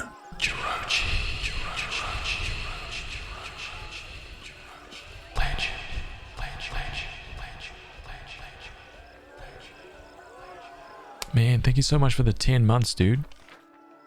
Hope you're doing well, man. Thank you, dude. Welcome, friend. Virtual Spaceman, thank you, dude. Appreciate it. Applause, please. Chain shirt +4. Mithril scale mail +1. Dude. Just casual chainmail just laying around like that. Oh.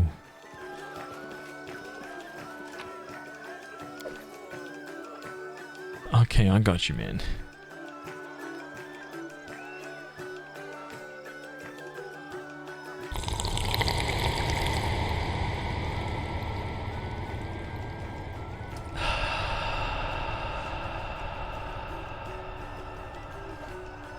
Nice. I do what I must. Oh, yes, that's the stuff. How do beholders stay in contact with each other? With their iPhones. Oh. Fail trombone, man. Shit.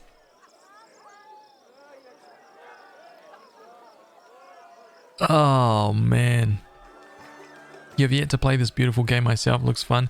Dude, if you're a fan of these kind of RPGs, this is the top. This is the pinnacle, man.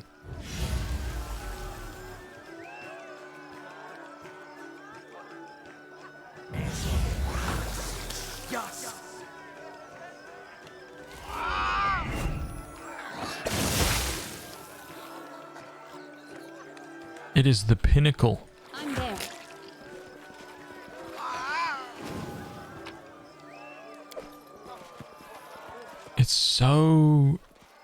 It's just so good.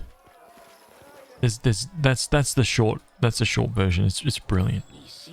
Me keep. Brilliant. Ferocious Hodag. Oh my god. Stealing everybody's hooch. Zen Mergria. What? In due time. I can't talk to her? Okay.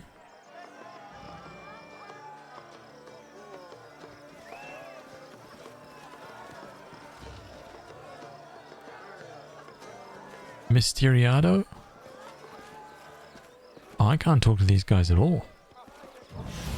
Oh, Bookmaker, there we go. Shadow Sparks, what's up, man? Do you see they dropped the Final Fantasy VII Remake demo tonight? Yeah, I saw, man. Everybody's been telling me about it. Everybody's popping and being like, dude, it's out, it's out, it's out. I'm holding off, man. I don't want to go anywhere near it. I want the day one, like, launch of the game for me when I first start streaming it to just be the first time I'm seeing any of it, you know? The temptation's very high. No doubt about that, but I just want that to just be like, it's too good, man. It's like, this is once in a lifetime. It's never going to happen again, and I just can't. I can't do it. I'm holding off. I'm holding off, man. The temptation. You have the willpower of a god. Oh, man. You filthy hacks, I'll teach you all a lesson. What are the rules of the game? You think this is a game? I wouldn't be so sure. The rules for you are simple enough. Choose one of the spellcasters, place your bet. If you guess the winner, you double your wager. If you're wrong, the gold is mine. Get out of here. Right. I think I'm gonna give up frickin' 500 just like that, huh? Cersei? What? Cersei Kalis? An elf in leather armor scans the crowd intently. He seems to be the only one at the celebration not participating. He's also the only one beside the guards whose weapon isn't sealed. Your Highness, welcome to Pitax, Cersei Kalis, Captain of the City Guard at your service. You don't seem to be enjoying the celebration. This celebration is for you. For the City Guard, it's just another workday, and right now our work is preventing disruption of the festivities. I thought Pitax was a city without laws. Where do the guards come from? Even pirates and smugglers have laws of a kind, and they need someone to keep their order. The City Guard was created by the trading houses not long after the city was founded. We're paid by the citizens, not all of them like us, but they all understand things are better with us than without us. Baldur's Gate 3 is looking amazing. I've played Divinity Original Sin 2 and it's amazing, so I have high hope from that same company. Yeah, I'm sure that Larian will do a great job. Iravetti seems to have a tight grip on his power over the city. Oh, yes. The trading houses hate him, of course, but, well, first and foremost, he has hostages. Second, each of the families is afraid to act alone, but they're all incapable of acting together. Jasper Liacenza tried to unite them, but to no avail, and it's probably for the best, frankly. The last thing we need is combat in the streets. Iravetti can be blamed for many things, but at least he took power quickly and without carnage. Now Iravetti's enemies have nothing to do but sit around like High Priest Stray Yarns, praying for Callistra to send her giant holy wasps down to take him away. Lol. Okay, farewell. Thank you, dude. I've always loved the Baldur's Gate games. Yeah, frickin' Baldur's Gate is just phenomenal, man. I've discovered something. Oh, okay then. Wait, what the hell is that? Wait, what is that book? What was that book? What is this? Owner of this book reads one new chapter every time on rest, granting a benefit until the next rest, depending on which companion the chapter described, selected randomly. What? The chapter about Shelburne grants an ability to use Fireball 3 times a day. The chapter about Lord Josiador grants +5 competence bonus to Persuasion and use magic device. The chapter about Skirple allows the owner to deal 1 additional damage on each sneak attack damage die. The chapter about Wolfgang Hypton grants +10 competence bonus to stealth checks. The chapter about Ristov Brulston grants an ability to make the target rage as a barbarian for 6 rounds 3 times this day. The chapter about Kenneth Cowan grants an ability to use Lightning Bolt 3 times this day. This is so crazy, dude. A random, like... So whoever's wearing this gets these additional kind of like bits and pieces, yeah? Cool. Done. Done.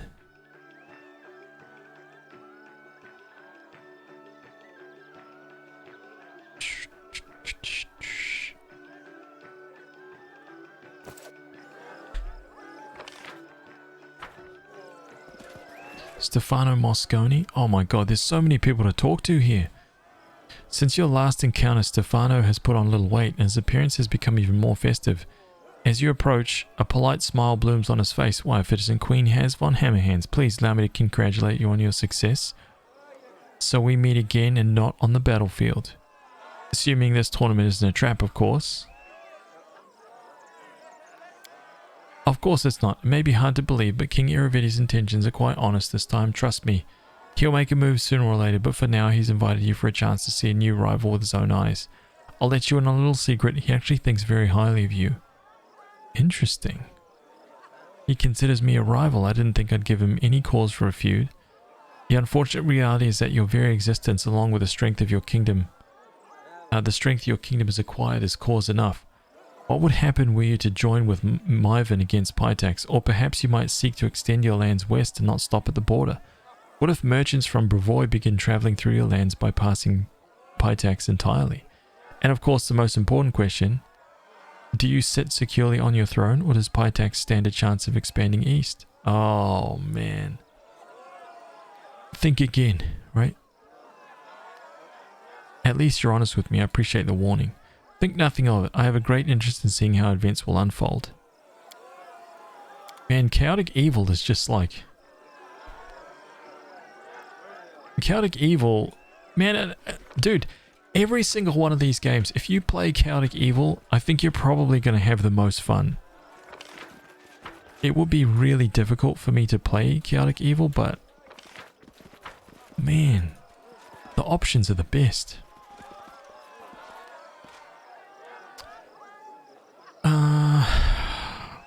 Barney must die. Hey man, what's up, dude? Hey, this is my first time here. I got a question for you. Have you ever played the real tabletop Pathfinder before? I have, and I'm wondering how you feel about this game, having played it if you did. I'm really looking to into getting this game. So, I haven't, man.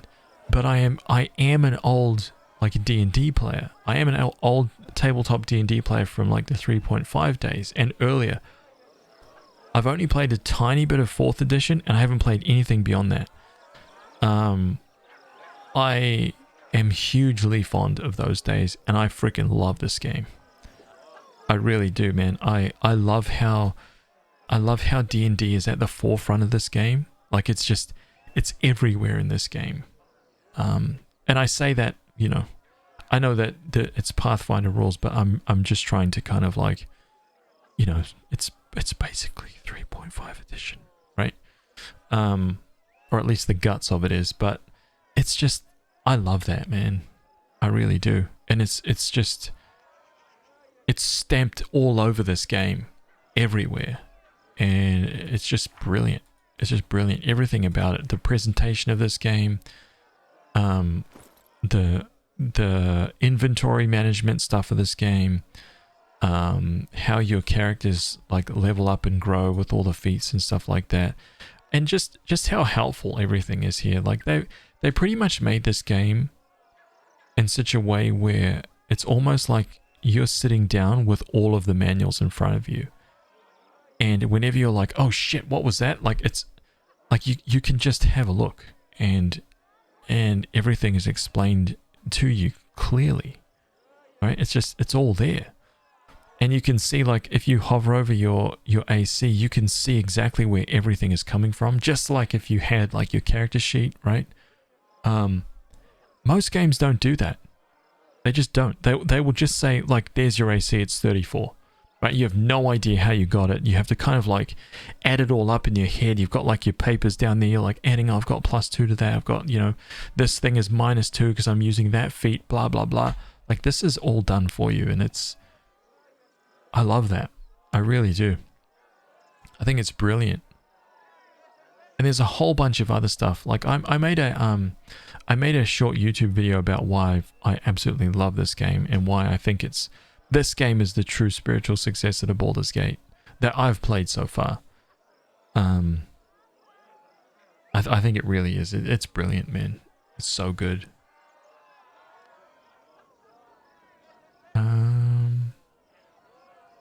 Especially with Wrath of the Righteous coming out soon. Hell yes. Absolutely. I jumped on that Kickstarter straight away. I actually got onto this game very late. This is my first time playing through this game. And, a new legend is born. Oh, Life, thank you so much for doing that, man. Life.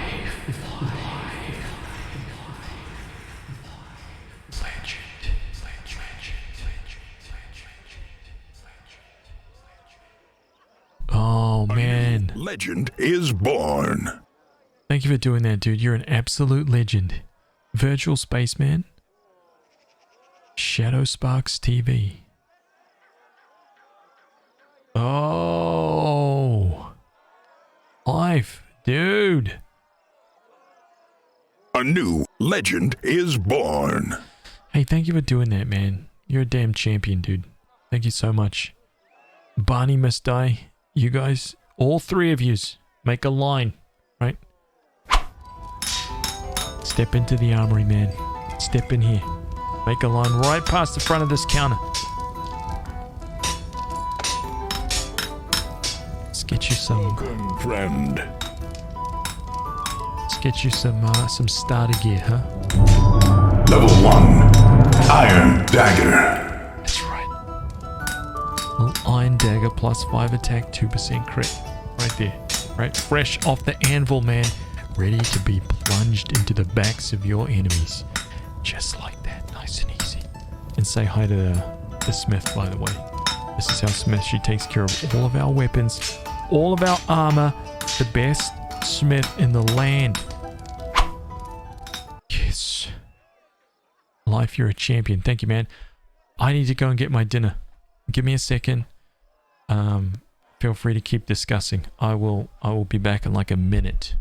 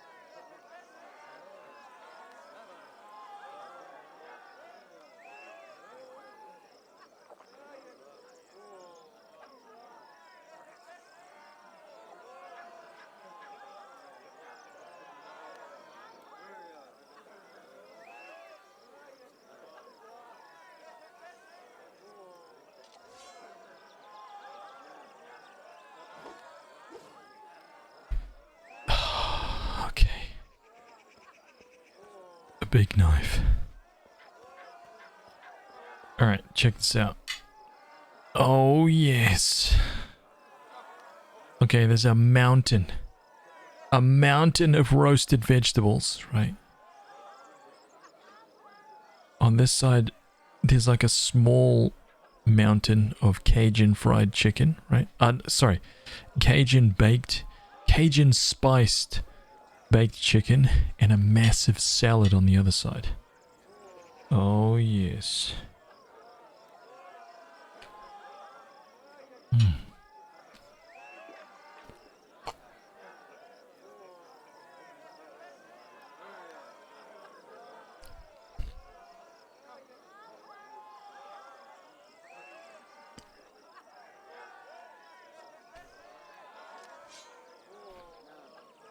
Very hot. Oh my god.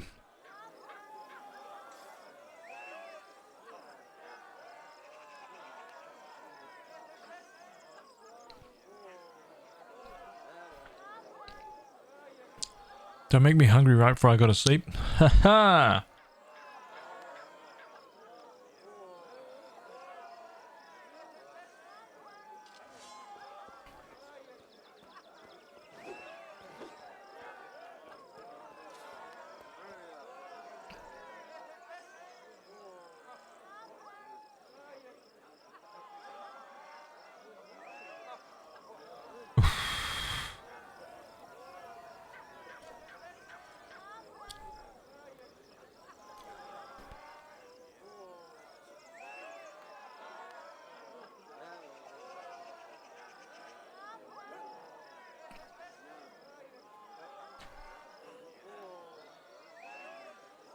I am Cajun. Funny seeing someone in NZ say Cajun spice.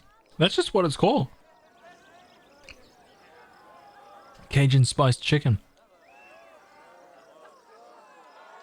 We actually buy like little like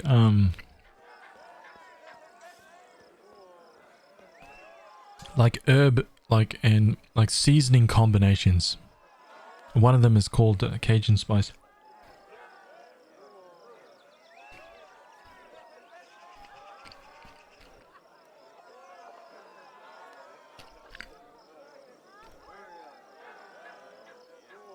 That is funny.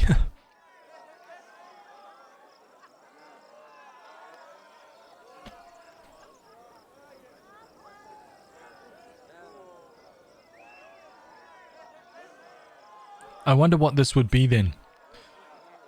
Oh, I can tell you a real funny one. This will blow Emery's mind. I think we've talked about this before.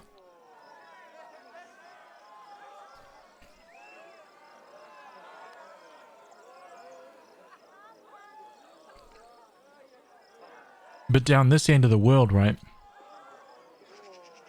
A hot dog. We have two different things for hot dogs, right? A hot dog, and we also have an American hot dog. Two very different things. If you go to like a fried food place here in New Zealand and you ask for a hot dog, what you're going to get is a hot dog on a stick. You're going to get what the Americans call a corn dog, right? That's what you get here if you ask for a hot dog. If you want a hot dog in a bun, you need to ask for an American hot dog. If you don't ask for an American hot dog, you're going to get a corn dog, dude.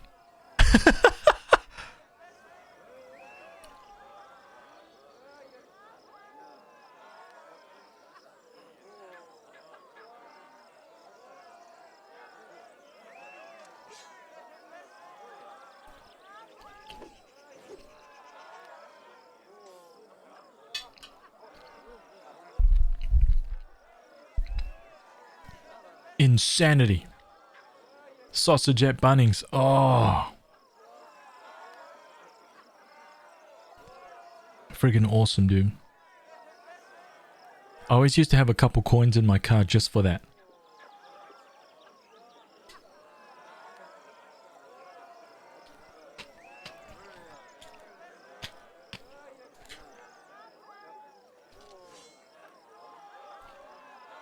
Wait, so what do you get if you ask for a corn dog? There is none. It's just a hot dog.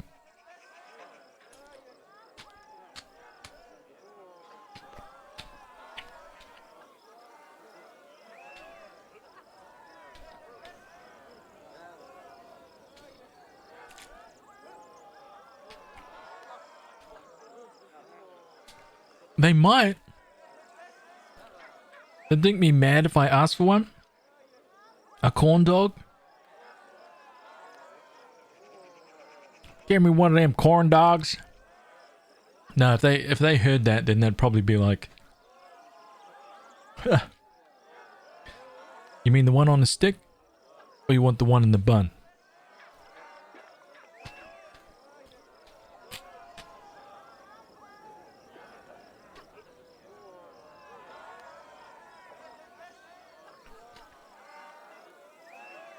Have you ever had jambalaya? No. No, I have not. I actually saw that in Final Fantasy 15. That's the first time I'd ever seen that meal. Right?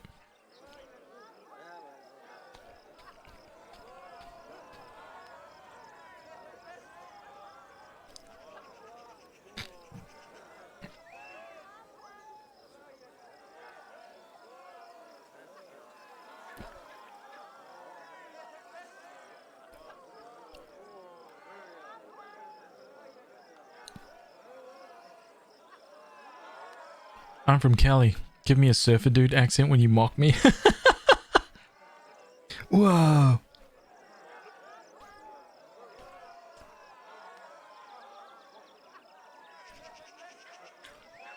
Let's get a corn dog, dude.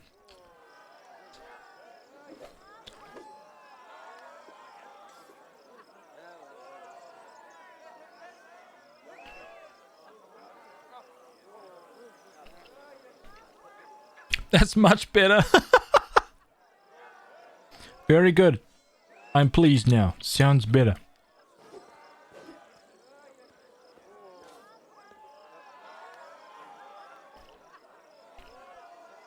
It's so good. There's always 15 gallons of that at crawfish boils.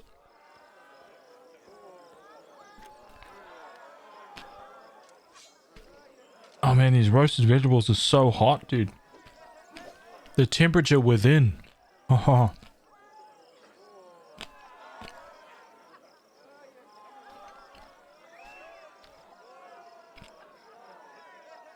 Actually, Life makes a good point. Do you guys have sausage rolls in America? Do you guys know what a sausage roll is? Okay.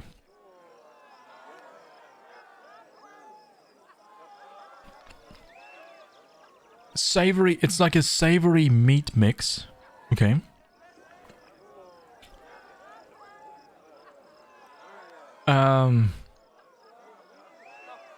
Okay, imagine this. Imagine this.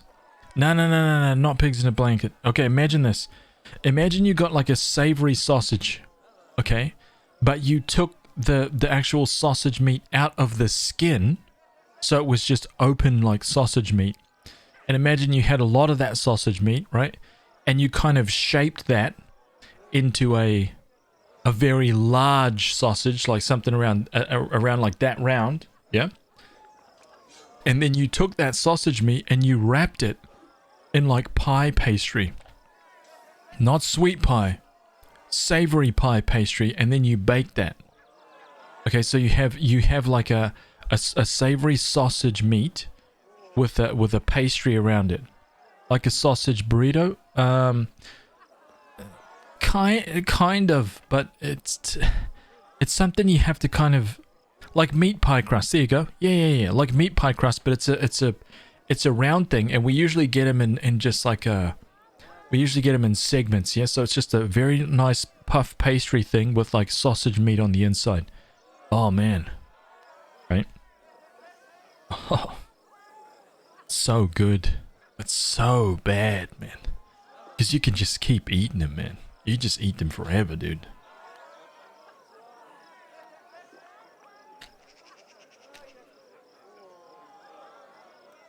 Oh yeah, you just eat them forever, right? dipped in whatever sauce is your favorite sauce. Just oh man, it's terrible. It's terrible. And that's pretty much kind of like a every kid's birthday, sausage rolls and saveloys dipped in tomato sauce. Dude. That's just classic, man. Oh my god. Oh my god.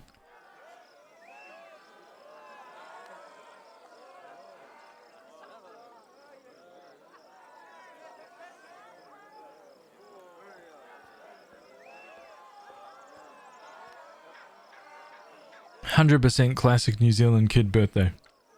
Sausage rolls and saveloys, man. Jeez.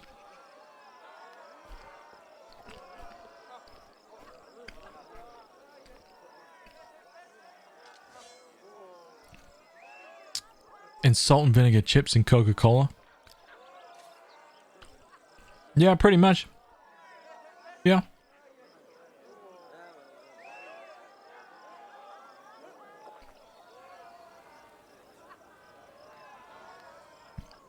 I'm gonna go get some browts now. Hey, wait, what's a brout?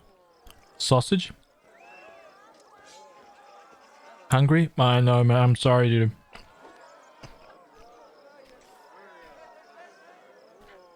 That's one thing about this channel, man. Once we start talking about food, we start guessing on about all kinds of worldly, delicious foods. Because everybody's kind of from all over the place, right? Everyone starts talking about food and then everyone's all of a sudden like, yo, man, it's time. I need food now. It doesn't help that I'm sitting here shoveling my face full of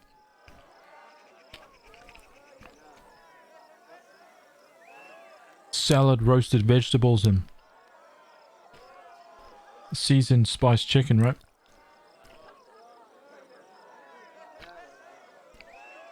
I had to go make a sandwich.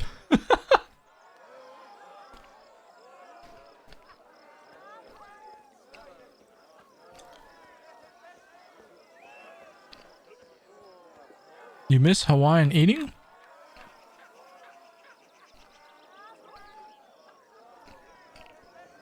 I want to see that canned haggis tin open, man.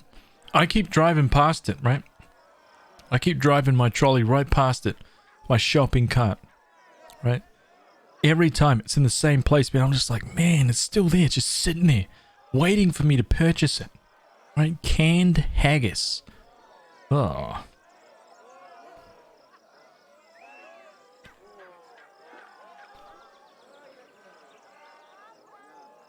I'm not eating a canned haggis, man.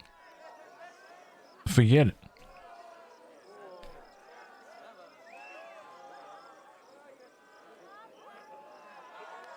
I keep thinking like what that would smell like when I open the can. It's probably so preserved and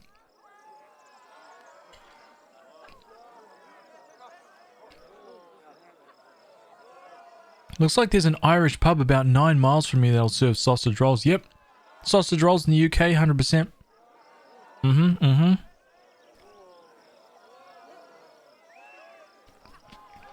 Get in there, man, if you want to try it.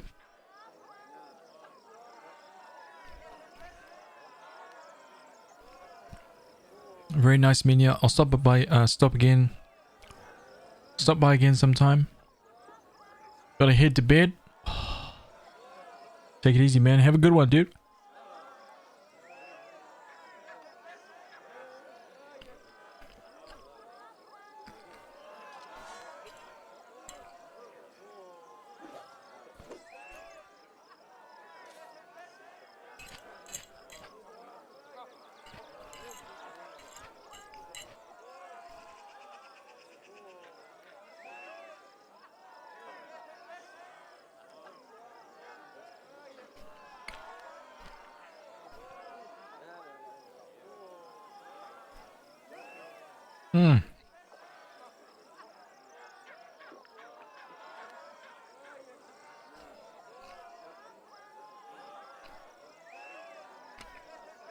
What about pickled eggs? You guys like pickled eggs? Ever had one?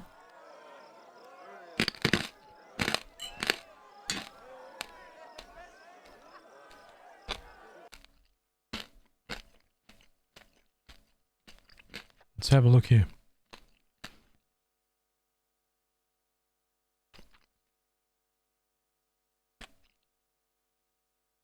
That looks legit, man. Puff pastry, Irish breakfast sausage. Yep. That'll be it. Except that's a fancy one, man. Right? Like that's a fancy one, dude. Like over here we buy a sausage roll for like $1.50, right? Because we can just get them from bakeries and stuff like that.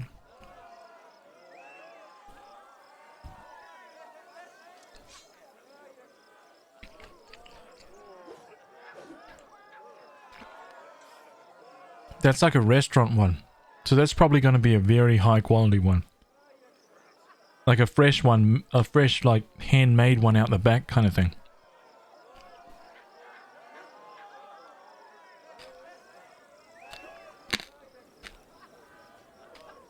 So you're going straight to the top, dude. That's the Rolls Royce. That's the Rolls Royce of sausage rolls, man.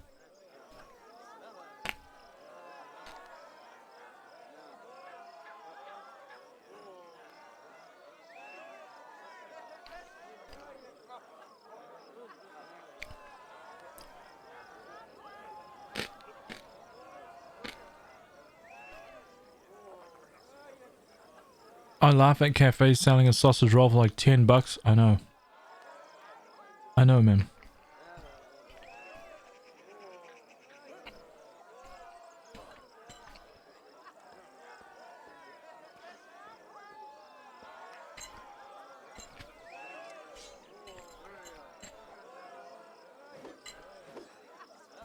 And they try to make it worth it by like doubling the size of the sausage roll or something, right? It's like, no, man, I'll just buy 2 for like $3 or whatever.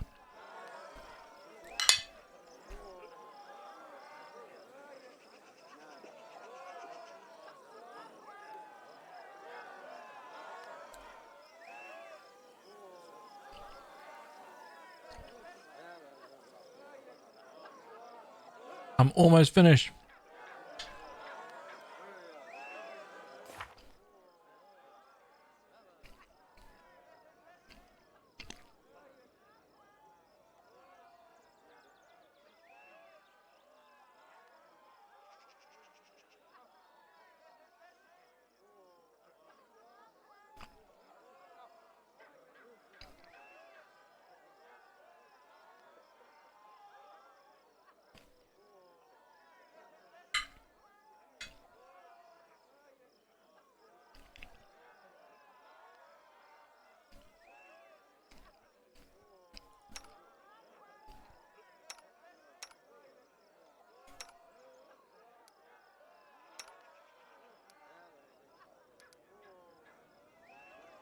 Wow, I think she's the only character in the game that has all positive skills.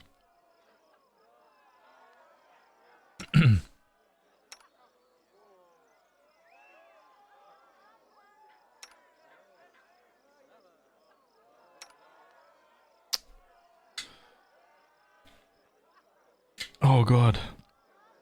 Running out of room.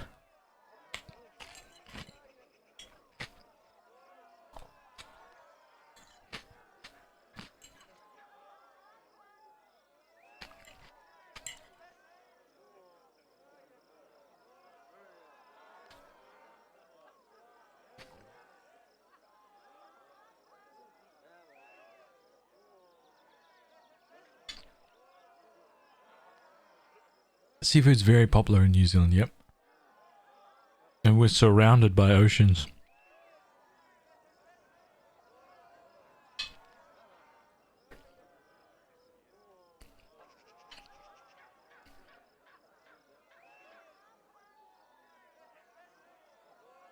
And recreational like diving and fishing is still a very, very big thing here.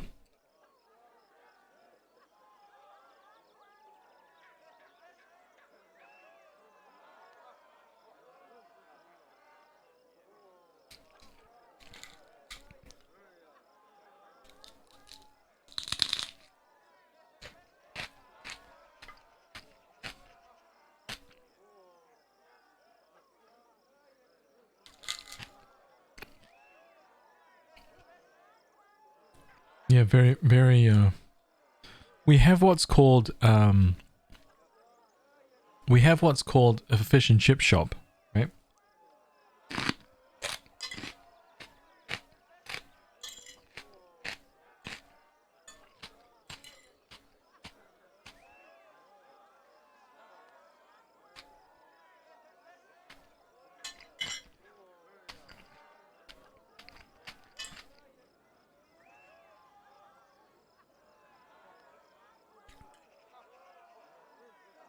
So if someone here says, oh, let's go to the fish and chip shop,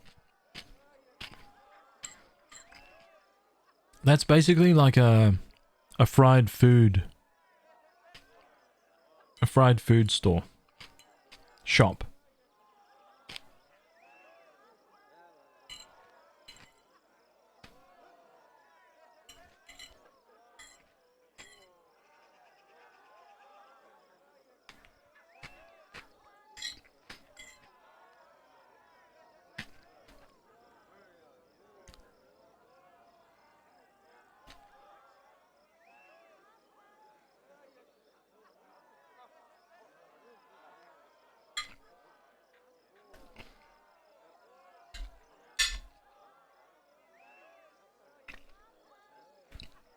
That's one thing that we really don't have.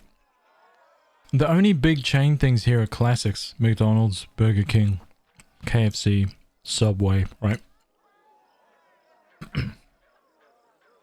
But things like fish and chip shops, bakeries and things like that, they're very, very few. Like there's more actual like mum and pops.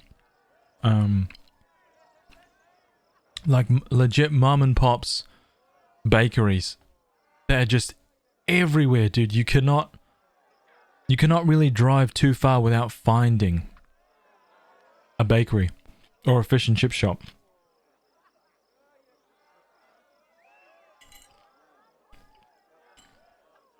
Which I think is awesome. And I mean a bakery or a fish and chip shop that is not franchised, it's just someone.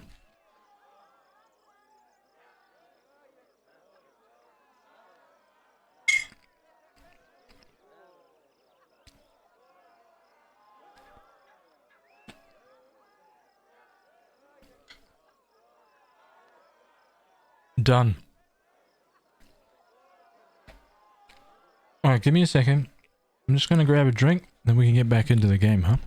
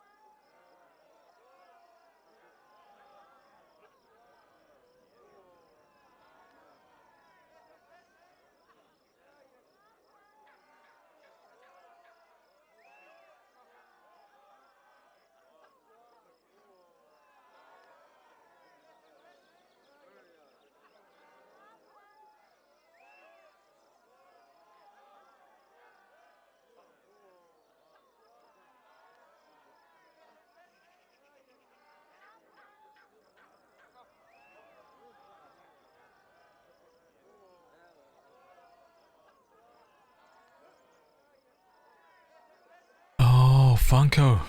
Dude. Hey, thank you so much for the raid, man. You're a champion. Oh, man. My guts are so full, dude. I just finished eating the largest meal of all time. Oh. Thank you, man. Welcome, everybody.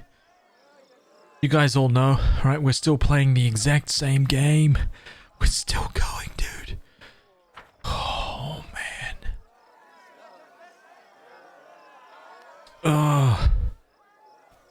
What were you playing, dude? Now I got the burps, man. Gen 600, what's up, dude? Manfred, how are you, man? It's true, I am a champion. You are a champion, man. Oh. Played some Total Warhammer today. Man, we were talking about that the other day.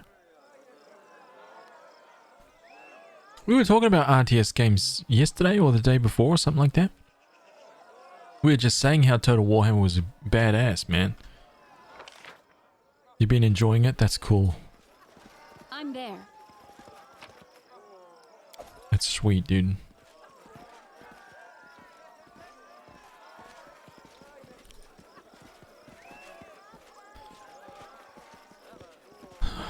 Alright. Let's thieve everybody's goods from this festival. These guys think they're all here having a good time. Think again. I do what I must.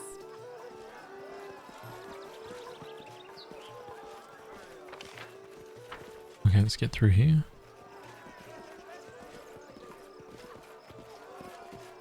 Follow if you dare. Oh, one of these places, these guys are going to start flipping out because I'm going to be... I'll have walked into a part of the camp that I'm not supposed to be in. And they're going to be like, get this guy out of here.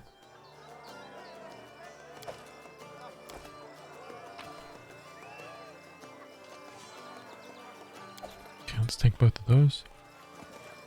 Due time.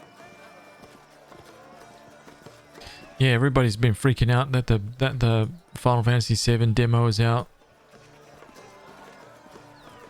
I'm staying well away, man. Anything else? Ooh, what the hell is that? Greater Extend Meta Magic Rod. Okay, I'll take it.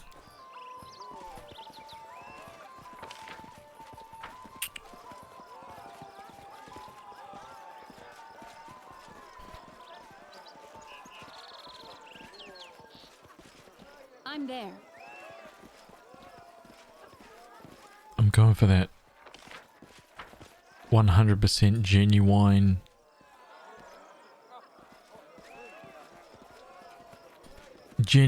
reaction, man. On launch day. When is it? April 10th?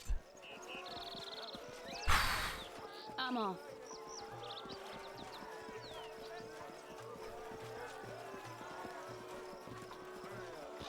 Man, there's nothing here.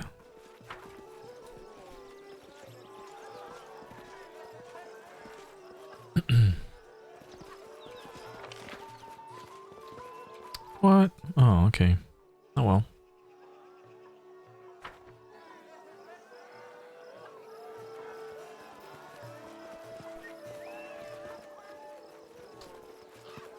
Animate, here we go. Oh, Haz, the famed Baroness, no, excuse me, the Queen of Hasland now, has come to visit us. It is such a delight to see you here. Maestro Belavera, well, do you remember me? Ah, Lindsay, of course I remember you. You and your nonsense at the poetics exams. Oh my god, it all costs money. What's up, man? Welcome back. How are you? I hear you have your own publishing house now. I didn't take you for the entrepreneurial sort, but I'm happy you finally found your calling. Ah... Oh my god, it all costs money. Dax Warrior, you guys are like the 10th maybe people to say.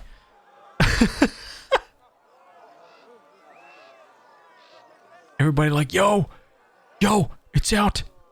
Have a look. Nah, I'm not. Nah, I'm not gonna play. I'm gonna wait until April 10th.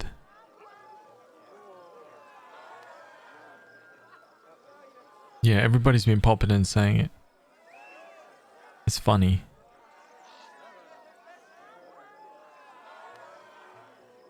I'm definitely going to play Final Fantasy VII Remake. Hell yeah, man, but I'm not playing the demo though. That's only because I want the experience and everything to be raw, right? From when I start playing it for good.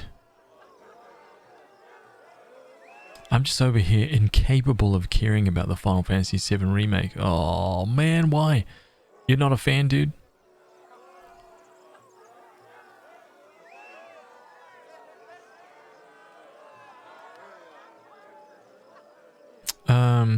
Tell me, the songs you composed for Iravetti as bold as the one you sang at my capital? Have my humble verses so offended that you still recall their sting?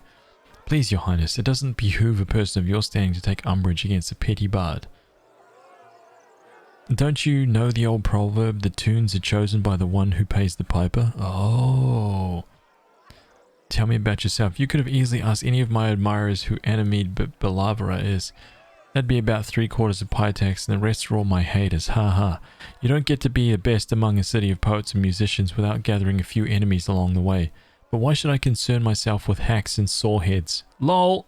I like that. Hacks and soreheads, that's right. I've definitely got a few enemies. What can you tell me about King Iravetti? Love him or hate him, you can't deny he's a great man. Pitax was a boring place before him. Only pirates, fencers, and other scum did any business in the area. But then King Iravetti came and turned it into quite the cultural capital of the region. Oh. With him in charge, the arts have flourished and the city's been filled with songs, paintings, and statues. I just pray that Calistria breathes the same love of the arts into the withered hearts of some of the other rulers in the region, who prefer to squander their resources on saber rattling. Yeah.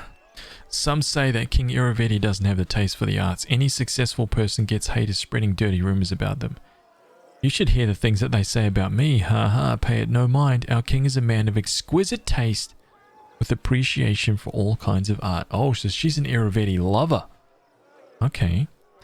It's complicated and it starts with having a really difficult time getting excited for anything anymore. I get that. I understand that. I understand that.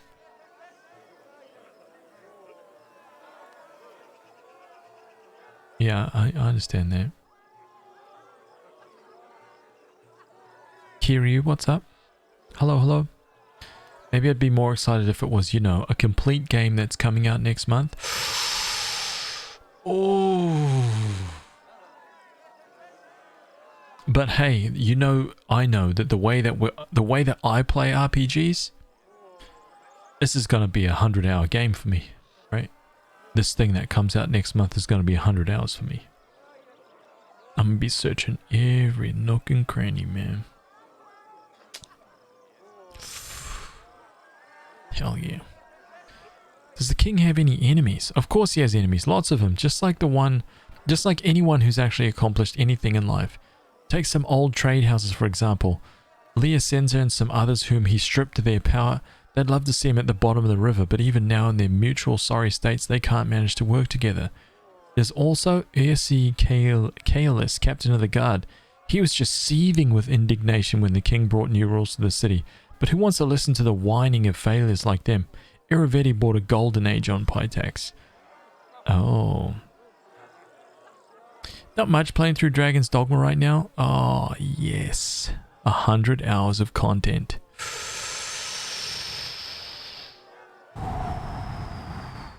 Dragon's Dogma is a fantastic game. I'm waiting for Dragon's Dogma 2, dude. Cypher, excited for Final Fantasy VII? Hell yeah, man. I prefer not to discuss the private life of His Highness with strangers, much less my own. Oh, okay. I think King Iravetti, I think they've got a deal here. Animede Belavera and King Iravetti up the tree. Right? ING. That's right.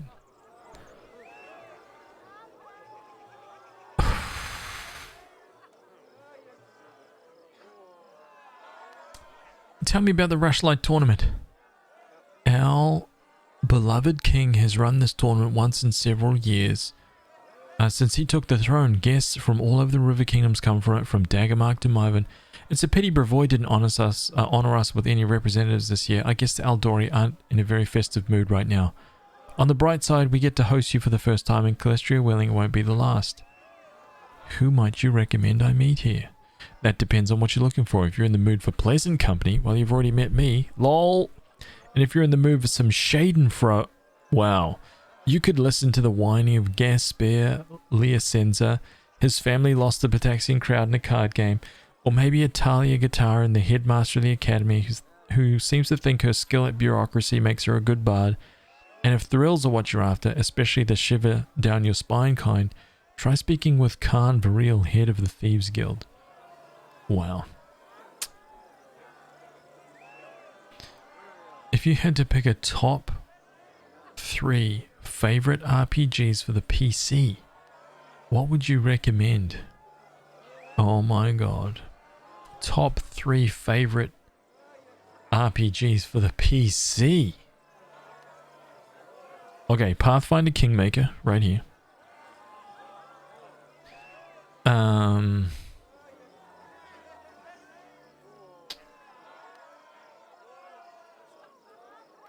Oh man.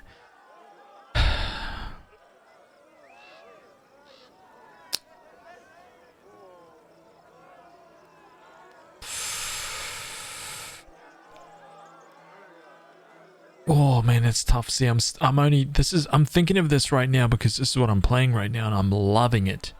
So it just instantly I recommend this one.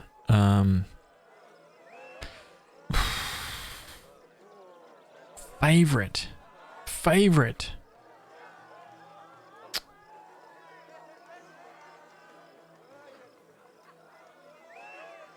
Yeah, see, all my favorites are going to be ancient. Yeah, around like Neverwinter Nights 2 days, right? Ancient stuff, man.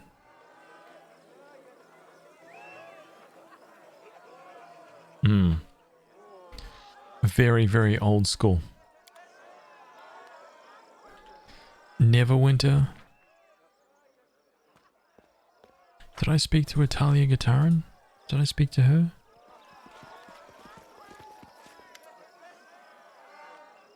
Greetings, Your Highness. I'm Italia Guitarin, Headmaster of the Academy of the Grand Arts. Welcome to the tournament. Is this your first time here? I'll be honest, I'm delighted to hear what you've done with Hasland. Not so long ago, it was little more than a hole in the ground, but you've brought it real civilization. Bravo. Icewind Dale too. I'm not scared of Ancient. Then Neverwinter Nights, for sure. Right? And everything that it encompasses, right? Play all the DLCs. Freaking amazing.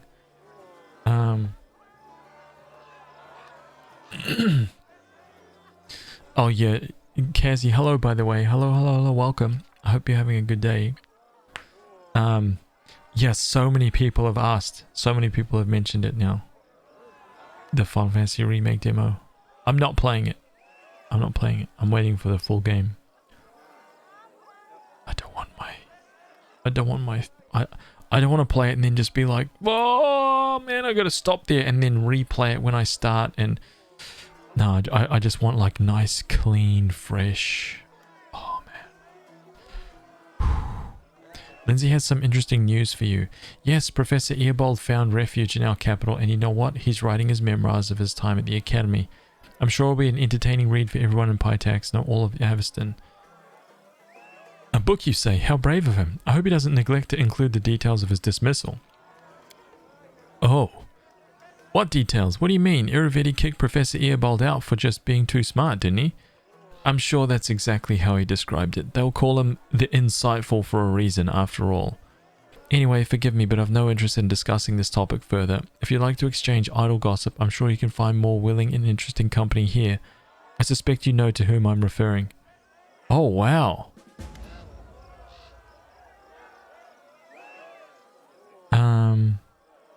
Down with schools and teachers, chaotic evil. What did you mean when you mentioned the circumstances surrounding Earbold the Insightful's dismissal?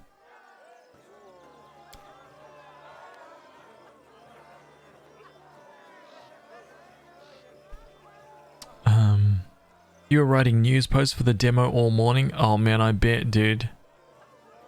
I played through all of Oblivion and Skyrim as well. What about Morrowind? Was a damn good one.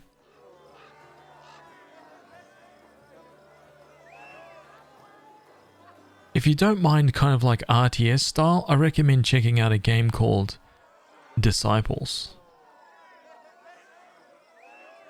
That was quite... It was like a Heroes of Might and Magic spin-off. A game of that style, if you ever played Heroes of Might and Magic. But Disciples was freaking amazing, dude. Oh. I always said Pitax, but I love Pitax though. They always said Pitaxians as well, like even in the voice, like when they've actually read the lines out, they've said Pitaxian, so it's probably Pitax. I just roll with Pitax. Forgive me, Your Highness, but this is defamation. My students and I owe everything we have to King Iravetti. If not for him, the Academy of Grand Arts wouldn't even exist. It would be base ingratitude on my part to engage in any conspiracy against our patron. You must have me confused with Anemede. She's certainly always ready to bite the hand that feeds or caresses. What? No, dude. This is weird. Something's going on here. They're both saying that they love him, and they're both saying that the other hates him. Oh, just splendid. If you ever find time to visit Pitax, I'll gladly give you a tour. We're currently holding an exhibition of our graduates' work. Though it's a pity that... No, it's fine. Believe me, we have plenty worth coming to see and hear. I get the impression that something's upsetting you. Oh no, please don't worry. I'm just disappointed that one of our best students, Trebrescent of Cordelon, couldn't be here today. He could be singing in any capital, but the king chose him to some backcountry village called Littletown. Of course, His Highness would never squander talent, so I'm sure we'll hear from Trebrescent again. But still, I do worry. Let's see this. Forgive me, Your Highness, but I prefer not to discuss the subject. If you're truly so interested, I'm sure there are more than a few slanderers who would gladly share all the dirty details with you. Okay, farewell. Okay, so what the hell was it then? River Justice.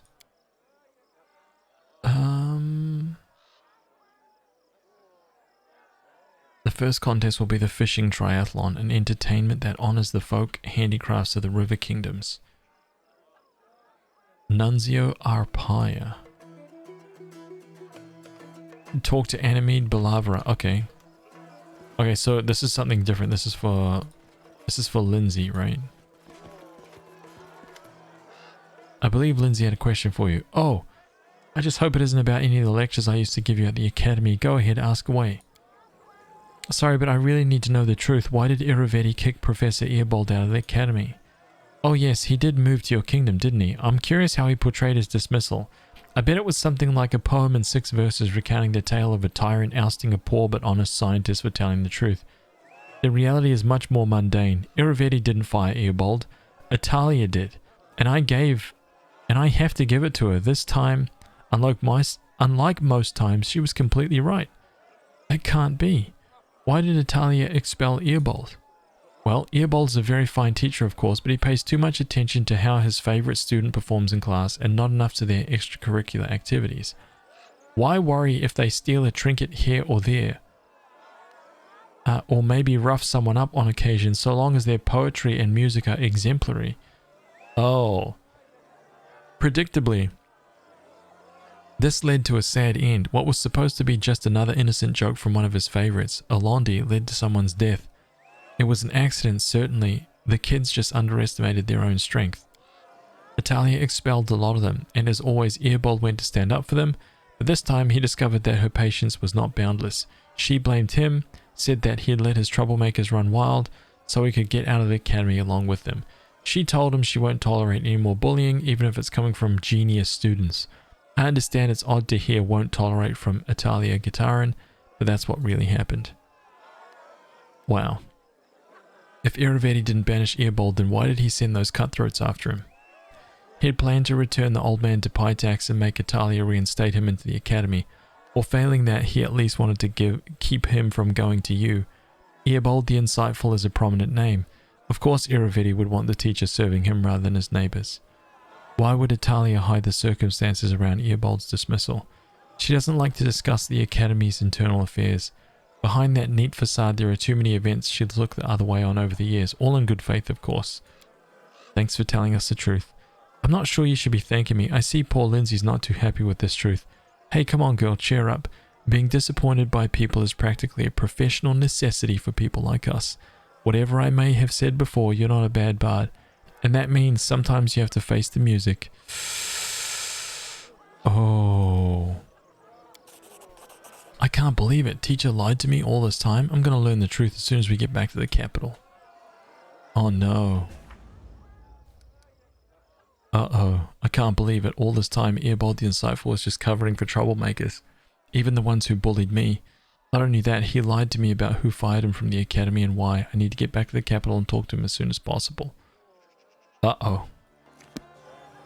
Uh-oh.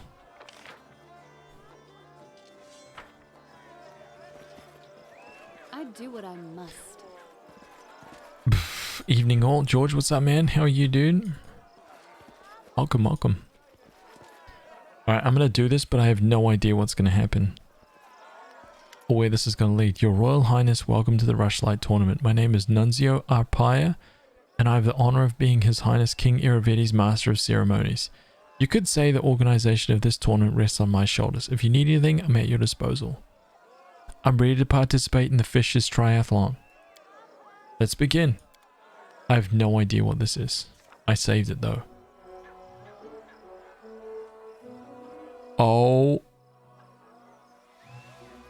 Are you kidding me? Trumpets sounded over the arena, announcing the commencement of the Fish's Triathlon. We were to distinguish ourselves in 3 sports, if you could call them such.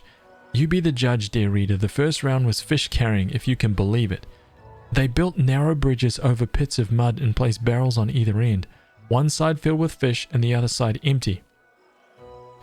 The goal was to get all the fish from one side to the other barehanded without falling into the mud. I'm sure this is just what you imagine for a royal tournament. Throwing fish at your opponents was prohibited, but there was one unofficial but well understood rule in this tournament: don't get caught. We had to decide which of us would participate as well as how fair we wanted to play. We tried to cheat by discreetly throwing fish at our opponents.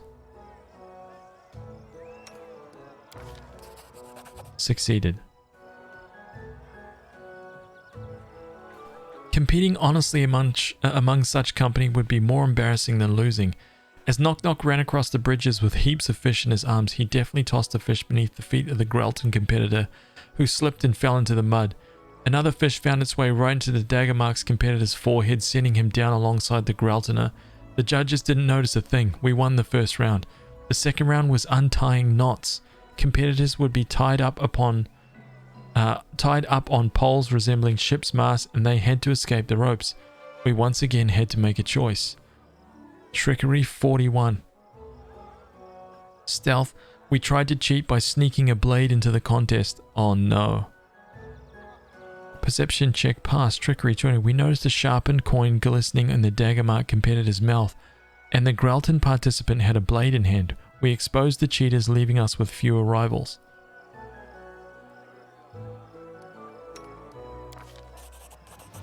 Oh damn. The judges escorted the cheaters out of the arena, the crowd laughing and whistling all the while. With a third of the competition gone, Lindsay easily outpaced the others, untangling the ropes and making her way to the judges, while the others still wriggled in their bonds like flies in a spiderweb. We'd won 2 out of 3 rounds. We seemed to have victory in the bag, but with the rivals we were dealing with, there was no time to relax. Trickery 50?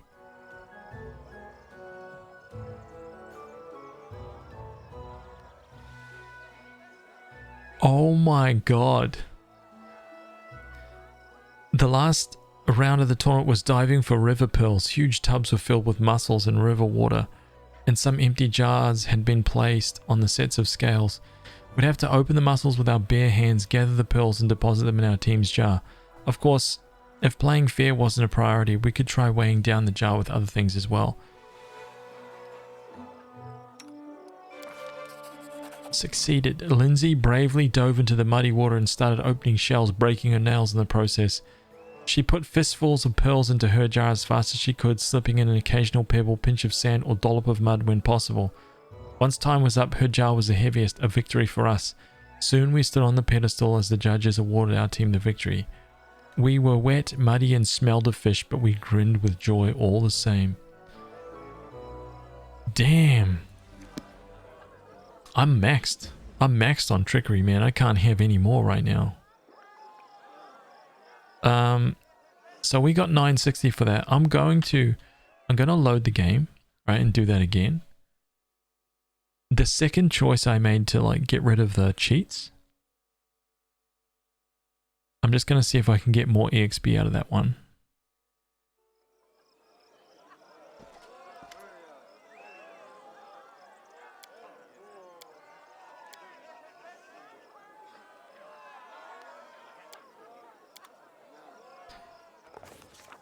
Okay, stealth.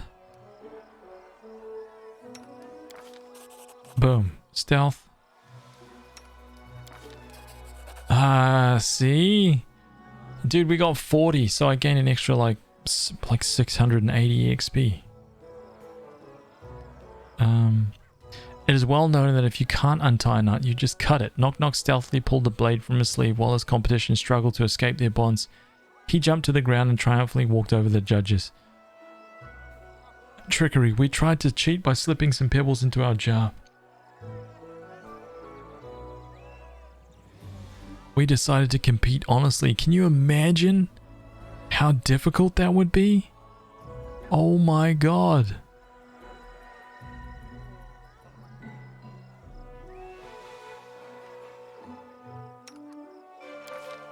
Yes. Okay, there we go. Wow.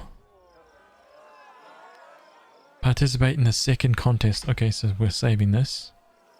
That was a lot of EXP. 563, okay. I'm ready to participate in the boasting contest. Everyone's ready, let's begin. Uh-oh. Oh no, dude. The tournament continued with a boasting contest. The first participant, a man from Daggermark, stepped up to the podium and told a raunchy story about him sneaking into a temple of Calistria and seducing all of the priestesses, including the high priestess, in a single night. The crowd was particularly amused by the suggestive glances he kept casting towards one of the guests from Timon. She simply smiled mysteriously in response. The second participant was a guest from Gralton who told a completely implausible tale about his travels across other planes where he battled undead hordes and defeated a blood-curdling monster. He was an average storyteller at best. He'd be lucky to get a C for that story at the academy. But the listeners were inexplicably elated. Suspicious. We took a closer look at the crowd and of course we spotted a bard using some tricks of the trade and likely a little magic to aid the Gralton man's performance. We quietly warned the bard that we would shut him up if he kept interfering. Oh my god.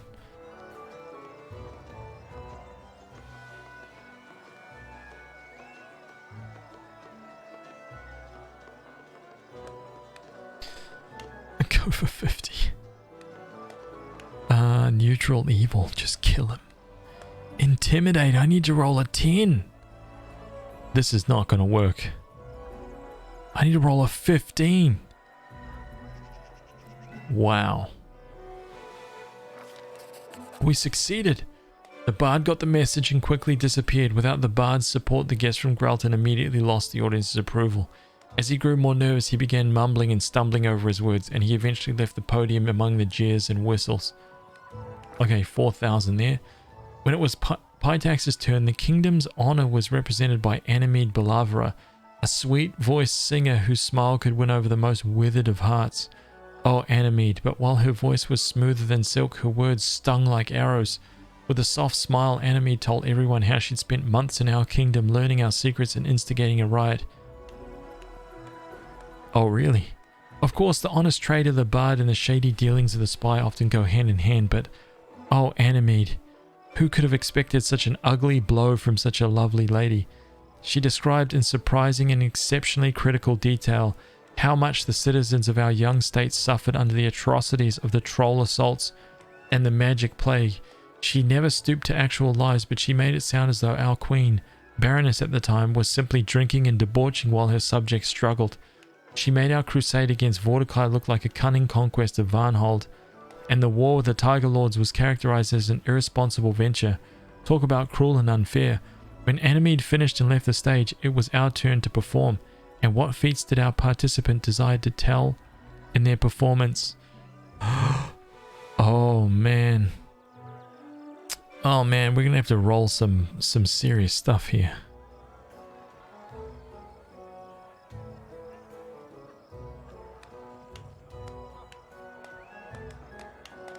I have to try and roll for this one, I think.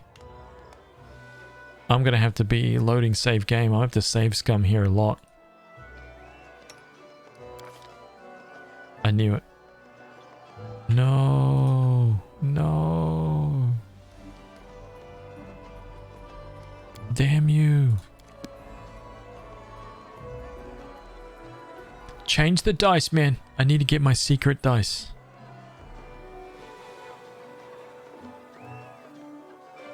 Not these ones. These are faulty. Burn them.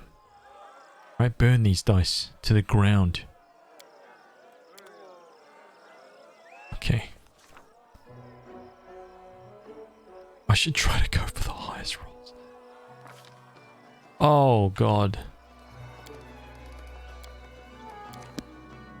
I wonder what the EXP would be for the highest rolls.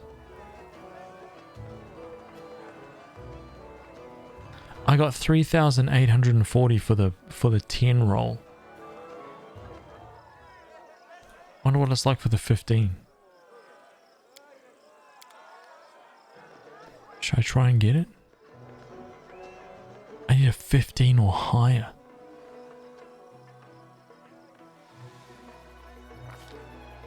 Let's try and get it. Just so I can see. Just for the lols.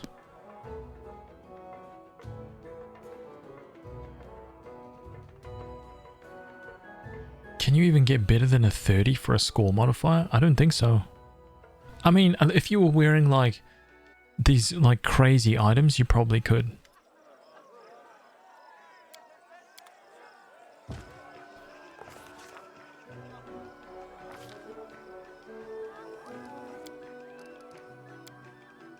And what are the chances you would get multiple of these? I'm only doing this because I'm really curious to see what the XP difference is.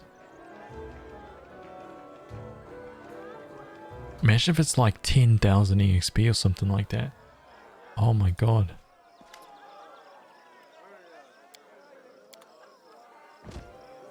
Okay, this time, you got it, you got it.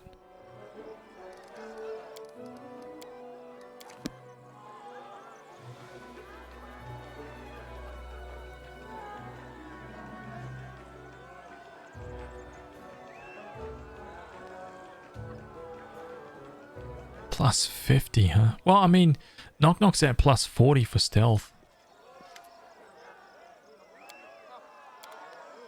So it doesn't seem too implausible, right?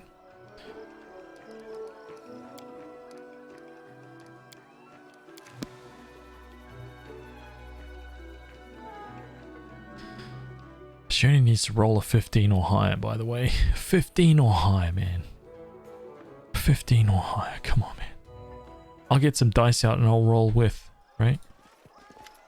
Guarantee you I get a 15 on the first pop. Wow, dude. I guarantee if I look at the rolls, she's probably rolling like 3s.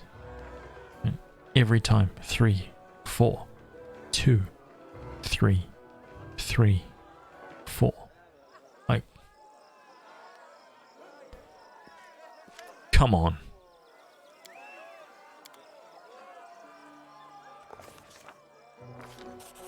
Succeeded. 23k?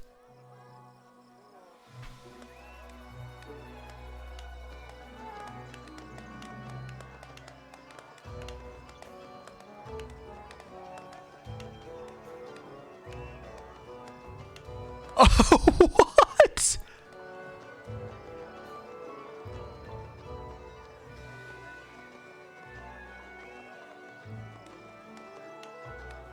Oh my god, that was so worth it. Holy crap. Oh man. God, now I want to go for the highest rolls, dude. Oh my God. What are my chances that I can get like the highest rolls here? Oh my God, Lindsay, you got the good dice on. Come on, please do this. Please do this, man. Listen, I'm gonna try and I'm gonna see if I've got any items. I'm gonna see if I've got any items to increase her persuasion.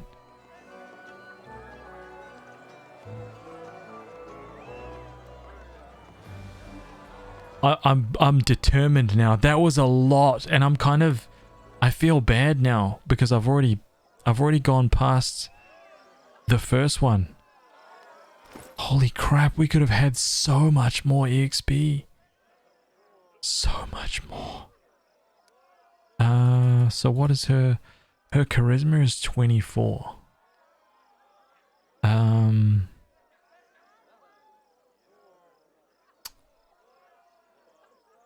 She's already got +6 to charisma. Herbalist cape.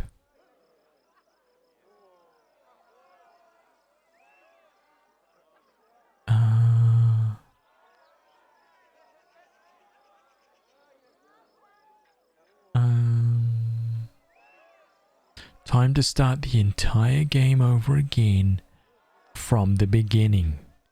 That's right. Don't get that mistaken, man. I wonder if I've got anything in here to boost anything like that.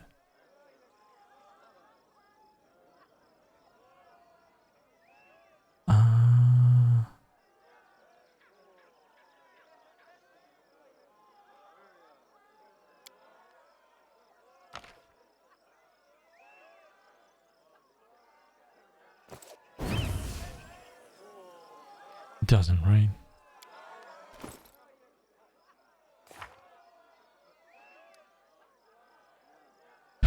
Jack of all trades, class skill. Charisma +7. Oh man, I just don't. I just don't. What about one of her her bard songs? Anything?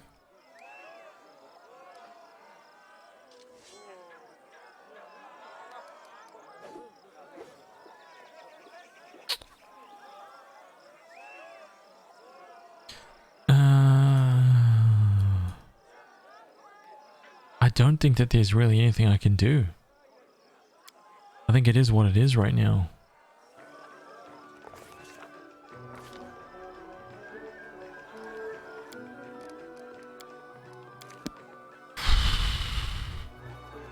Inspire competence should help. Will it? Is it like a plus? Does it add +2? Let's have a look. And Lindsay was called for. Oh wait, no. Competence.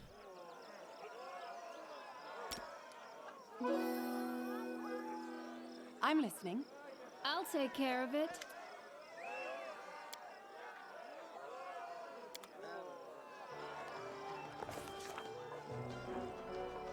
Oh, you're right, dude.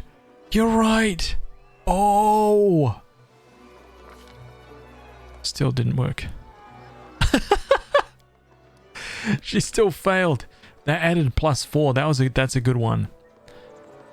I forgot that it was skill checks. I thought that all of those were I thought one was like attack damage bonuses, and then I thought the other one was like resistance to inspire competence. This is it so it was +4 at 11th level. That is freaking awesome. It's time to act. Easy. 23k. Diplomacy 36. I just need to roll a 7. Look. 5,700. It wasn't easy getting the crowd excited for this story.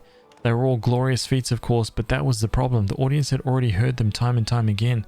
Lindsay used all the eloquence she could to bring bear bring to bear and breathe new life into these old stories.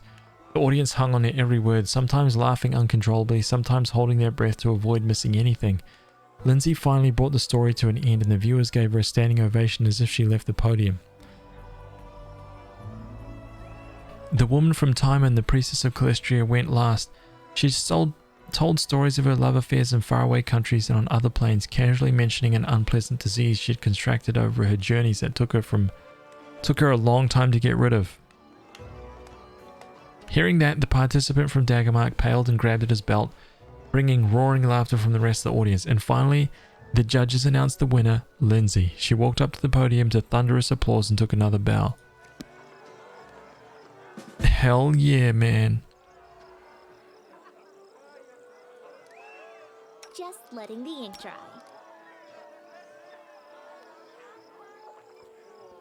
Freaking awesome, dude.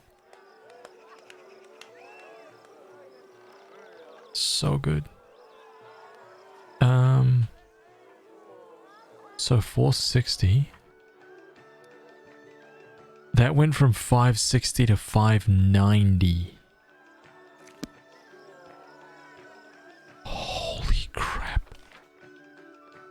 Wait, I've got to walk all the way back up here? Oh, man. Cat, hello? Isn't there some headwear that boosts diplomacy? There was, but I've left it behind. Unfortunately. Nothing a little save scumming couldn't fix.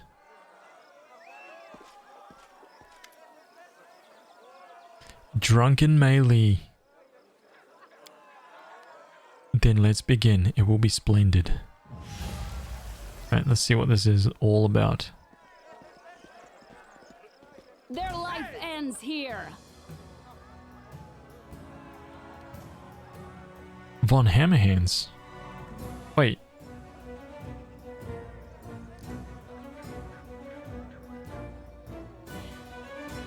Without using...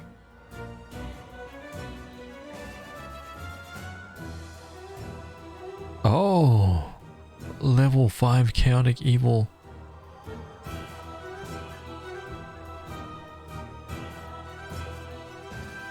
This will hurt.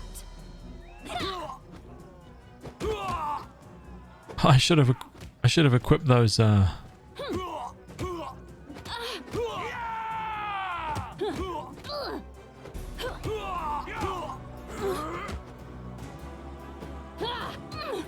This monk is a threat. You should have run.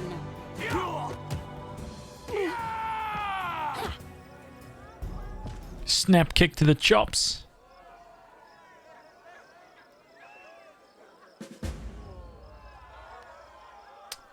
$1,440 XP.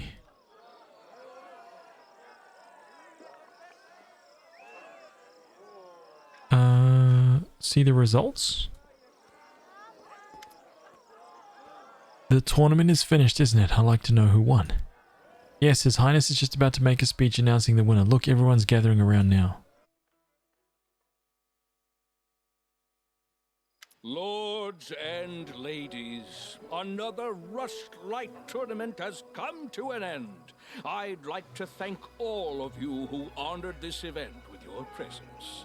My friends, I'm happy to see all of you, but I'd like to give a special welcome to one guest who found themselves invited here for the first time. Today we had the Baroness... no, excuse me, it's Queen now, isn't it? Of a majority of what was once the Stolen Lands. Thank you for coming, my darling.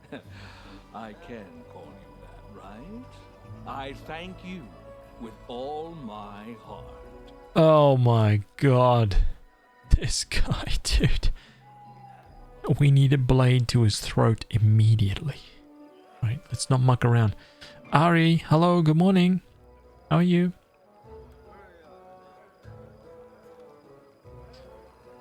If you at least download the demo, you can get the Final Fantasy VII Remake theme for PS4. The offer expires on the 11th. Oh, okay. Good to know. As my sorcerer, I just held back and let them punch each other and then punch the last guy in the back of the head. D. Hockney, what's up, man? Welcome, dude. I first learned of her from my friend Stefano Moscone. To be honest, his report was less than flattering. Impassable swamps, monsters galloping about, and a complete absence of any valuable resources. Nothing more than a dirty hole ruled by another bandit lord, hardly worthy of your attention. That's what he wrote back then. I'm so happy he was wrong. Man, no you aren't, dude. I'm about to take your lands. What do you think about that? Truth be told, even now traveling that domain is a less than pleasurable experience. Some roads have appeared, but their safety leaves much to be desired. Take the sad story of the poor Toman Henvaki from Gralton. He set off to those lands and hasn't been seen since. His brother Idrist went to find the poor fellow, and what happened? The Baroness found the body in the blink of an eye, almost as though it was stored in her cellar. Wow, really, Iravetti?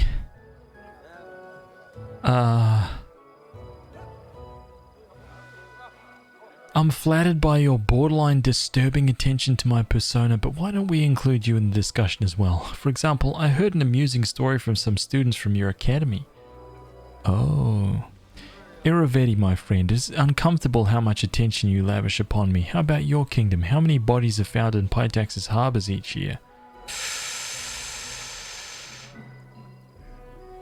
Ooh.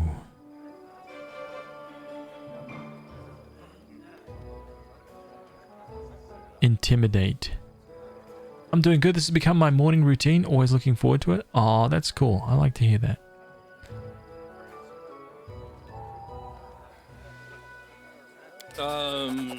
Yes. Well, I believe we've fallen a bit off topic.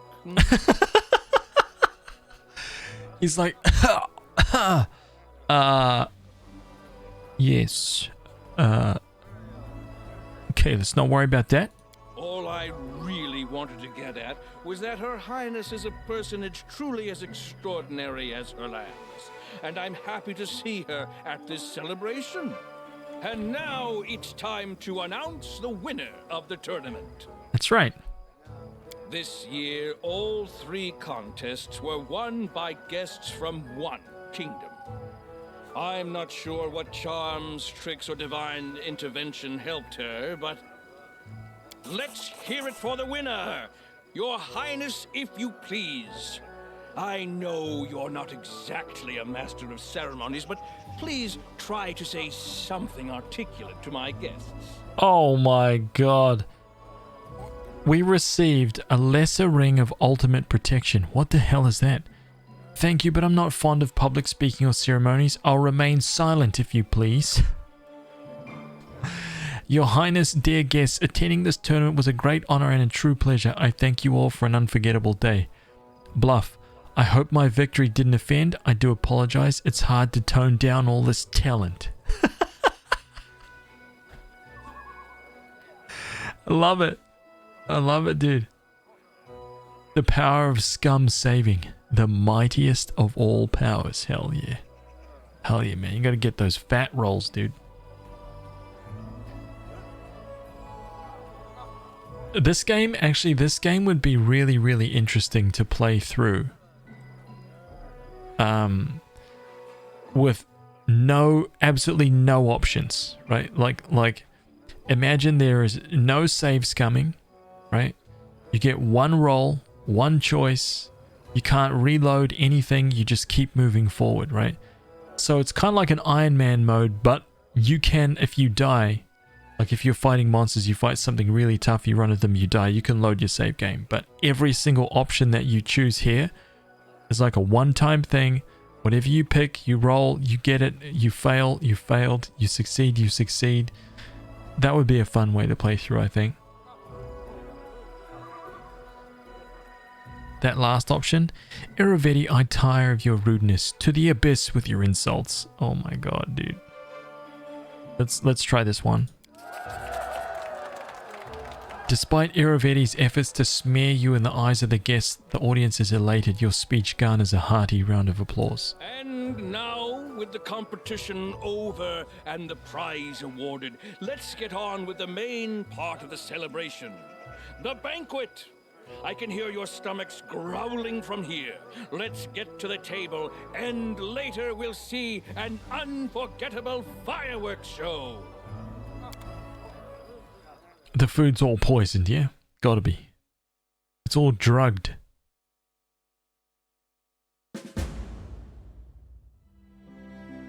Wait.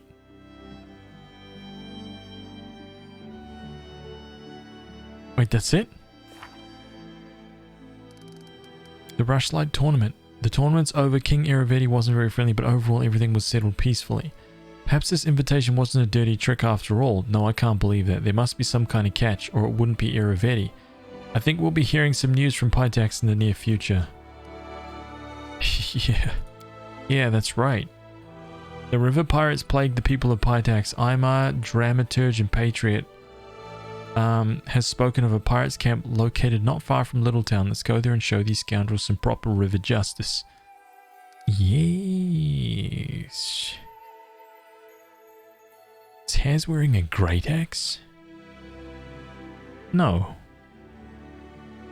Has an illusion spell cast on it to make it look great when it's all actually rotting?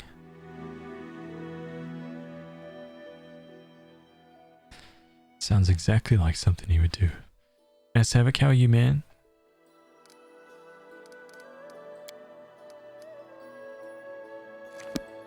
Okay, so that was done. Clearly I need to wait, no. Come on. Look, I can get into my lands right here.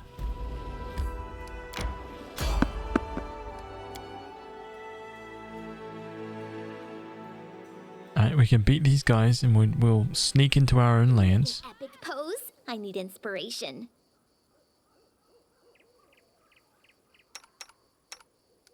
The hell? Oh, this is a really good battle. Leading you out of our story. Let us strike as one.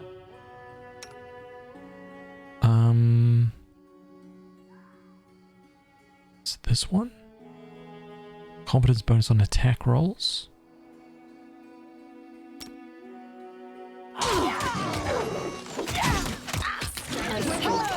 Whoa. Strike. Oh my god.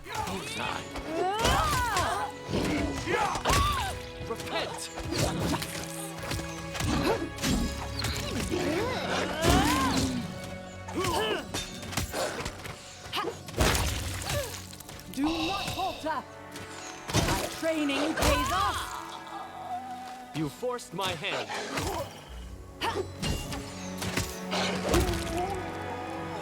Wow, those owlbears absolutely decimated us.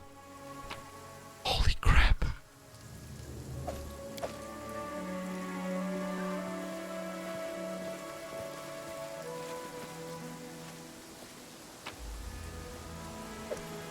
Resting would be nice. I'm proud to tell you all that I played D&D last night for the first time. Oh man, nice, dude. How did you like it, man? Are you playing with a team? Playing with a group of people?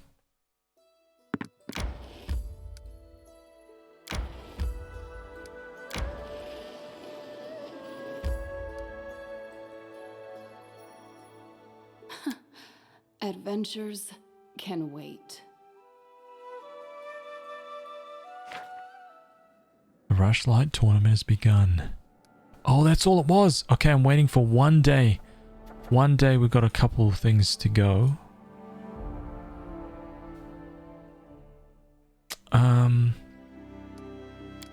Okay, we want to sleep here. Have you ever thought of joining Sarenrae's followers? You are merciful, and your soul is pure. You would enjoy our sunlit temples. I'm sorry, but that's not going to work. I'm allergic to temples. Seriously, as soon as I enter one, I start laughing so hard that the candles go out. Aww.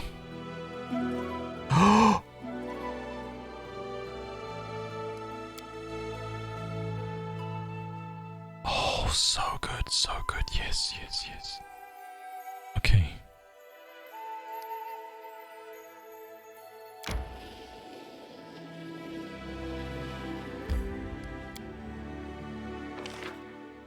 Triumph. Yes. Triumph. Yes. Oh my god, that was beautiful. Absolutely perfect. I've maintained a serene outlook for my kingdom. Penitence. The 1st of the 5th. So I've got a little while. Laying the foundation. When is that dropping up? 7 days. Okay, we're good. We're good on that. Last Wall's Cavalry.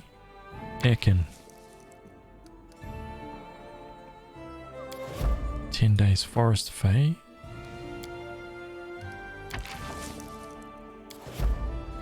Alright, we keep knocking these ones out. Be fine. 131 BP. Just a second, guys. Hang on a minute. Lane has just popped in.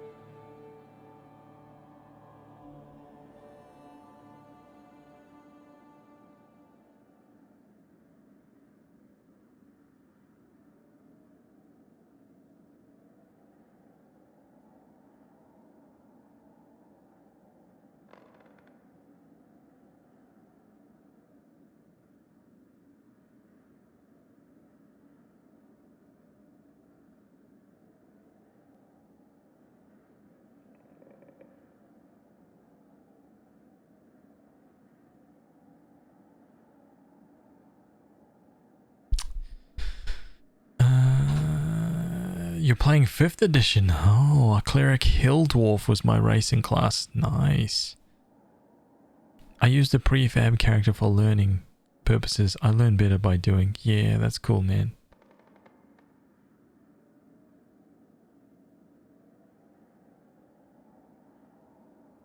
That's awesome, dude. Did you enjoy it? Let's just say I bought the player's handbook. Nice, man. It's the first little step, man. You're going to be addicted.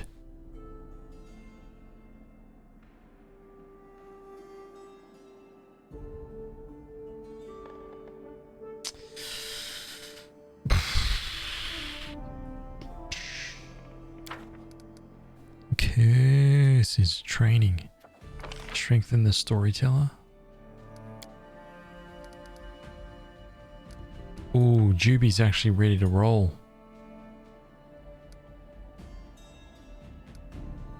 Actually, this is a perfect time to to this is a perfect time to rank up Juby. Perfect time. So let's drop this. Oh, I can't do it while I'm adventuring. Oh no. No. Oh no.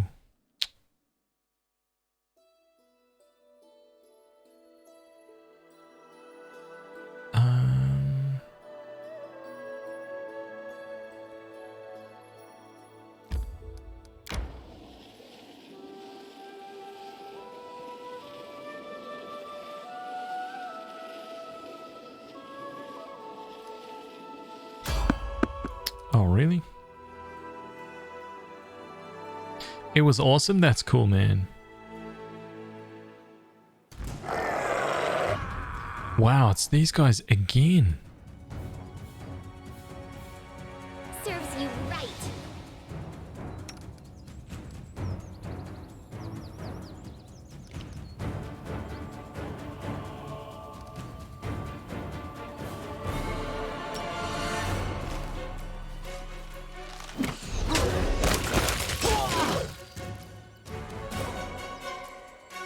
I'll try to make this smooth. This happen. Wow, dude. Holy crap. Just got incinerated by those owlbears. Incinerated.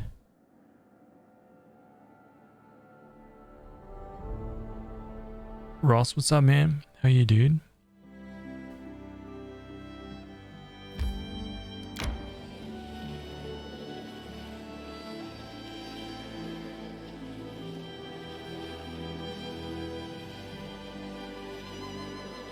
One person was very distracted and it was very annoying because she had no idea what was going on. I can't wait to do it again. I can't wait for the book to come so I can educate myself. That's cool, man. It's cool to hear that, dude. But yeah, I tell you what, man. It can be... D&D can be very frustrating if you're not playing with a good group. It can be very, very frustrating, especially if you're there and you're like, yo, this is awesome, dude. And there's one person or a couple of people who are just... I don't know how to say it. It's more like if they are just not as enthused as everybody else, it can really throw things out. It can really, like, throw the balance of the team out. That makes sense. Full plate +2 hanging around here. What the hell? Okay.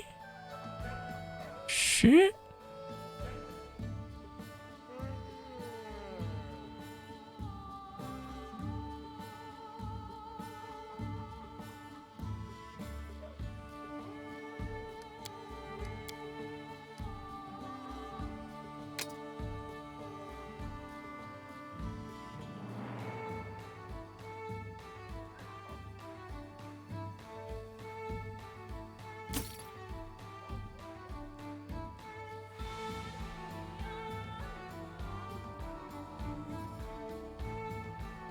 What have I missed? Just starting my day.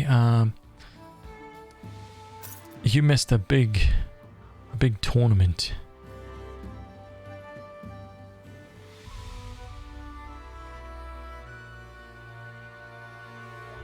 Oh, I knew it. I knew there was a bunch of stuff here.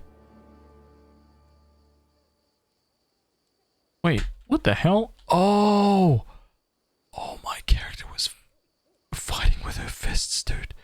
She was naked. Oh. Oh my god, dude. Oh my god, no wonder she was getting absolutely destroyed. That is kind of hilarious.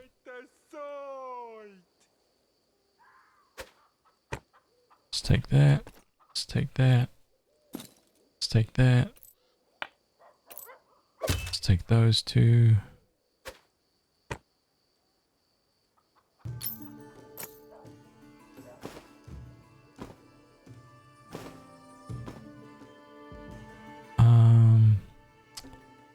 All the resistances.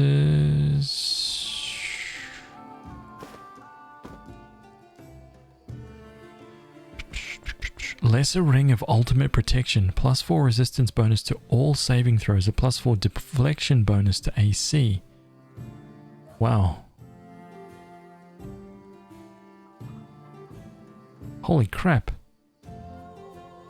Wow, that is like a more powerful version of this spell. That is insane.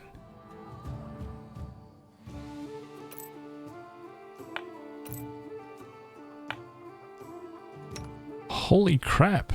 Oh, she's got +4 right there.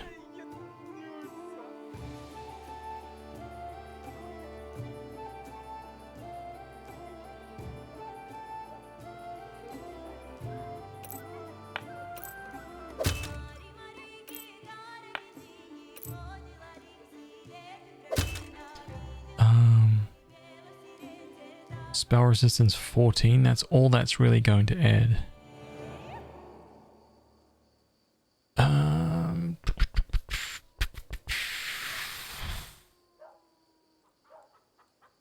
wonder if I should just go with this then.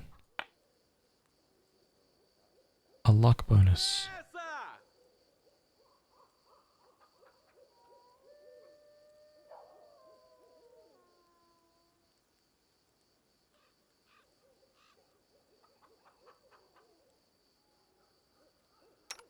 Okay, so I'll take that. Greatsword. Endless War. And the Shock Greatsword. So she's got the Greatsword +3.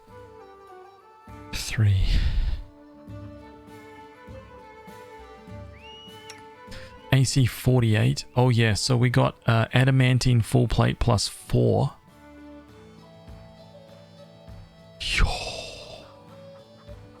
Adamantine Full Plate +4. Okay, we also got a Tower Shield +4. Freaking unbelievable, man. Oh.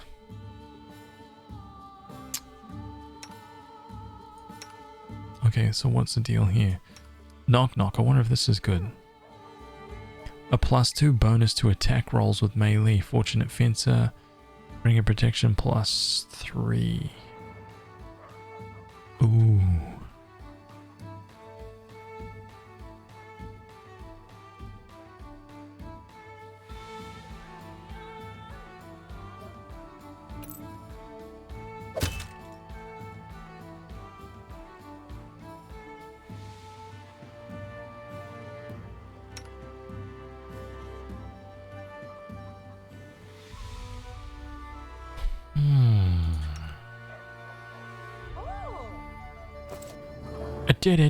Whoops. Okay, so let's get rid of these daggers. Right.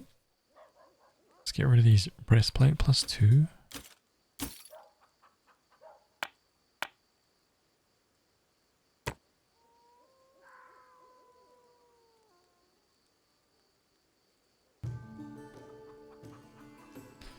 What's a good video equivalent to D&D? Wait, video?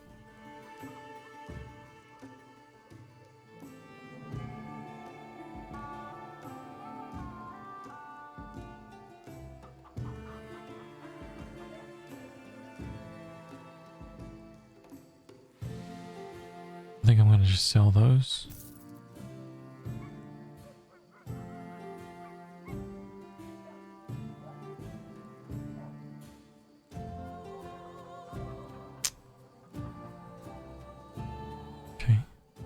Oh, video game equivalent.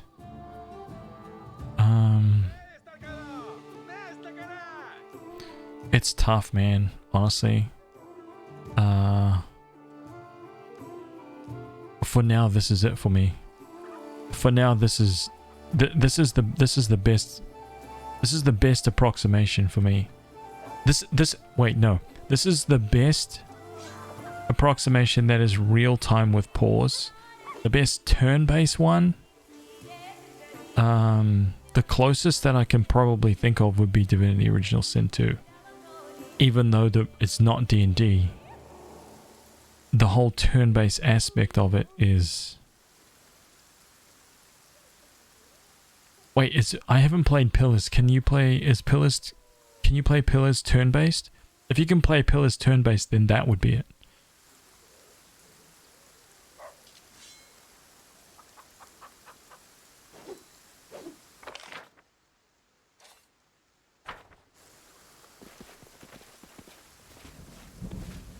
I'm there.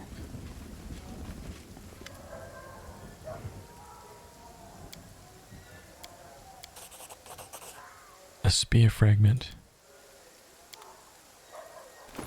Oh, what is this? Spear fragment to the storyteller.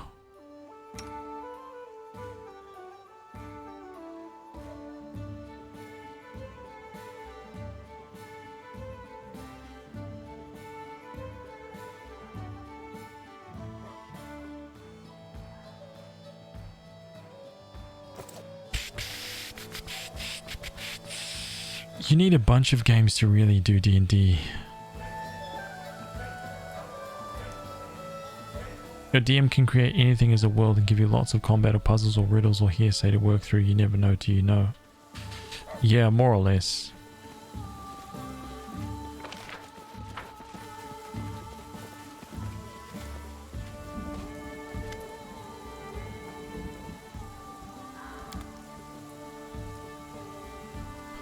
Okay, so nothing really changes even though you upgrade like a town. That's good to know.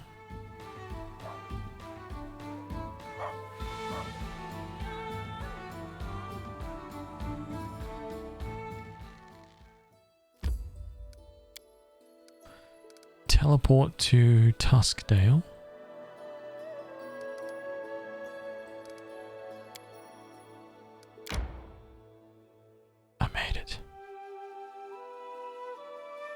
Upgrade the capital to the city. Okay, so now that I'm here, this is a real good one. Here we go. I'm saving, I'm dropping this. We're going to get economy to rank 6. I don't like that 10 events just popped up. I don't like that at all.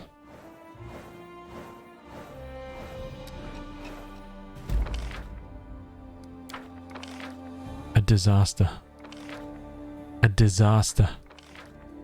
Triumph. Success.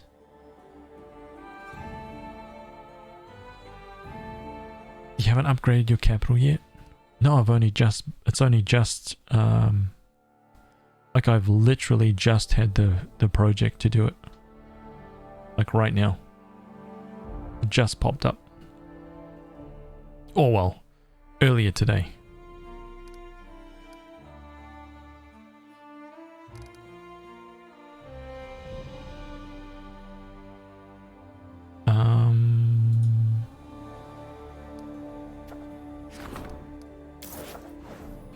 Why 10? Why 10, dude? This is rough.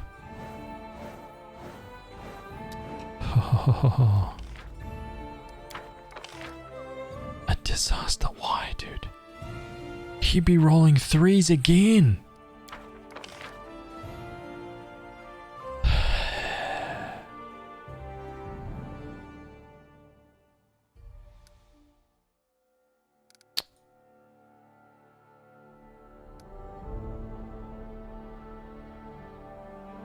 A 14-10. Oh, this is actually going to be really difficult.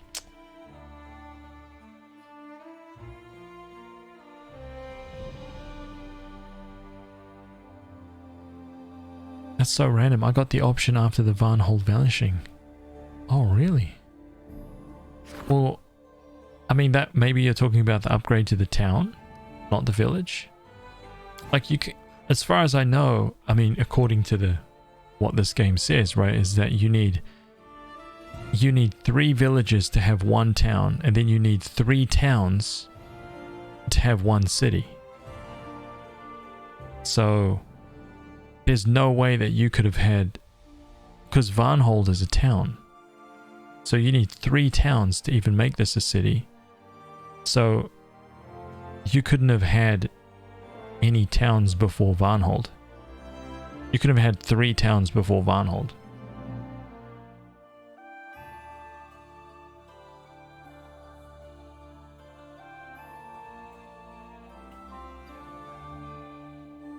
Unless you played completely differently, right? And you explored out all of these other...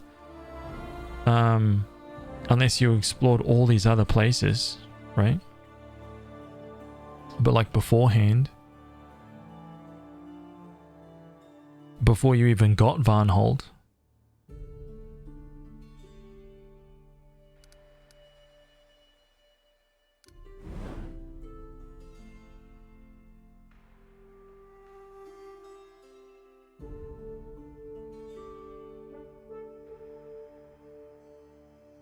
yeah, because I only just got... So you would have to have... For each town you needed 3 villages to upgrade. So you would have at least had to have this whole map open before you could get 3 towns. If each one needs 3 villages to have 1 town. I guess that's how I read that anyway. Oh, dude, I don't think I'm gonna be able to get lucky on all of this. This is too much. 25%, 40%, 90%. 25, 40. I can keep trying. Yeah, strip what's up, man?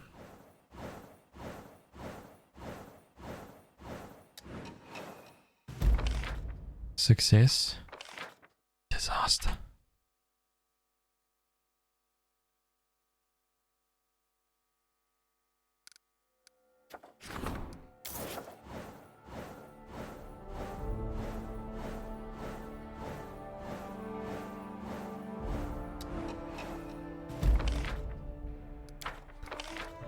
Success!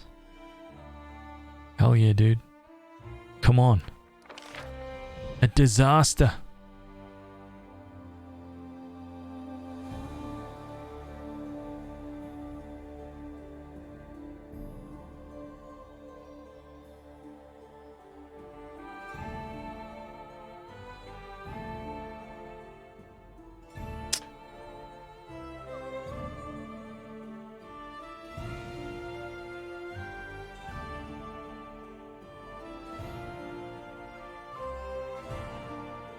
She needs to roll a 16.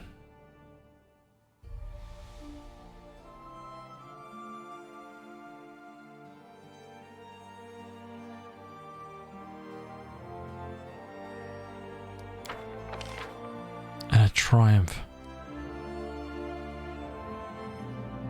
I think I'm just gonna stick with that. Oh god, so many. Okay, the treasure is there. Lindsay's terrified. The bard raised an awful commotion in the castle. It's time to learn what happened. Uh-oh. Dwarves from the Skegger clan wish to present the queen with a reward. Oh, yes. The artisan's loss? Same talent artisan... Not Ragonga. The braided man.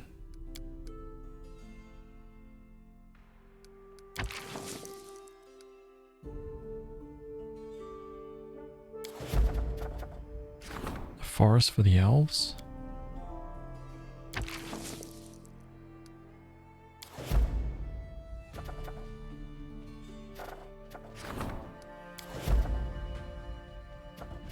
Two 14 days to resolve.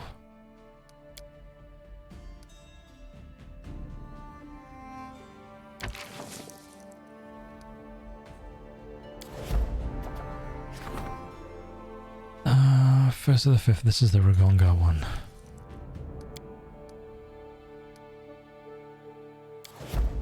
Okay.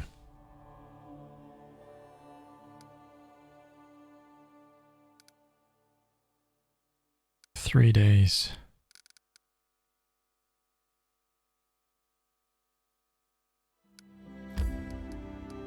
It's time to get ready for work. No worries, dude. Have a good one, man.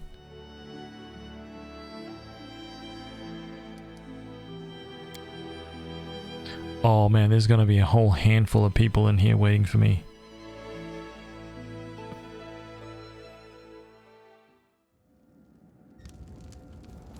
Oh shit, here we go.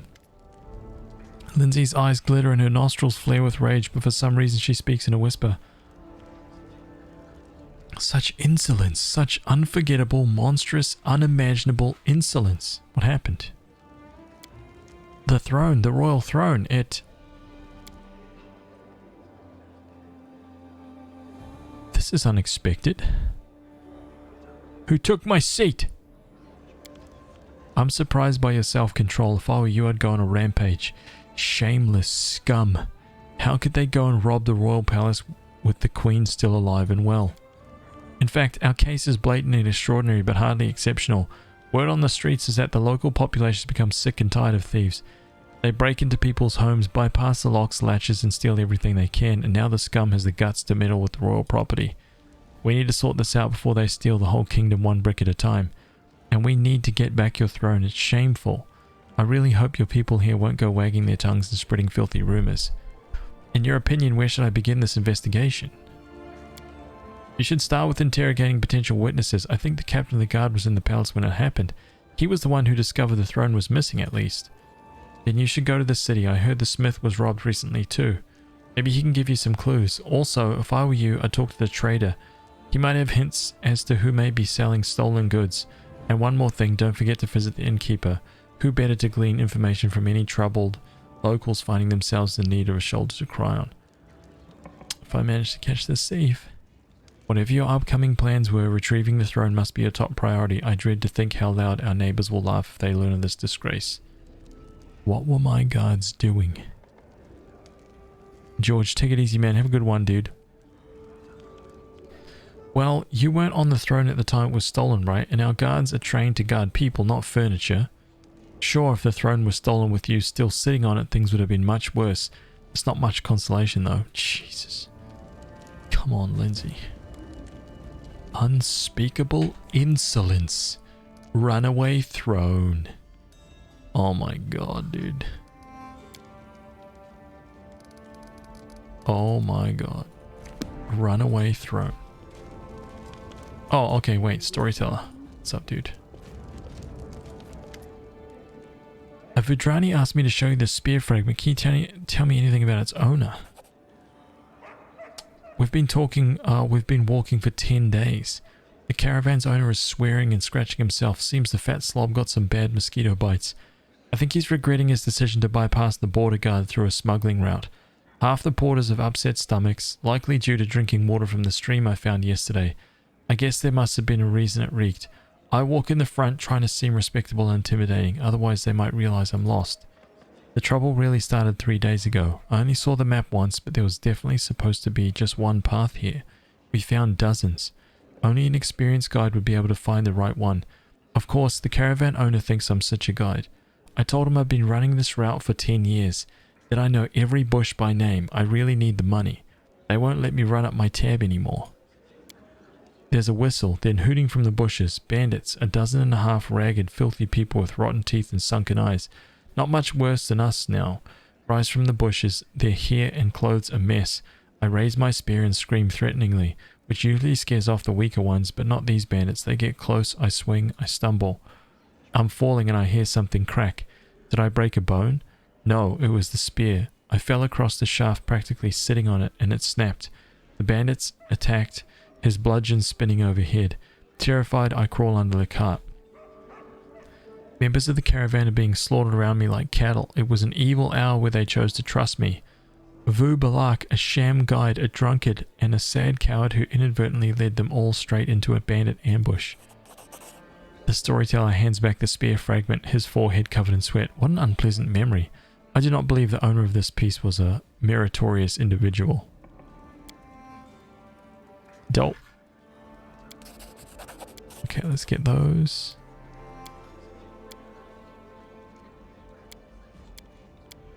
Okay, nothing yet. That's cool. seems that someone's stolen my gaming seat. That's right.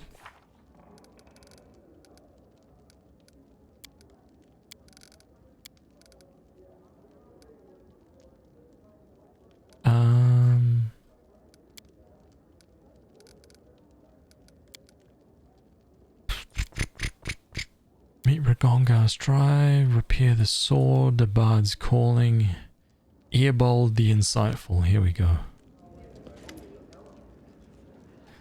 Professor, I can't believe you lied to me this whole time. Don't try to deny it. I've heard everything. How you covered for bullies. How it wasn't even Iravetti who fired you.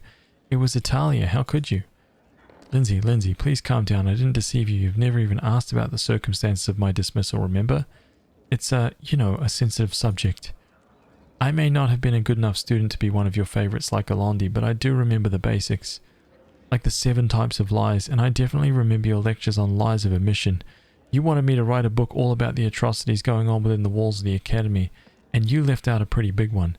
You never told me a student died because of you.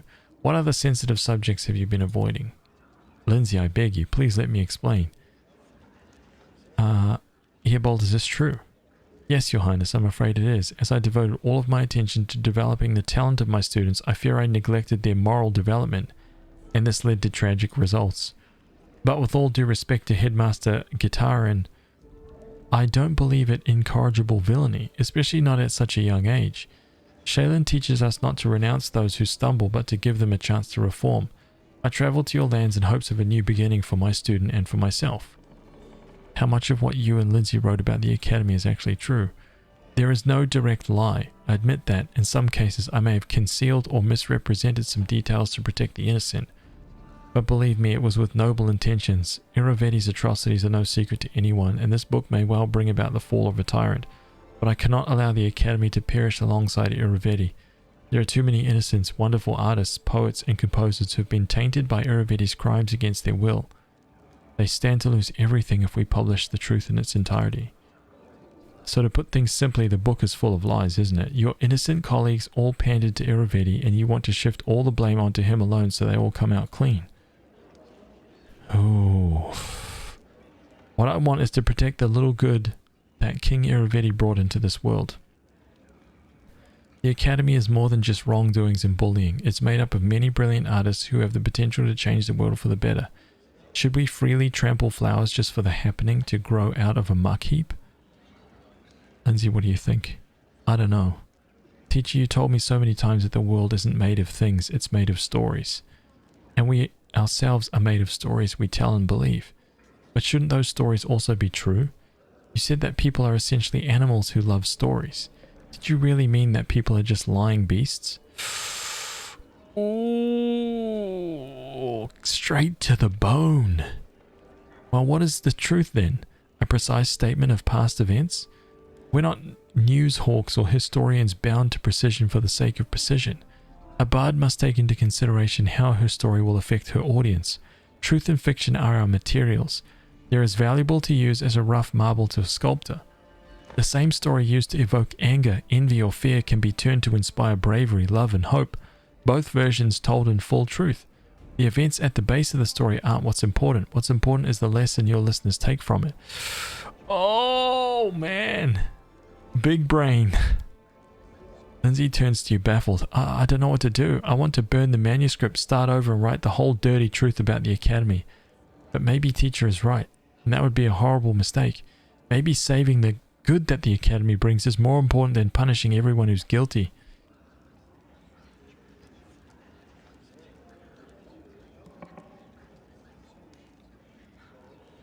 Damn, dude.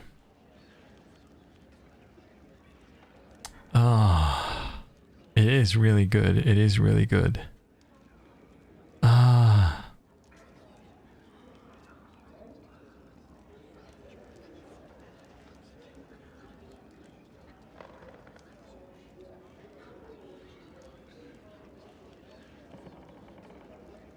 Welcome, Solly, by the way. Hello, hello. Hope you're doing well.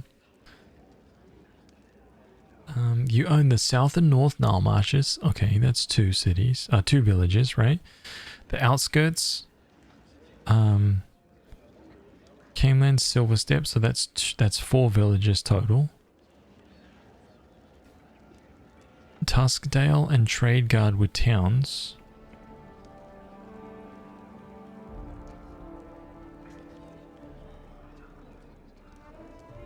Oh, crazy. Wait, so you managed to get 3 towns with only like a tiny number of villages. I wonder how that works. Crazy. Dude, I needed like 9 villages before I could get my third town. I only just got it because I uncovered the Glenabon Uplands. That was it. I needed that village to unlock everything else.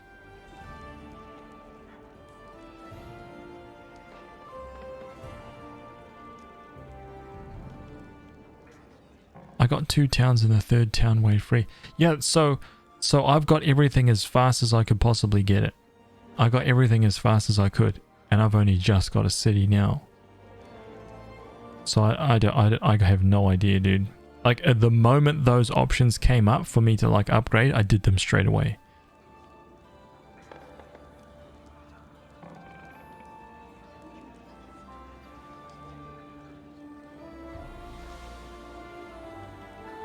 You know what? I think you may have just uncovered something, because I think it's possible to have 2 towns by then. You could have had 2 towns by then, right? But you didn't have enough villages to hold up getting Varnhold. So then you got Varnhold, right? And then you could have upgraded your main town, but you only had like 3 other villages. So you basically had 3 villages to create. Yeah, that's probably what it was. I got Varnhold 2nd. So because I got Varnhold 2nd, that like soaked up another 3 villages. So I couldn't upgrade. I don't know what I'm going to choose here.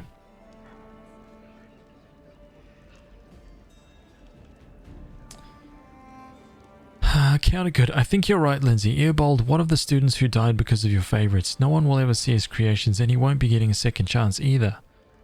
Earbold's right. This cruel world lacks beauty. We have to preserve what little we have.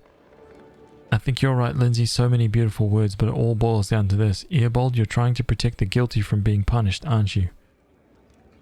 Earbold's right. We have to preserve the academy. Think about it, Lindsay. Even with all the drawbacks, your career wouldn't have started without it.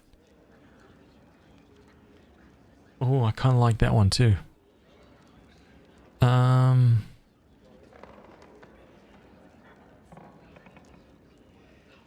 This cruel world lacks beauty. We have to preserve what little we have. Lawful good.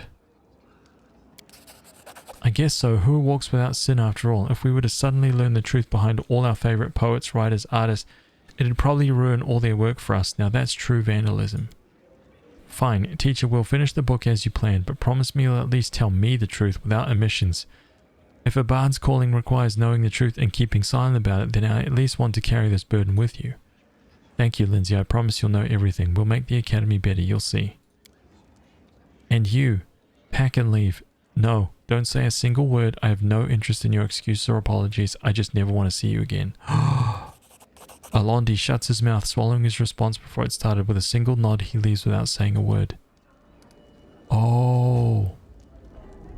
Oh, man. She just clapped him. Well.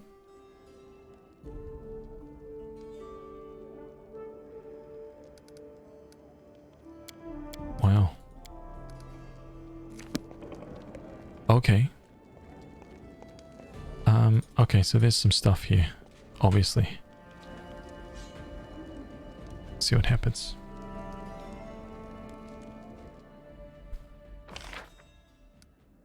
Okay, we sorted that out. 3 days.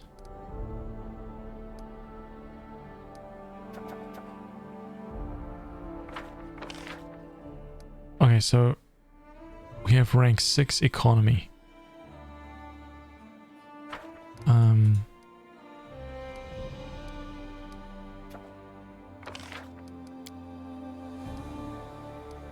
200. Wait. Oh no, dude.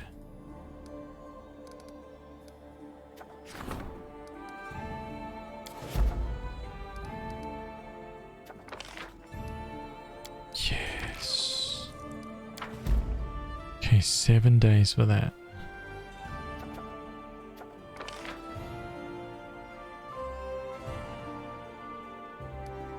I spent so much money. I spent so much money when I was at that place, dude. Oh my god.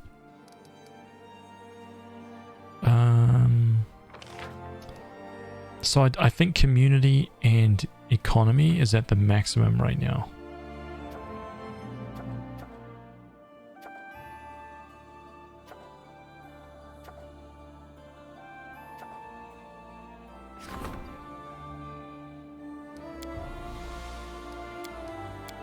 Three, three, four, 3, 2, 4. Wait, 6. Oh, I can rank up. I can rank up community to 7. Oh wow, I didn't realize that.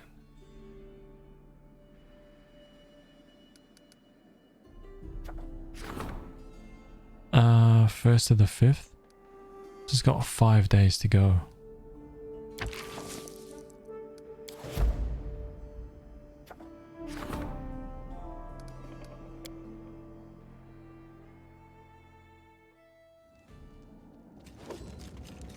Juby. The movement of goods through our lands continues to grow. It's time we exercise your right to charge fees and taxes on the merchants who enter your borders. Uh-oh. In the past, Bravoy has exercised this right, but now it's in your hands. You only have to decide what to levy taxes on. I recommend you to steer to the middle course. Do not oppress merchants too greatly. Do not believe their complaints or claims of poverty either. You should place a tax on goods for the rich and on craft materials for artisans. They both have enough income to survive these taxes without going bankrupt. Certainly, you're free to dismiss my advice. After all, what's the word of a famous traveler who's seen so many countries and watched how they prosper? I missed Jubilos in my playthrough. He never showed up for me. Oh, damn, dude. You have to search for him. He's actually random. I found him just randomly out in the wilderness.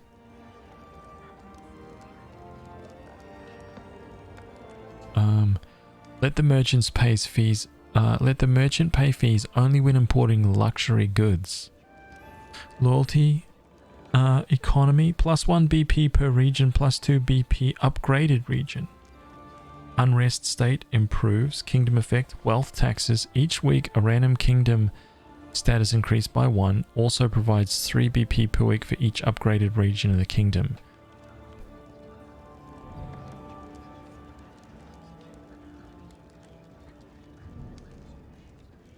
And 1 BP per week for each region without any upgrades. Okay, that's pretty cool. -2 loyalty, -5, +2 BP per region, 4 BP per upgraded region. Everything, every single item to the last apple will be taxed. -5 loyalty, a -5 community, -10 loyalty, stability -5. +3 BP per region, 6 BP for an upgraded region. Unrest state worsens. Oh my god.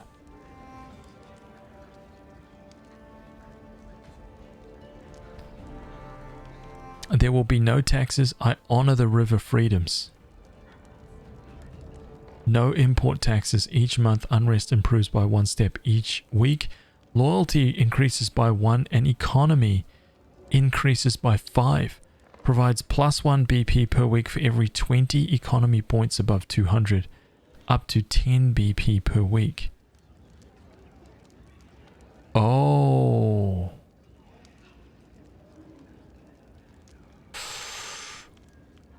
Oh.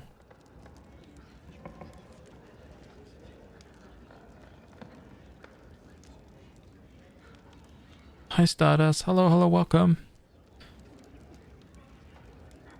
Play the demo, huh? I am waiting. Waiting to play the full deal. I think I'm going to go for this simple.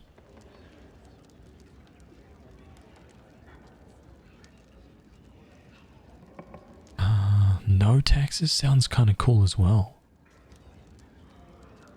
Loyalty increases by 1 and economy increases by 5. Provides +1 BP per week for every 20 economy points. Above 200, up to +10 BP per week. I can get +10 BP per week when it hits 400 economy points. Which is very low compared to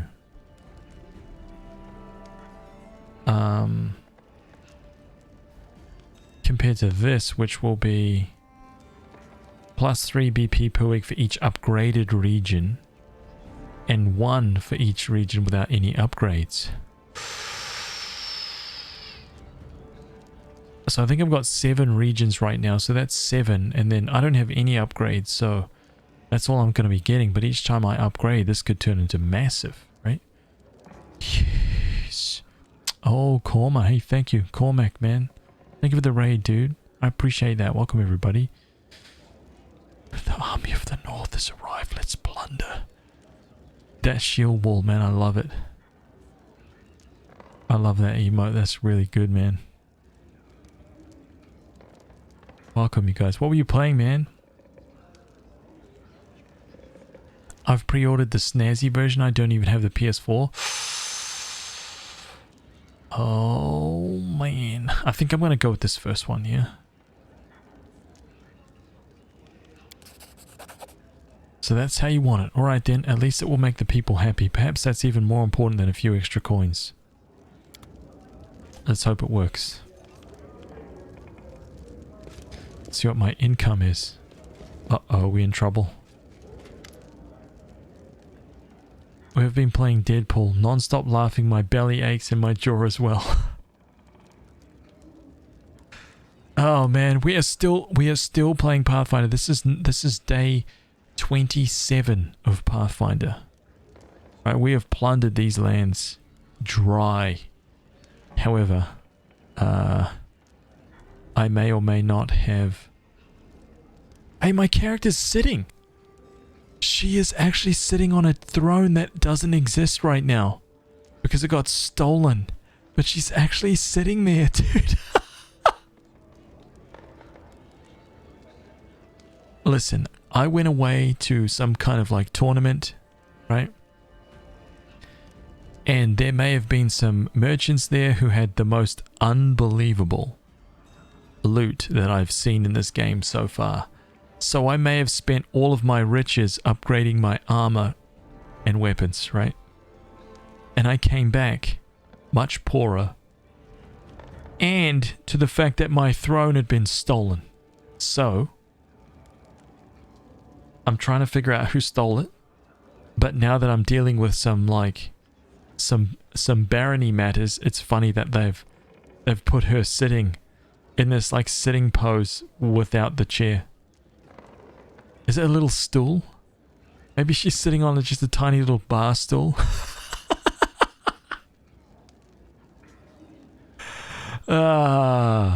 Skega looks much better than she did on your first meeting. Back then she could barely stand for the wounds she'd received fighting the golem. Now the dwarf stands proudly at attention before you in polished armor.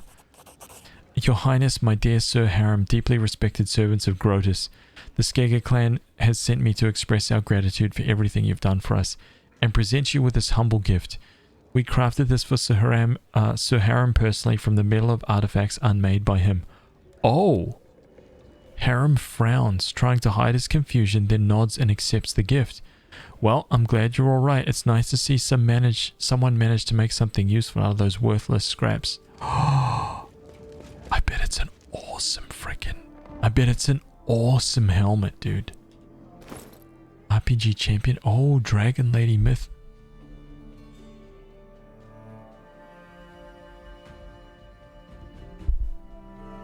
There you go. Right there. Yes. Bring it in. Wow, dude. Damage reduction 5, bludgeoning, and a +6 enhancement bonus to wisdom and charisma.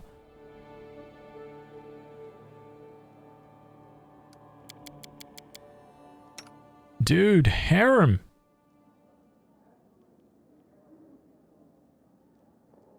Oh, that looks so cool on him, dude.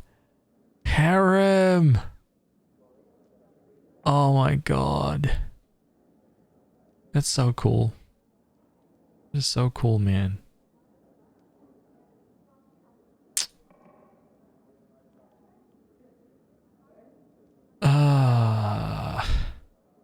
So he's got full plate +2. She's got full plate, adamantine full plate +4. I have full plate +4.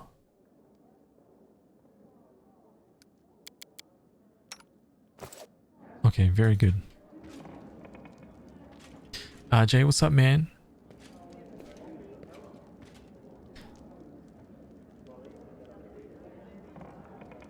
My characters are 2 to 3 levels ahead of mine.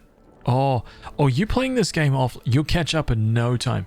You will catch up in no time, man, because streaming this game is everything takes so much longer because I'm literally reading every book, every piece of lore. I'm reading everything.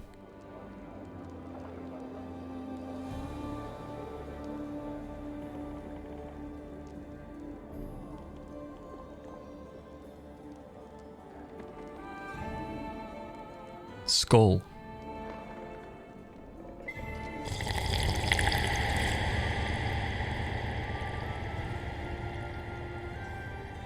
Welcome, friend.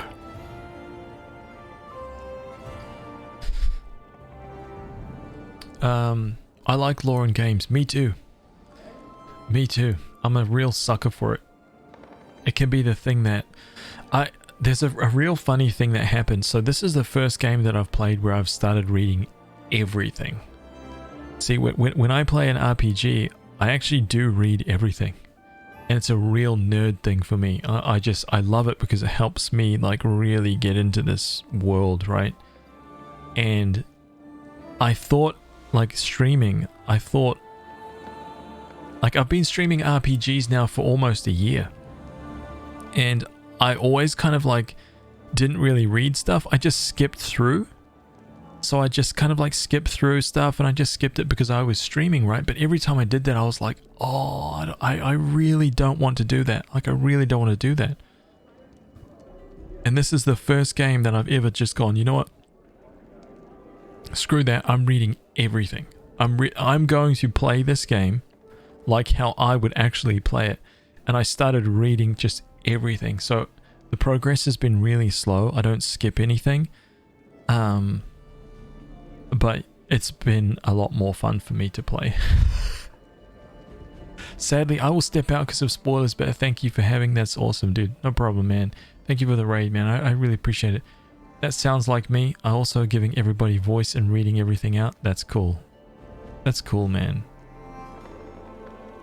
Also built a library and read the stories there. You kept all the books?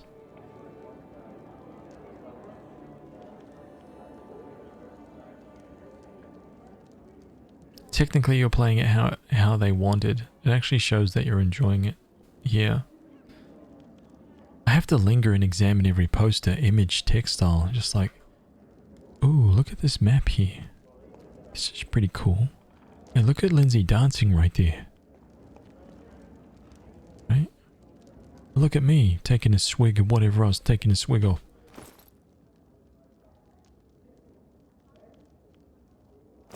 Okay. Save this. Yeah, this is the first time I've done it, and I actually had this thing in the back of my mind that I was actually thinking that it was going to annoy the hell out of everybody in my stream. And now I'm just like,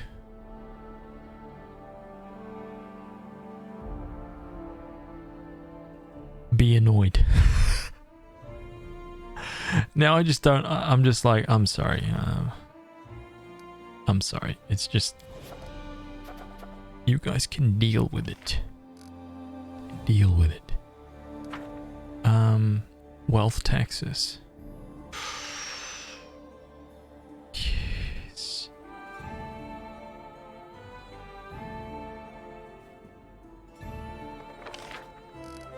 55 BP per week. Okay, so everything went up a little bit.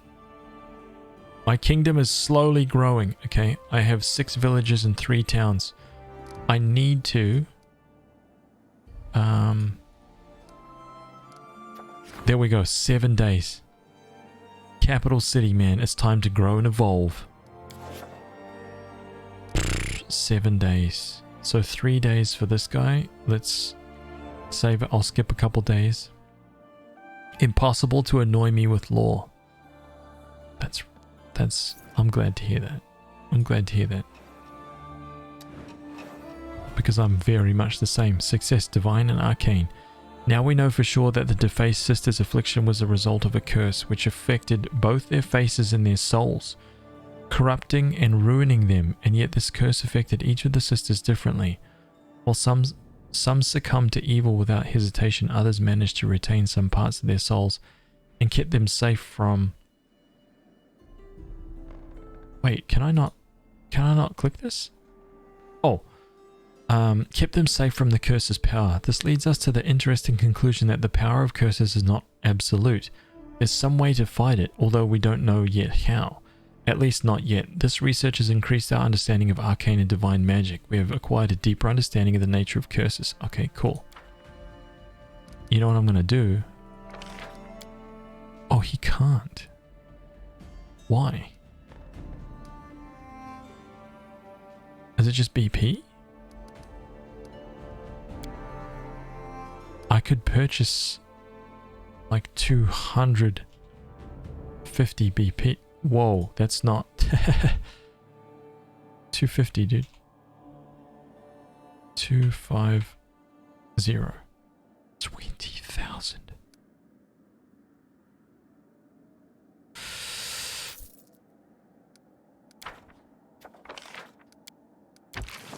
Oh god. Harem will be gone for 90 days. Do it, dude. We need to catch up on all of our curses. Loyal spies. Okay, my BP spending is done for now.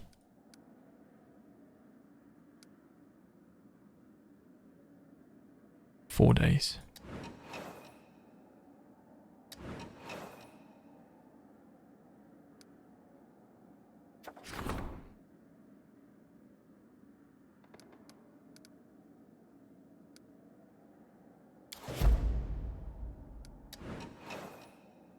Wait, that was it, right?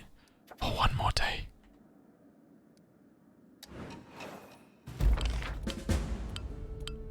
Oh, crap. Okay. We're in a whole new era of this game, I think. You may now upgrade regions within your kingdom. Every region has 2 or 3 available upgrades with unique bonuses and conditions for each. All of them are listed on the region cards. You will find the region upgrade projects in the projects tab. Oh no. Oh my god. Lindsay and the storyteller, your companions have come up with an unusual idea to the throne room. Okay. Oh no, man. I feel like... Look at the cost.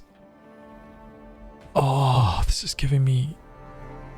Giving Varnhold an opportunity to host fairs would provide the region a sense of hope for future prosperity. Affect any building in the town that provides a bonus to either community or loyalty, also provides 1 to economy. Oh man, this is going to be so tough. You've made significant progress in the restoration of Bronze Shield Fortress, and it quickly became the center of the whole region.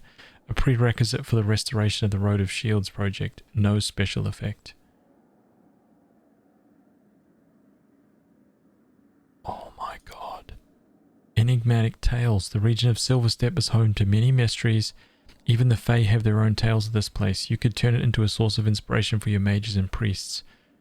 Effect, each cathedral in the kingdom provides 3 divine. Each magical academy in the kingdom provides 3 arcane. Okay. A jewelry center. All around the River Kingdoms, people are sharing tales of gems and dragon silver in the region of Silverstep. With your help, these tales can be harnessed into a promotion for local jewelry. Attracts jewelry makers to the region. Okay, fish farm village. Although Silverstep fishermen prefer to see fish jumping into the boat by itself, you can still teach them a proper fishing techniques for fish farming. Affect any village buildings on this or any adjacent region that grants either a community or loyalty bonus now grants a minimum +1 bonus for both. Okay. It's a magical palace. The stolen lands are a place of magic and mystery, and your capital environments are its true heart. Turn the region into a center for arcane studies and a pilgrimage destination. +5 bonus to resolve any situation with the magister or high priest in this region. Also provides +5 competence bonus to knowledge, arcana, law, religion everywhere in the entire kingdom. Oh, that is awesome. 531 BP. Oh my god, that is 40,000 gold.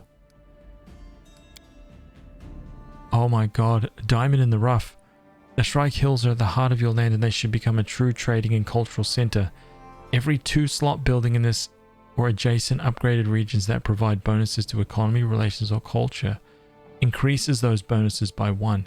Every 4-slot building in this or adjacent region that provides bonuses to economy, relations, or culture increases those bonuses by 2.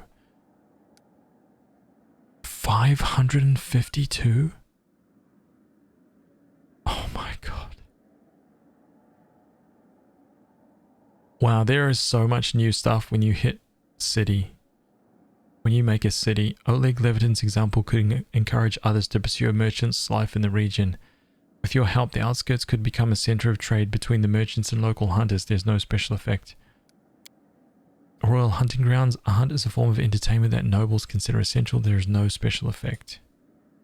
Aristil's holy place. With the Temple of the Elk at its heart, the Northern Nile Marches could become a true home for Aristil's followers. +2 sacred bonus to attack and damage against animals and magical beasts while within the kingdom. Oh, that is actually freaking awesome. Also provides + bonus to law nature checks while within the kingdom. That is really cool. A horse breeding center.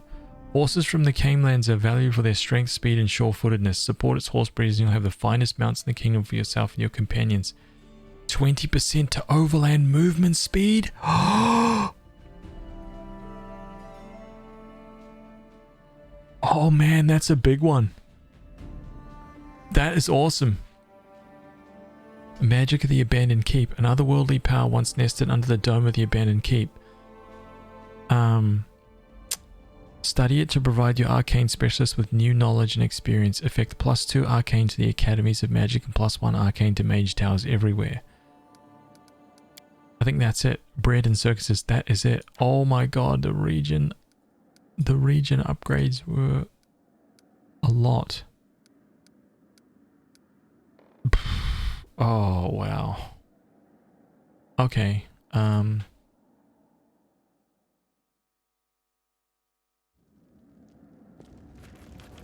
Oh, what's going on here? And then Queen proudly said, "Your evil deeds end now, or is it better as we've uncovered your vile plan?" Oh, Your Highness, we have unbelievably, terribly important news. We managed to find out, discover, invent... Well, here, he'll tell you. Storyteller waits patiently until Lindsay finishes her ardent speech. I will have to begin from afar to let you see what I saw with my blind eyes. The stolen lands are like a cradle in an abandoned house, in which the wind swings the skeleton of a child. No few newborn kingdoms have died here. Just after taking their first breath, I have collected their stories, these precious stars that have been lost in the dust, and I begin to notice some commonalities. It is like a pattern that repeats across different embroideries, the handwriting of the same author across all their stories.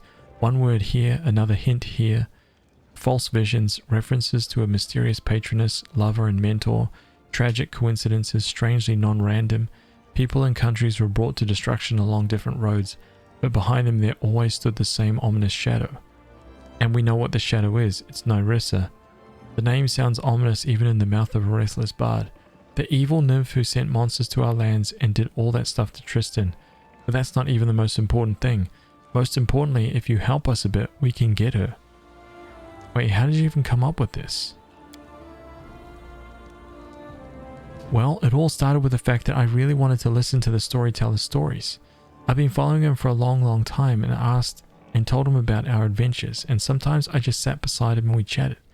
Finally, after I told him about the defaced sisters and all the horrors of the abandoned castle, he noticed that the stories seemed strangely similar to the ones he'd heard before. So what are we going to do? The bards know how to send messages through dreams. I try not to use it for some reason. People got mad when I appeared in their dreams to read my new poems. Lol. Well, the storyteller came up with a ritual based on that spell. We'll collect everything connected to Nyrissa, everything starting with her every track in the abandoned castle. After gathering everything, we'll unite his ability to tell stories with my ability to travel into dreams. So we'll be able to enter Nyrissa's dream. Oh, it is a pity that we don't have the amulet with the string of hair that Nyrissa gave you before the battle with the Stag Lord. You know, back when she was pretending to be a poor suffering nymph? With that, we could have finished all the preparations much faster and easier. What will we achieve by this? We'll learn all of her evil secrets. The ritual will let us see her hidden thoughts and dreams. Well, theoretically, it's not like anyone's ever done this before. It can be dangerous, the storyteller says quietly. In dreams, monsters are more terrible than those we meet in the real world, but I urge you not to neglect this chance, Queen. You are opposed by a powerful enemy, one who has destroyed dozens of kingdoms and empires. If you do not meet her face to face, do not discover her weaknesses, your country will end up just as another of my stories. Get it done. Come to me after we finish the preparations, and remember that I cannot send anyone except you and Lindsay into Nyrissa's dream world. Whatever you have to face, you will have to overcome together, and the path will likely be difficult. Oh man. Okay. That sounds like a major story quest. Who is this? Oh, it's Nazriel. Blazing Omen.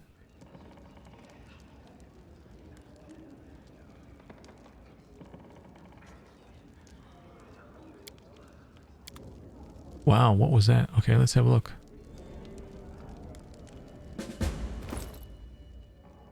Blazing Omen. Is it this one? It's +3 chainmail? Amiri, what has she got right now? It's 9 and 4. 9 and 2.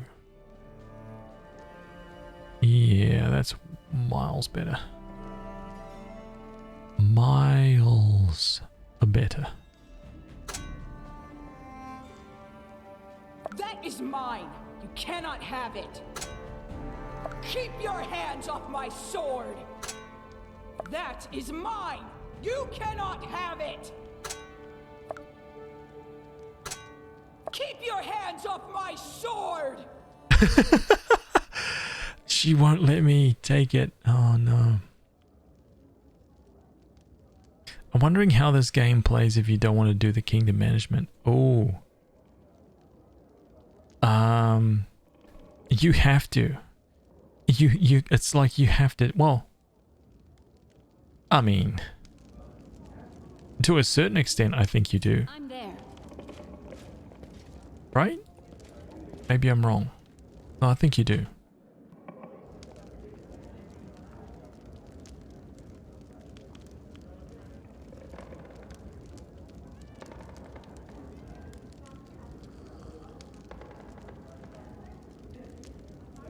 Sorry, I keep like moving my my little like lumbar support thing that comes with this chair. Keeps sliding down.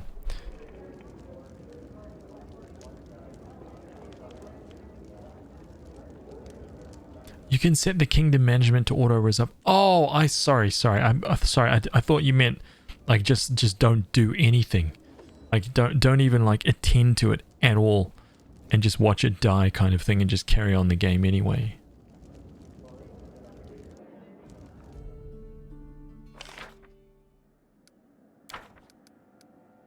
Okay, so what is this? A way into Nyrissa's dream. Oh. So 7 days, 5 days for this one. Forging the sword.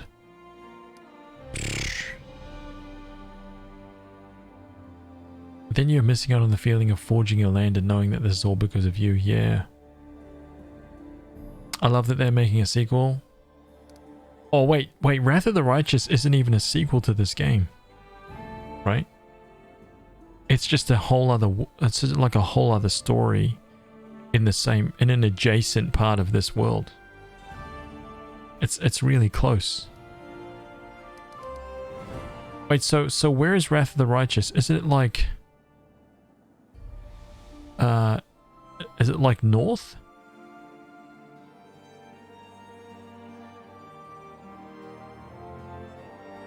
It takes place in the exact same... like exact same area.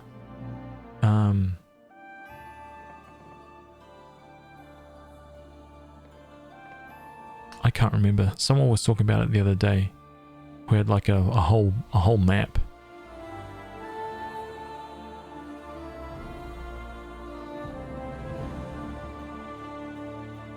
It doesn't apparently it's not.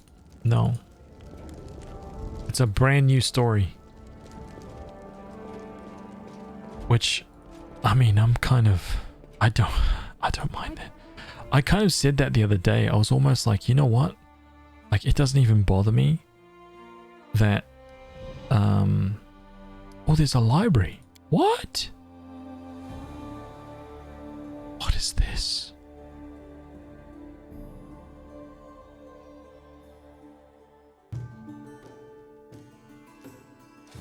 Wait, what? I haven't been to the library before. Oh.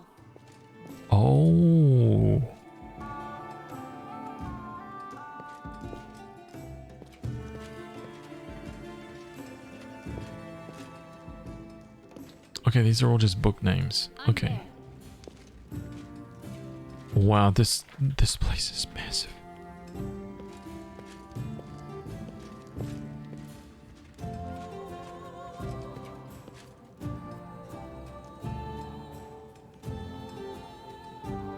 Hey, wait.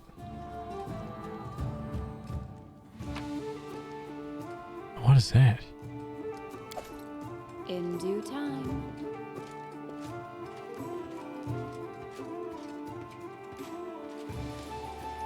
Oh my goodness me, dude.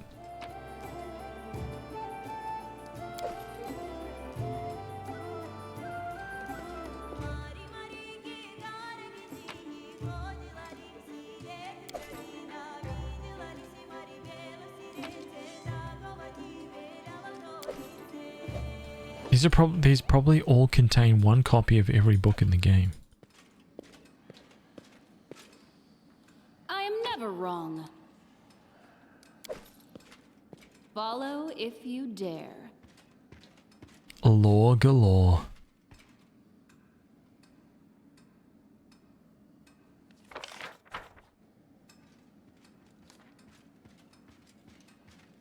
Oh wow, that is crazy, man.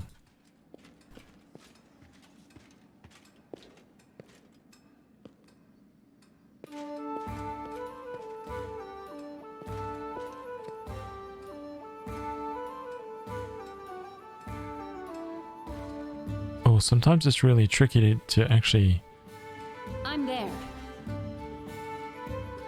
To get these.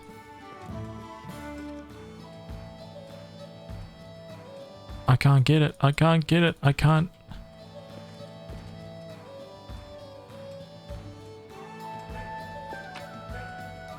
I do what I must. Got it.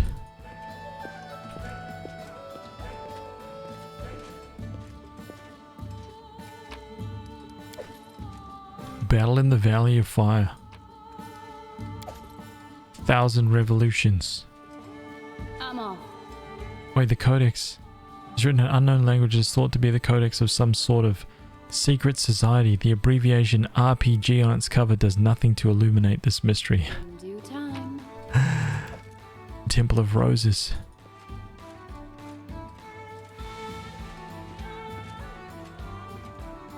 Lore galore. What is this? Oh wow, dude, this is crazy. This is a great library.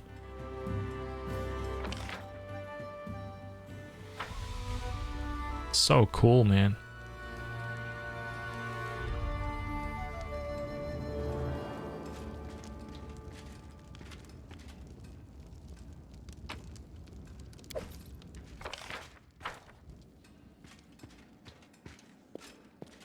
I'm there.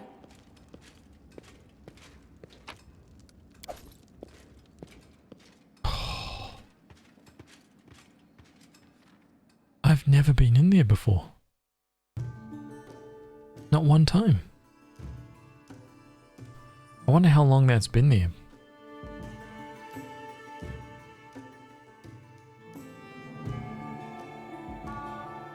That's bizarre.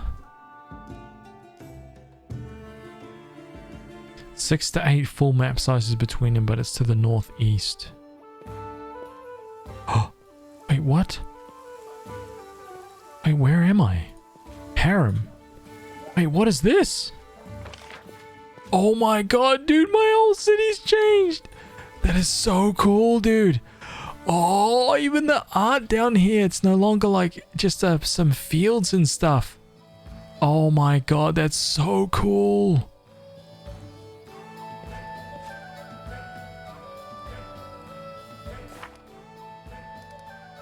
Oh, dude.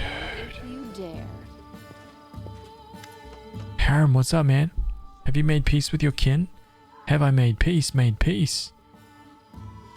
There was war in my heart, and now it is serene. That is true, but can I call it peace? I think not. More like neutrality. I no longer torment myself thinking about them and Torag, although the wounds they left continue to ache, but now it simply doesn't matter. I used to think Torag's followers were shallow, that they couldn't even imagine there was anything in the world besides their beloved god and their home mountain. Now I know that I used to be just as shallow. Torag, Grotus, beginning of time, end of time, all these are only parts of a larger picture. A picture so vast that just thinking about it makes my head spin. But for a moment, I saw it has. What can ridiculous resentments mean after that?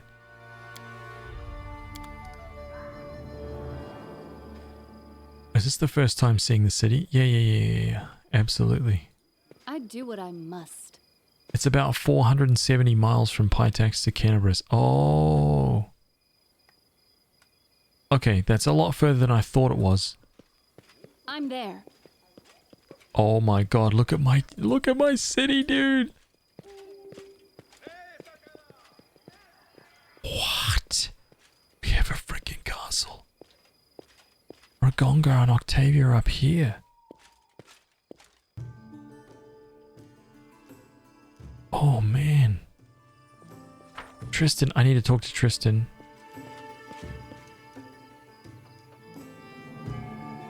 Highland. Lindsay said it was you who discovered that the throne was missing. Yes, Your Highness. He keeps silent for a moment and continues, obviously embarrassed. Actually, Your Highness, please don't think me a fool or a drunkard.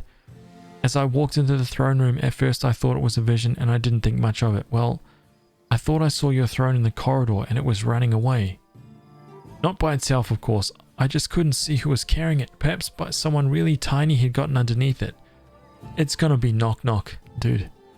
And my, how they ran. It seemed the throne turned the corner by itself, but the sight was strange beyond belief, so I thought I was simply too tired and had to start seeing things. A moment later, when I discovered it really was missing, I rushed after it, but it had vanished into thin air. Maybe it was, magic. Oh my god. Valerie. Okay. The runaway throne, huh?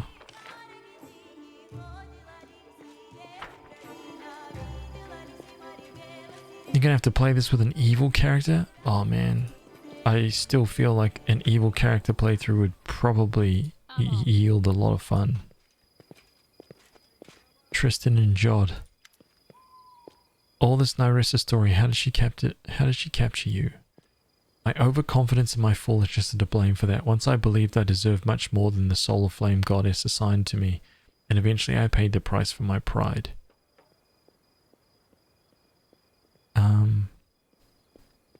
Do you know what she's looking for? Why does she make all these plots and schemes? Alas, no. Nyrissa trusts no one. She's reluctant to share her plans even with her sisters. You'll have to expose her plot and schemes by yourself. Why didn't you tell me who you were right away?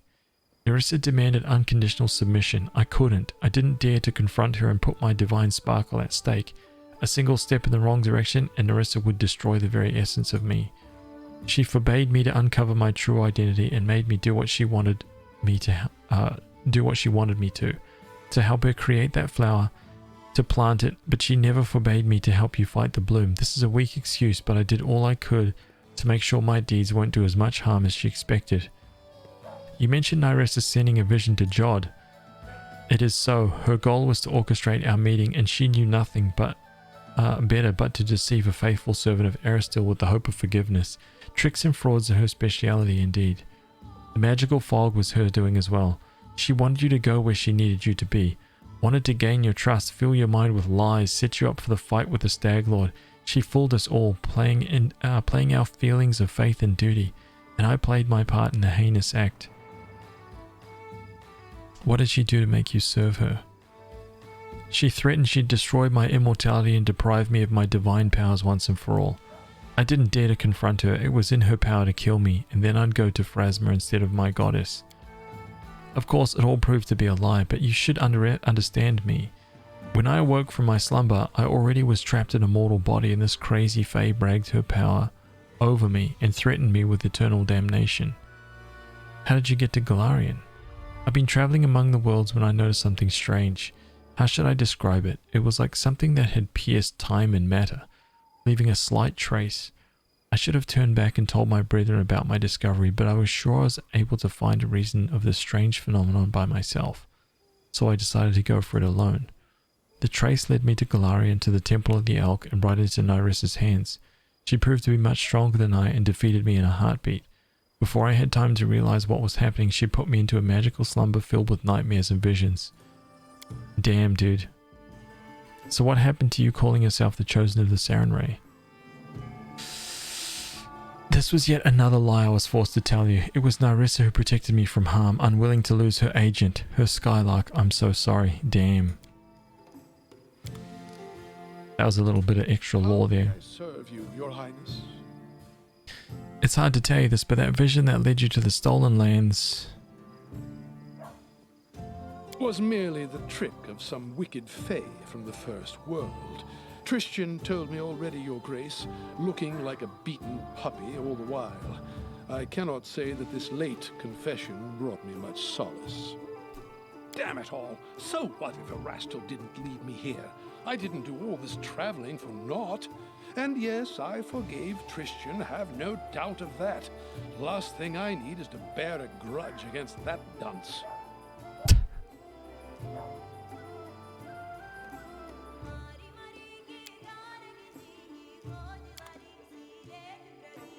He called him a dunce. Hey man, that's mean. Scroll of Atonement.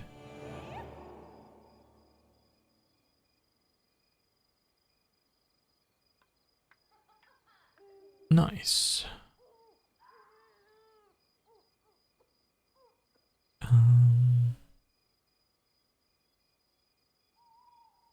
Scroll of Cure Critical Wounds Mass. 198 of them.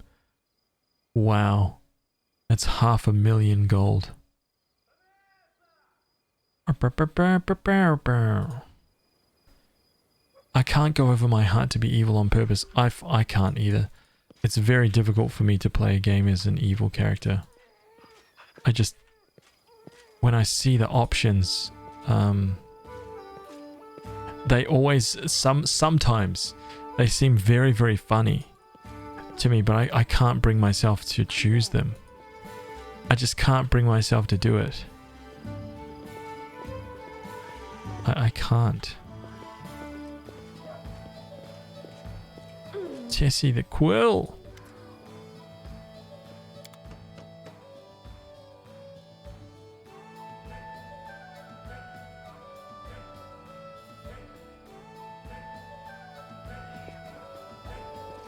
Verdal? Maybe it's him? Have you heard about the thefts plaguing in the city? Heard, Your Highness. I am myself a victim of those thieves. Stole my tools right from under my very nose. I was in the backyard getting coal for the furnace and I heard some noise inside. I ran in and the thief jumped right into a magical portal and vanished. I didn't even get a good look. Damn. Okay.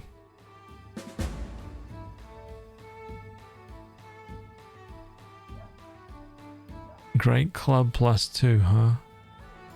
So nothing has been upgraded here? Nothing. Wow.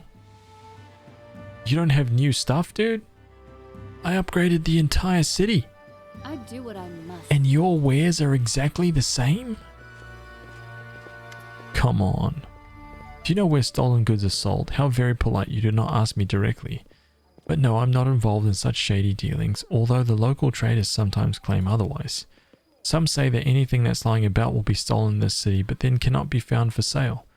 You're not the first to ask after stolen goods. Many hope to find on the black market what precious things were stolen from their homes, but alas, it would seem the thieves have their own ways of getting rid of stolen goods.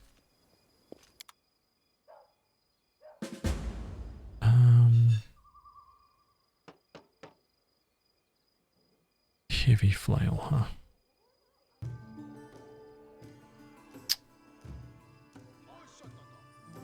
Nope.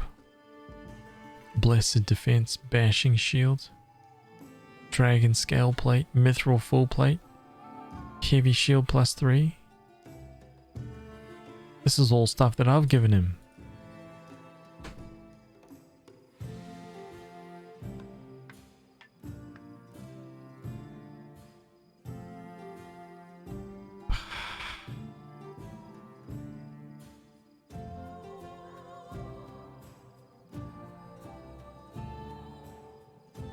Wow. Okay. Okay, so that clears up that stuff. Runaway throne. The thief must be selling his wares by himself. Arsino? Wait.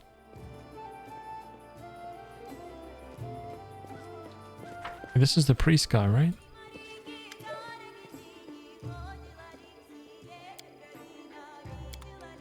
Oh, so this guy has his own stash. Okay, that's cool.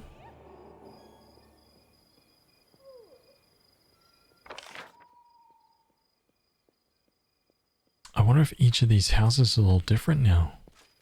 What does it look like on the inside? Oh my god, it's all different. Oh, dude. Oh my god, okay. Whole bunch of new stuff to explore. I'm not going to be able to open this stuff.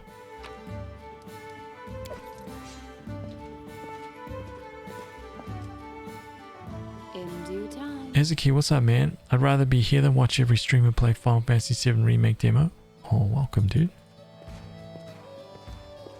You got here at the end of the stream, though. Right? We don't have too much longer. Capital Library. Oh, that's only one house, though.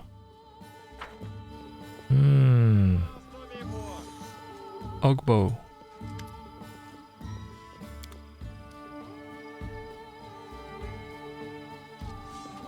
I'm there. Oh, well, Final Fantasy VII, I mean, the Final Fantasy VII Remake, I'm going to be playing that the day it comes out, man.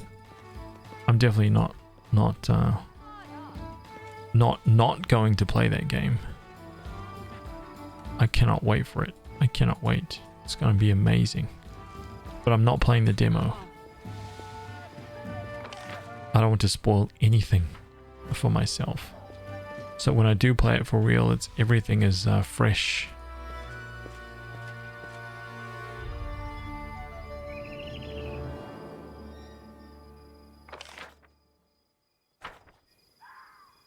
Oh, damn.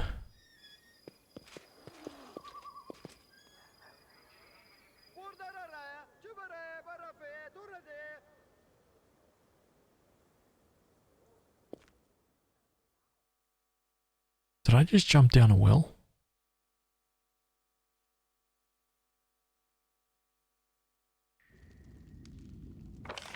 I just jumped into a well. What the hell? Anything is possible.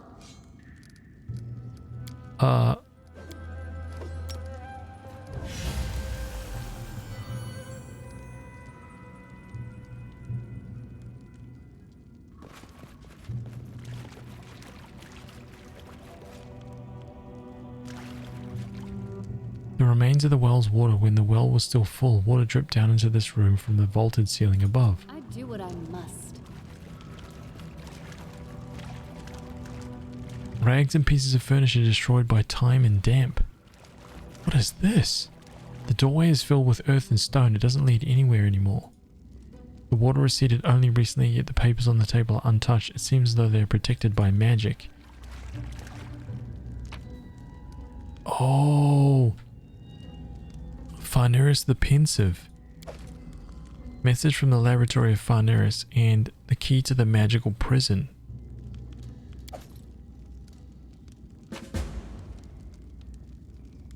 A flail. Unholy flail times 4? What?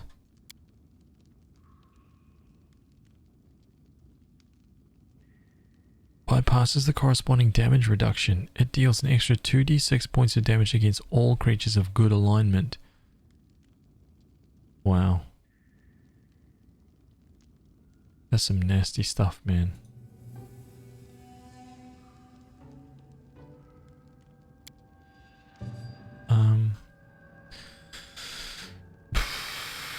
Hydrate.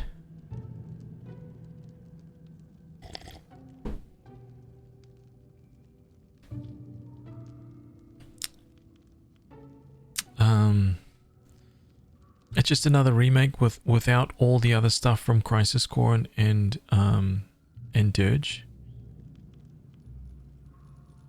That's okay. I don't mind. I would prefer to. I mean, for me, the way that I look at Final Fantasy VII, because it's one of my favorite RPGs, right? I loved Final Fantasy VII, and I know that I'm gonna love this version of it. I'm all for huge graphical upgrades. Even if it's the exact same game, I will still buy it and play it because I can't wait to see all my characters. I can't wait to play the game and see their faces, see how they're going to react to all the scenarios that I've played through so many times before. You know, where you couldn't see anybody's faces, you just kind of like had to make it all up in your head, and that creates a really funny thing because sometimes it won't live up to your expectations and sometimes it will. So I don't know. I'm so excited for it though, man. I can't wait to play it. A Gino calling. I hope you're still in here, man. Sorry I missed that. I miss you. Sneak in.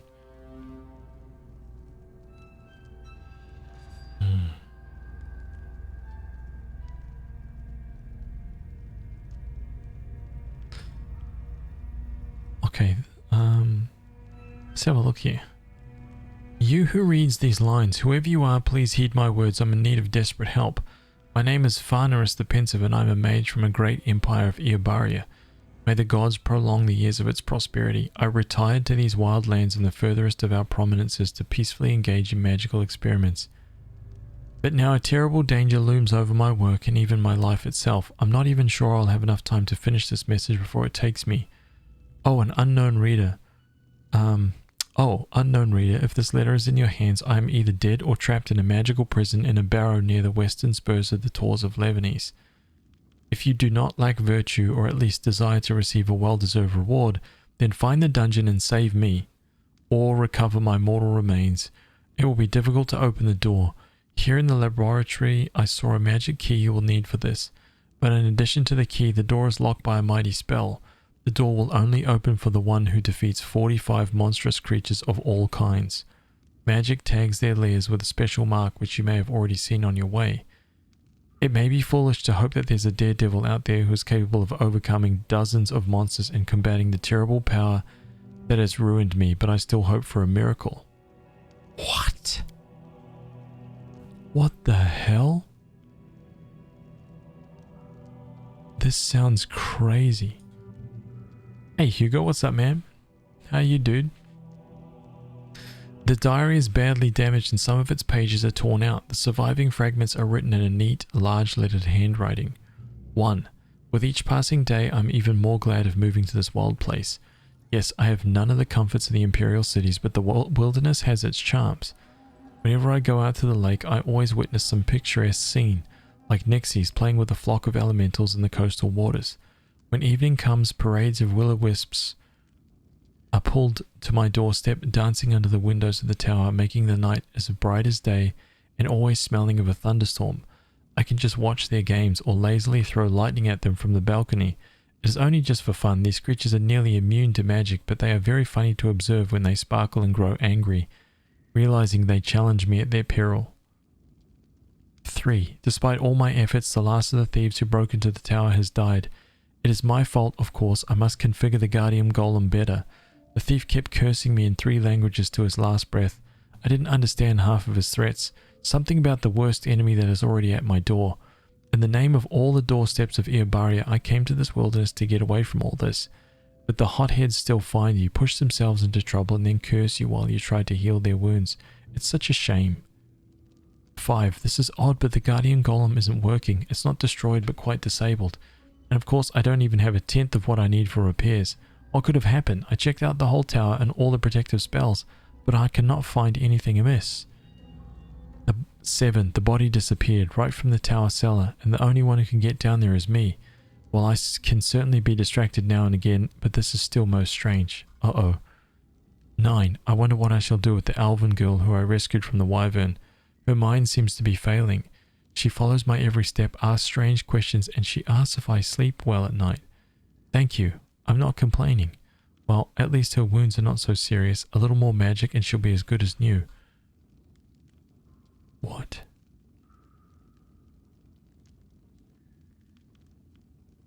Hmm.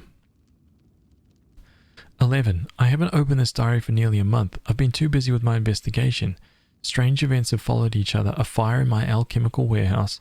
The loss of the artifacts. Again and again, I test new combinations of protective spells, but all in vain. Something is stalking my tower, leaving no trace and easily breaking through every protection.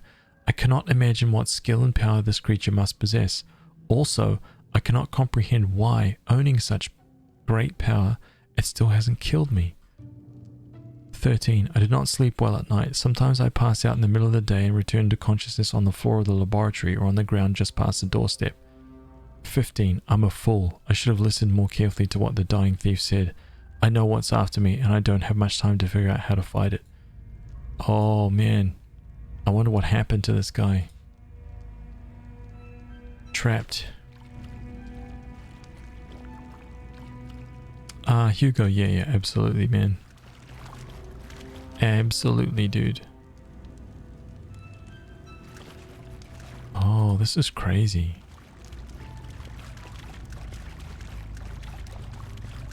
I'm there. And very cool to see this. Man, I did not expect that to be under my city.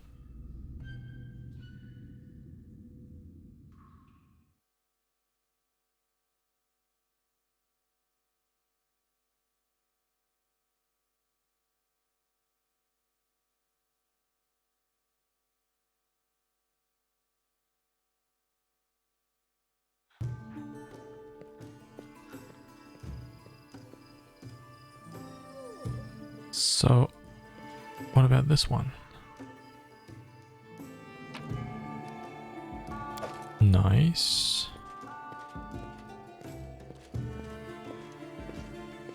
In due time. Food. Some steaks. Some cheese. Some wine.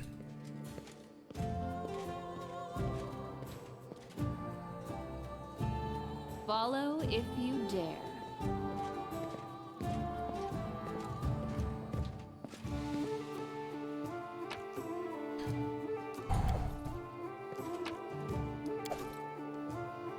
That's good. I like that. I'm picking up some random loot. It's probably not worth very much, but... Ugh, what a failure. Yeah, there it is.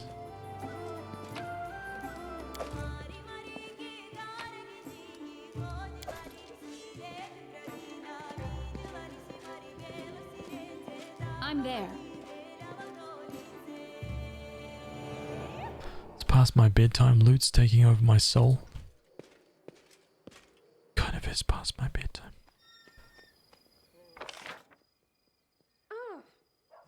Where is Knock Knock? Is Seriously. Knock knock, I'm pretty sure your boys are stealing my gears, man. Let's have a...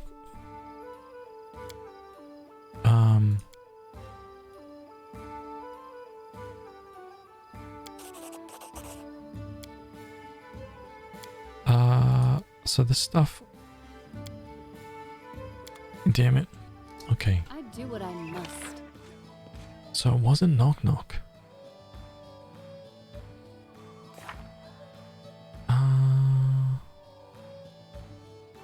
Vertil the blacksmith.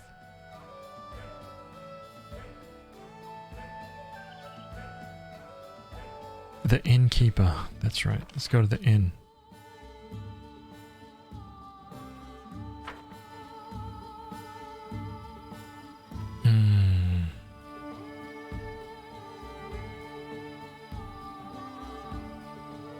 How about Lena? Oh yeah, she's fine, man. She's just been busy with freelance and working and stuff like that.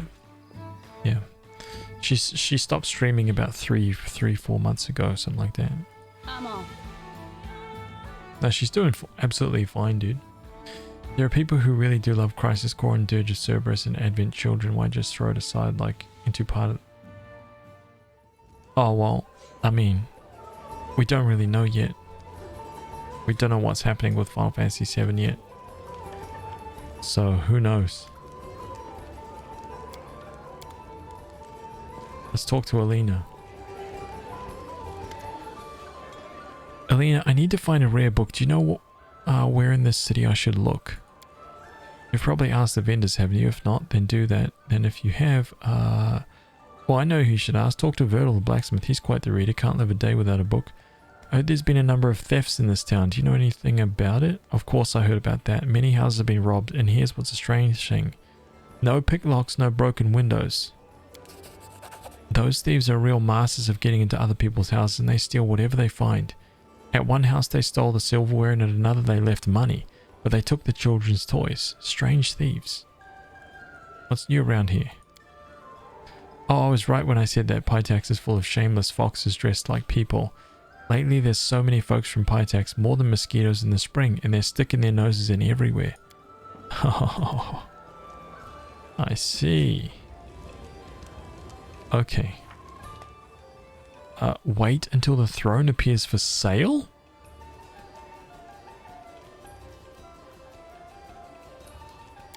What? Ha! Wow. Okay.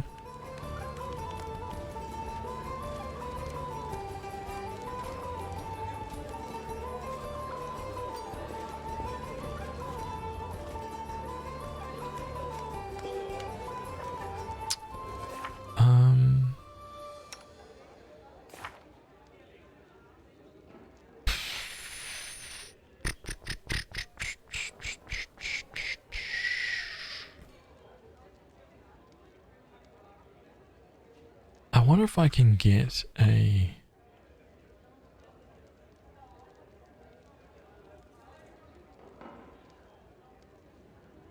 So I took weapon focus, right? Power attack, great cleave, blind fight, dodge, greater weapon focus, sickening crit, staggering crit, critical mastery, greater weapon specialization,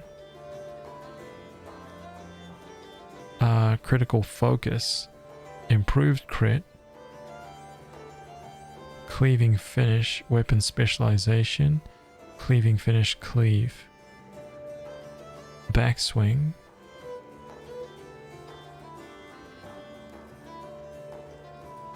overhand chop,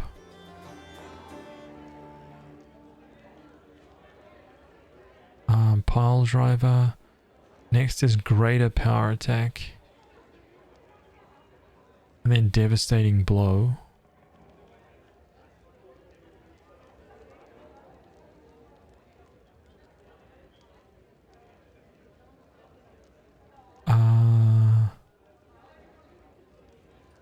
That is pretty badass, actually.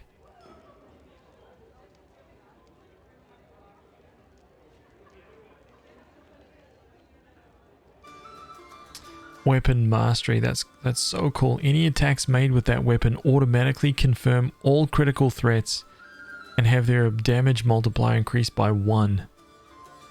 So it will be ×3 crit. Oh my god, dude. If you specialized in fighting with scythes as like a two-handed wielder, you would be doing ×5 crits at probably anywhere from like 24 to 30. You'd probably be doing 150s plus, dropping 150s down. Oh my god. Wow, wow, wow, wow, wow.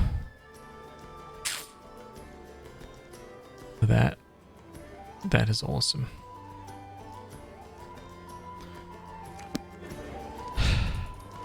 Anyway, I can dream.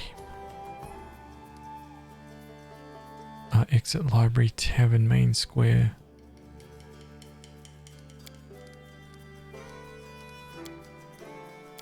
What's going on out here?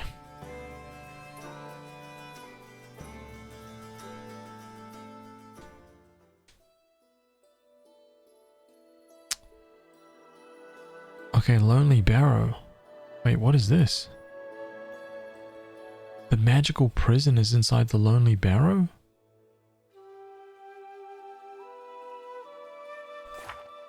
Oh.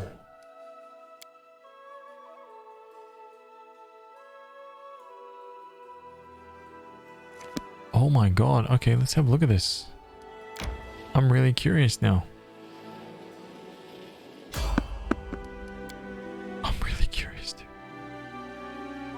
It's like, oh. To victory. Oh man, it's this fight again. I'm happy about this fight. But it's like stuck here. I'm like stuck in this exact same battle with the same dudes.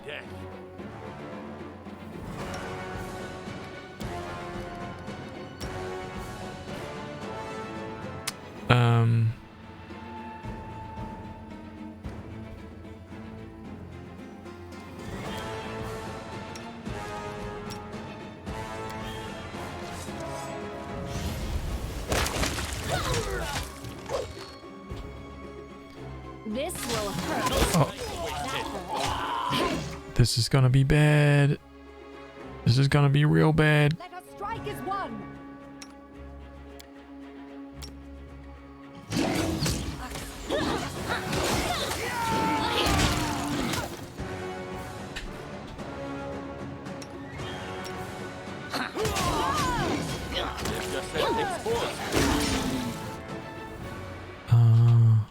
Cannot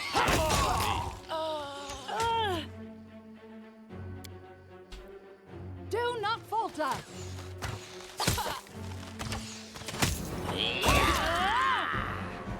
You should have run.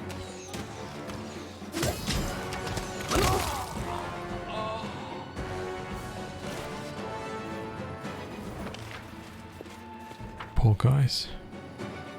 So this is what real time with pause is. Oh, have you never seen like a real time with pause kind of style battle? It's freaking great, dude. I love it. In due time. It depends on the style of game, but real time with pause is... It just turns... Like, if you ever come across... What's the best way to put this? It's like, if you're playing an RPG that's kind of like D&D based, and you want to fight through lots of like trash... like trash mobs and things like that.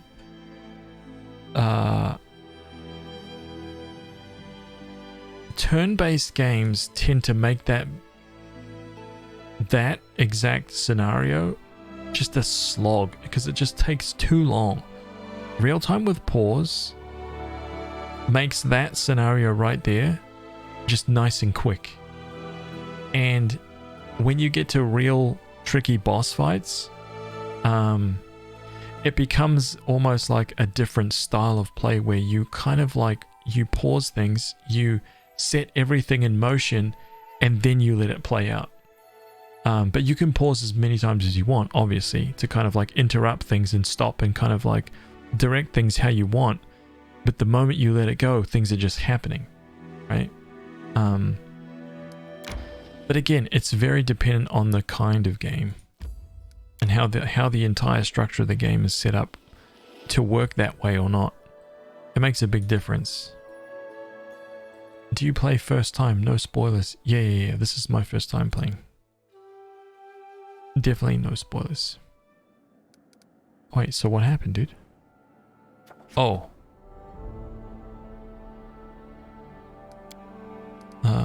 We are booked up. Tracking the throne thief. It can get it done, my man. That's right, 60 days. You've never seen this before?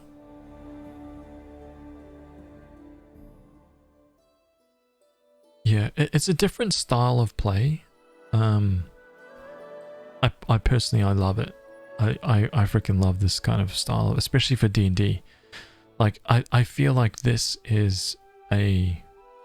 For me personally, if I had to choose between the two styles of D&D, I would choose real time with pause every time. Because I prefer to move it along, and I prefer a lot more encounters. So I prefer fighting like tons of skeletons and tons of goblins. Just keep them coming, man. Like, I want to smash through all of them. I want to pick up all the loot. I would prefer that than, yeah, having basically every battle take 15 minutes to 30 minutes just to kill like a few skeletons and things like that for like a small amount of loot. Like,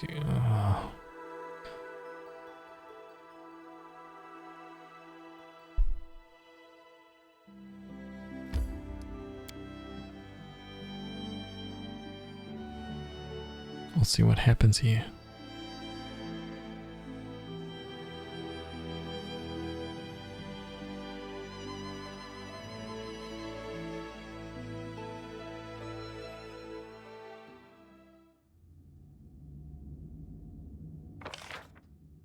Lonely Barrow.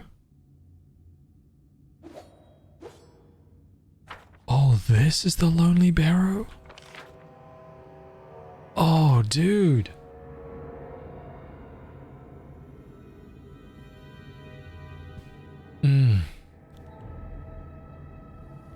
Especially trash mobs. It makes boss battles really, really interesting too. But there's of course there's a downside to playing like this as well, man, because a lot of the time you forego micro, like you forego the micro, right? Big time. It's basically like real-time strategy game in a way, but you pause and give commands. That's it. Yep. Oh, we're still missing one here. I wonder what that means. Hey, an unknown voice, could you answer some questions? The monsters and the key. The door will open to the strongest. Tell me about the monsters. The monsters are your trial. I will mark their lairs. Seek them out and defeat them. After all of them fall, the door will open to you. Tell me about the key. The key is in your hands. Ages ago it was hidden in the dungeon where two rivers flow into one lake. Ages later it was drawn into the light. Defeat the monsters, then give me the key and the door will open to you. It seems you're trying to hide something from me. This is no simple key, but a much more valuable artifact. Yes, the key is more than just a key. It is a gauge. It is part of a plan. The imprisoned one can only become free by sacrificing the essence of his power. Tell me, door, what's locked behind you? Farneris. Who created you? Farneris. Farneris is imprisoned. Farneris is the one who created you. Maybe you can explain what all this means. The door will open to the strongest. Defeat the monsters. The door will open to the strongest. Examine the barrier. Let me just save this. I must be nearly finished, right? It seems that your attempt to plunge the key into the barrier is a waste of time. The shimmering surface is impenetrable. The monsters are not defeated. Defeat the monsters, return with the key. Oh, dude, that's so cool. There's 45 strong monsters.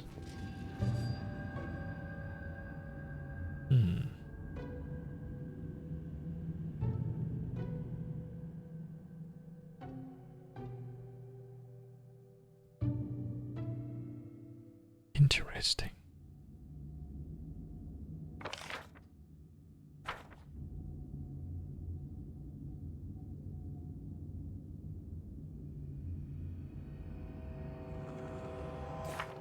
I'm level 14. Attack 31. It's a good attack roll, man.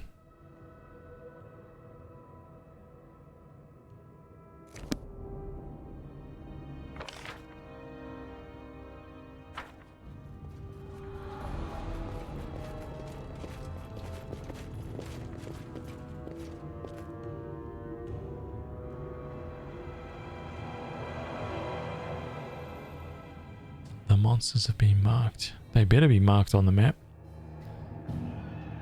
What are we talking about here? How are they marked?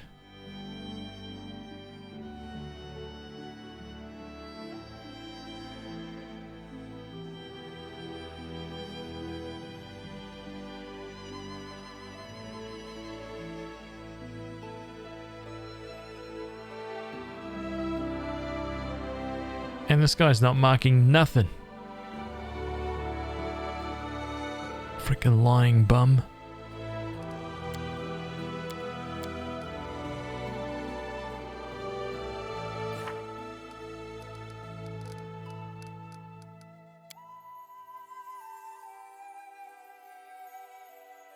The lairs will be tagged by a special mark once we discover them.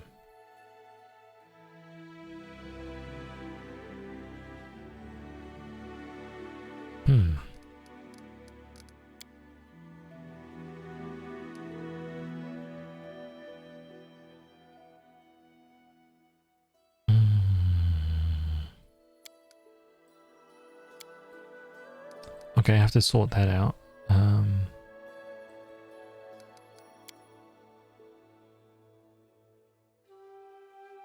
Explore the mysterious cave from Luna's map. I don't even know where that was. Ragongar's tribe.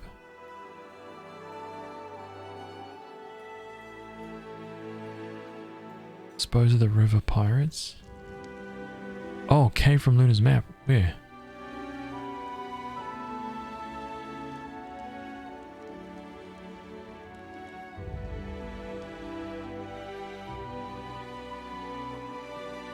Oh, interesting. Huh. Okay, well, we're gonna go there next.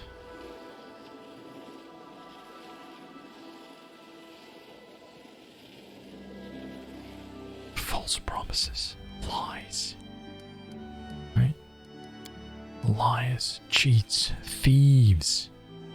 This map is massive. Yeah. It is massive. There's a lot to explore, man. A lot. And there's just a ton of like stuff to do as well.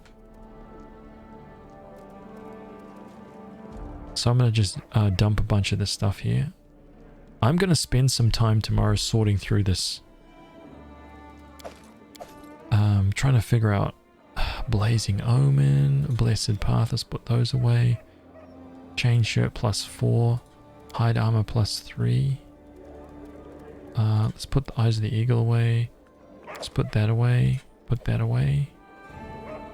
Let's put that Gears Rule away. Let's put that away. I'm pretty sure I can... Like, I think all of this magical weapons and armor that I have here, I'm pretty sure there is probably 200,000 gold here at least. At least. There's some amazing stuff in here. It's the inventory space infinite. It's the infinite inventory space. I love it, man. I'm a hoarder, dude. I gotta collect all of the things, right? We gotta collect them all, man. AC 37. Man, that's pretty decent. His AC is 40 now.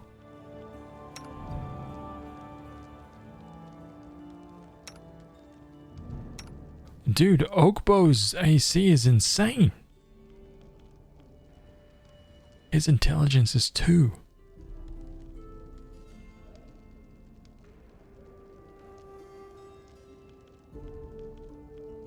How can his charisma be 6? That's lies.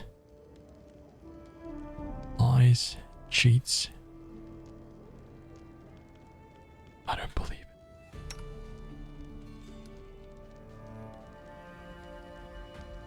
it. Icondio.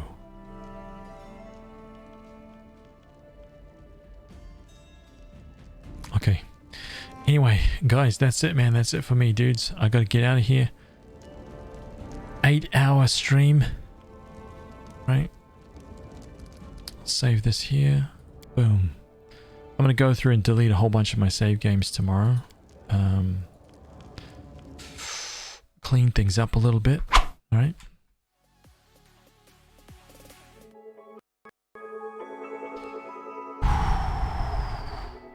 Man.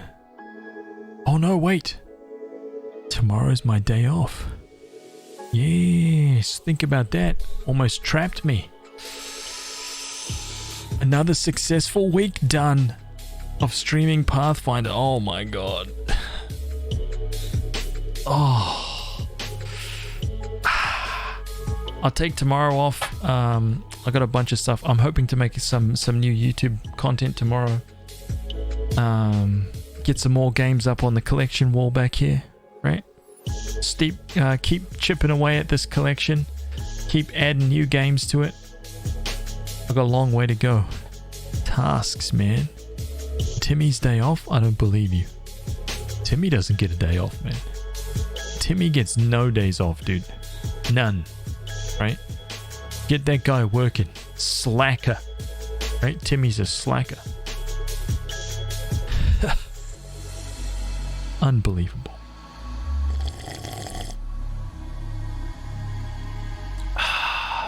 I don't know how close or far we are to beating the game. But we'll see. We'll see. I got a feeling we're on the way down. So maybe one more week. We'll see. We'll see where we're at. Anyway, you guys, be good. I will see you soon. Very soon. And if you can't handle the fact that the stream is not going to be here, then you need to jump into the Discord, right? You just got to jump into the Discord and hang out with all your RPG friends in there, right? There's billions in there. Billions of people in there. Billions of RPG fans. Trust me.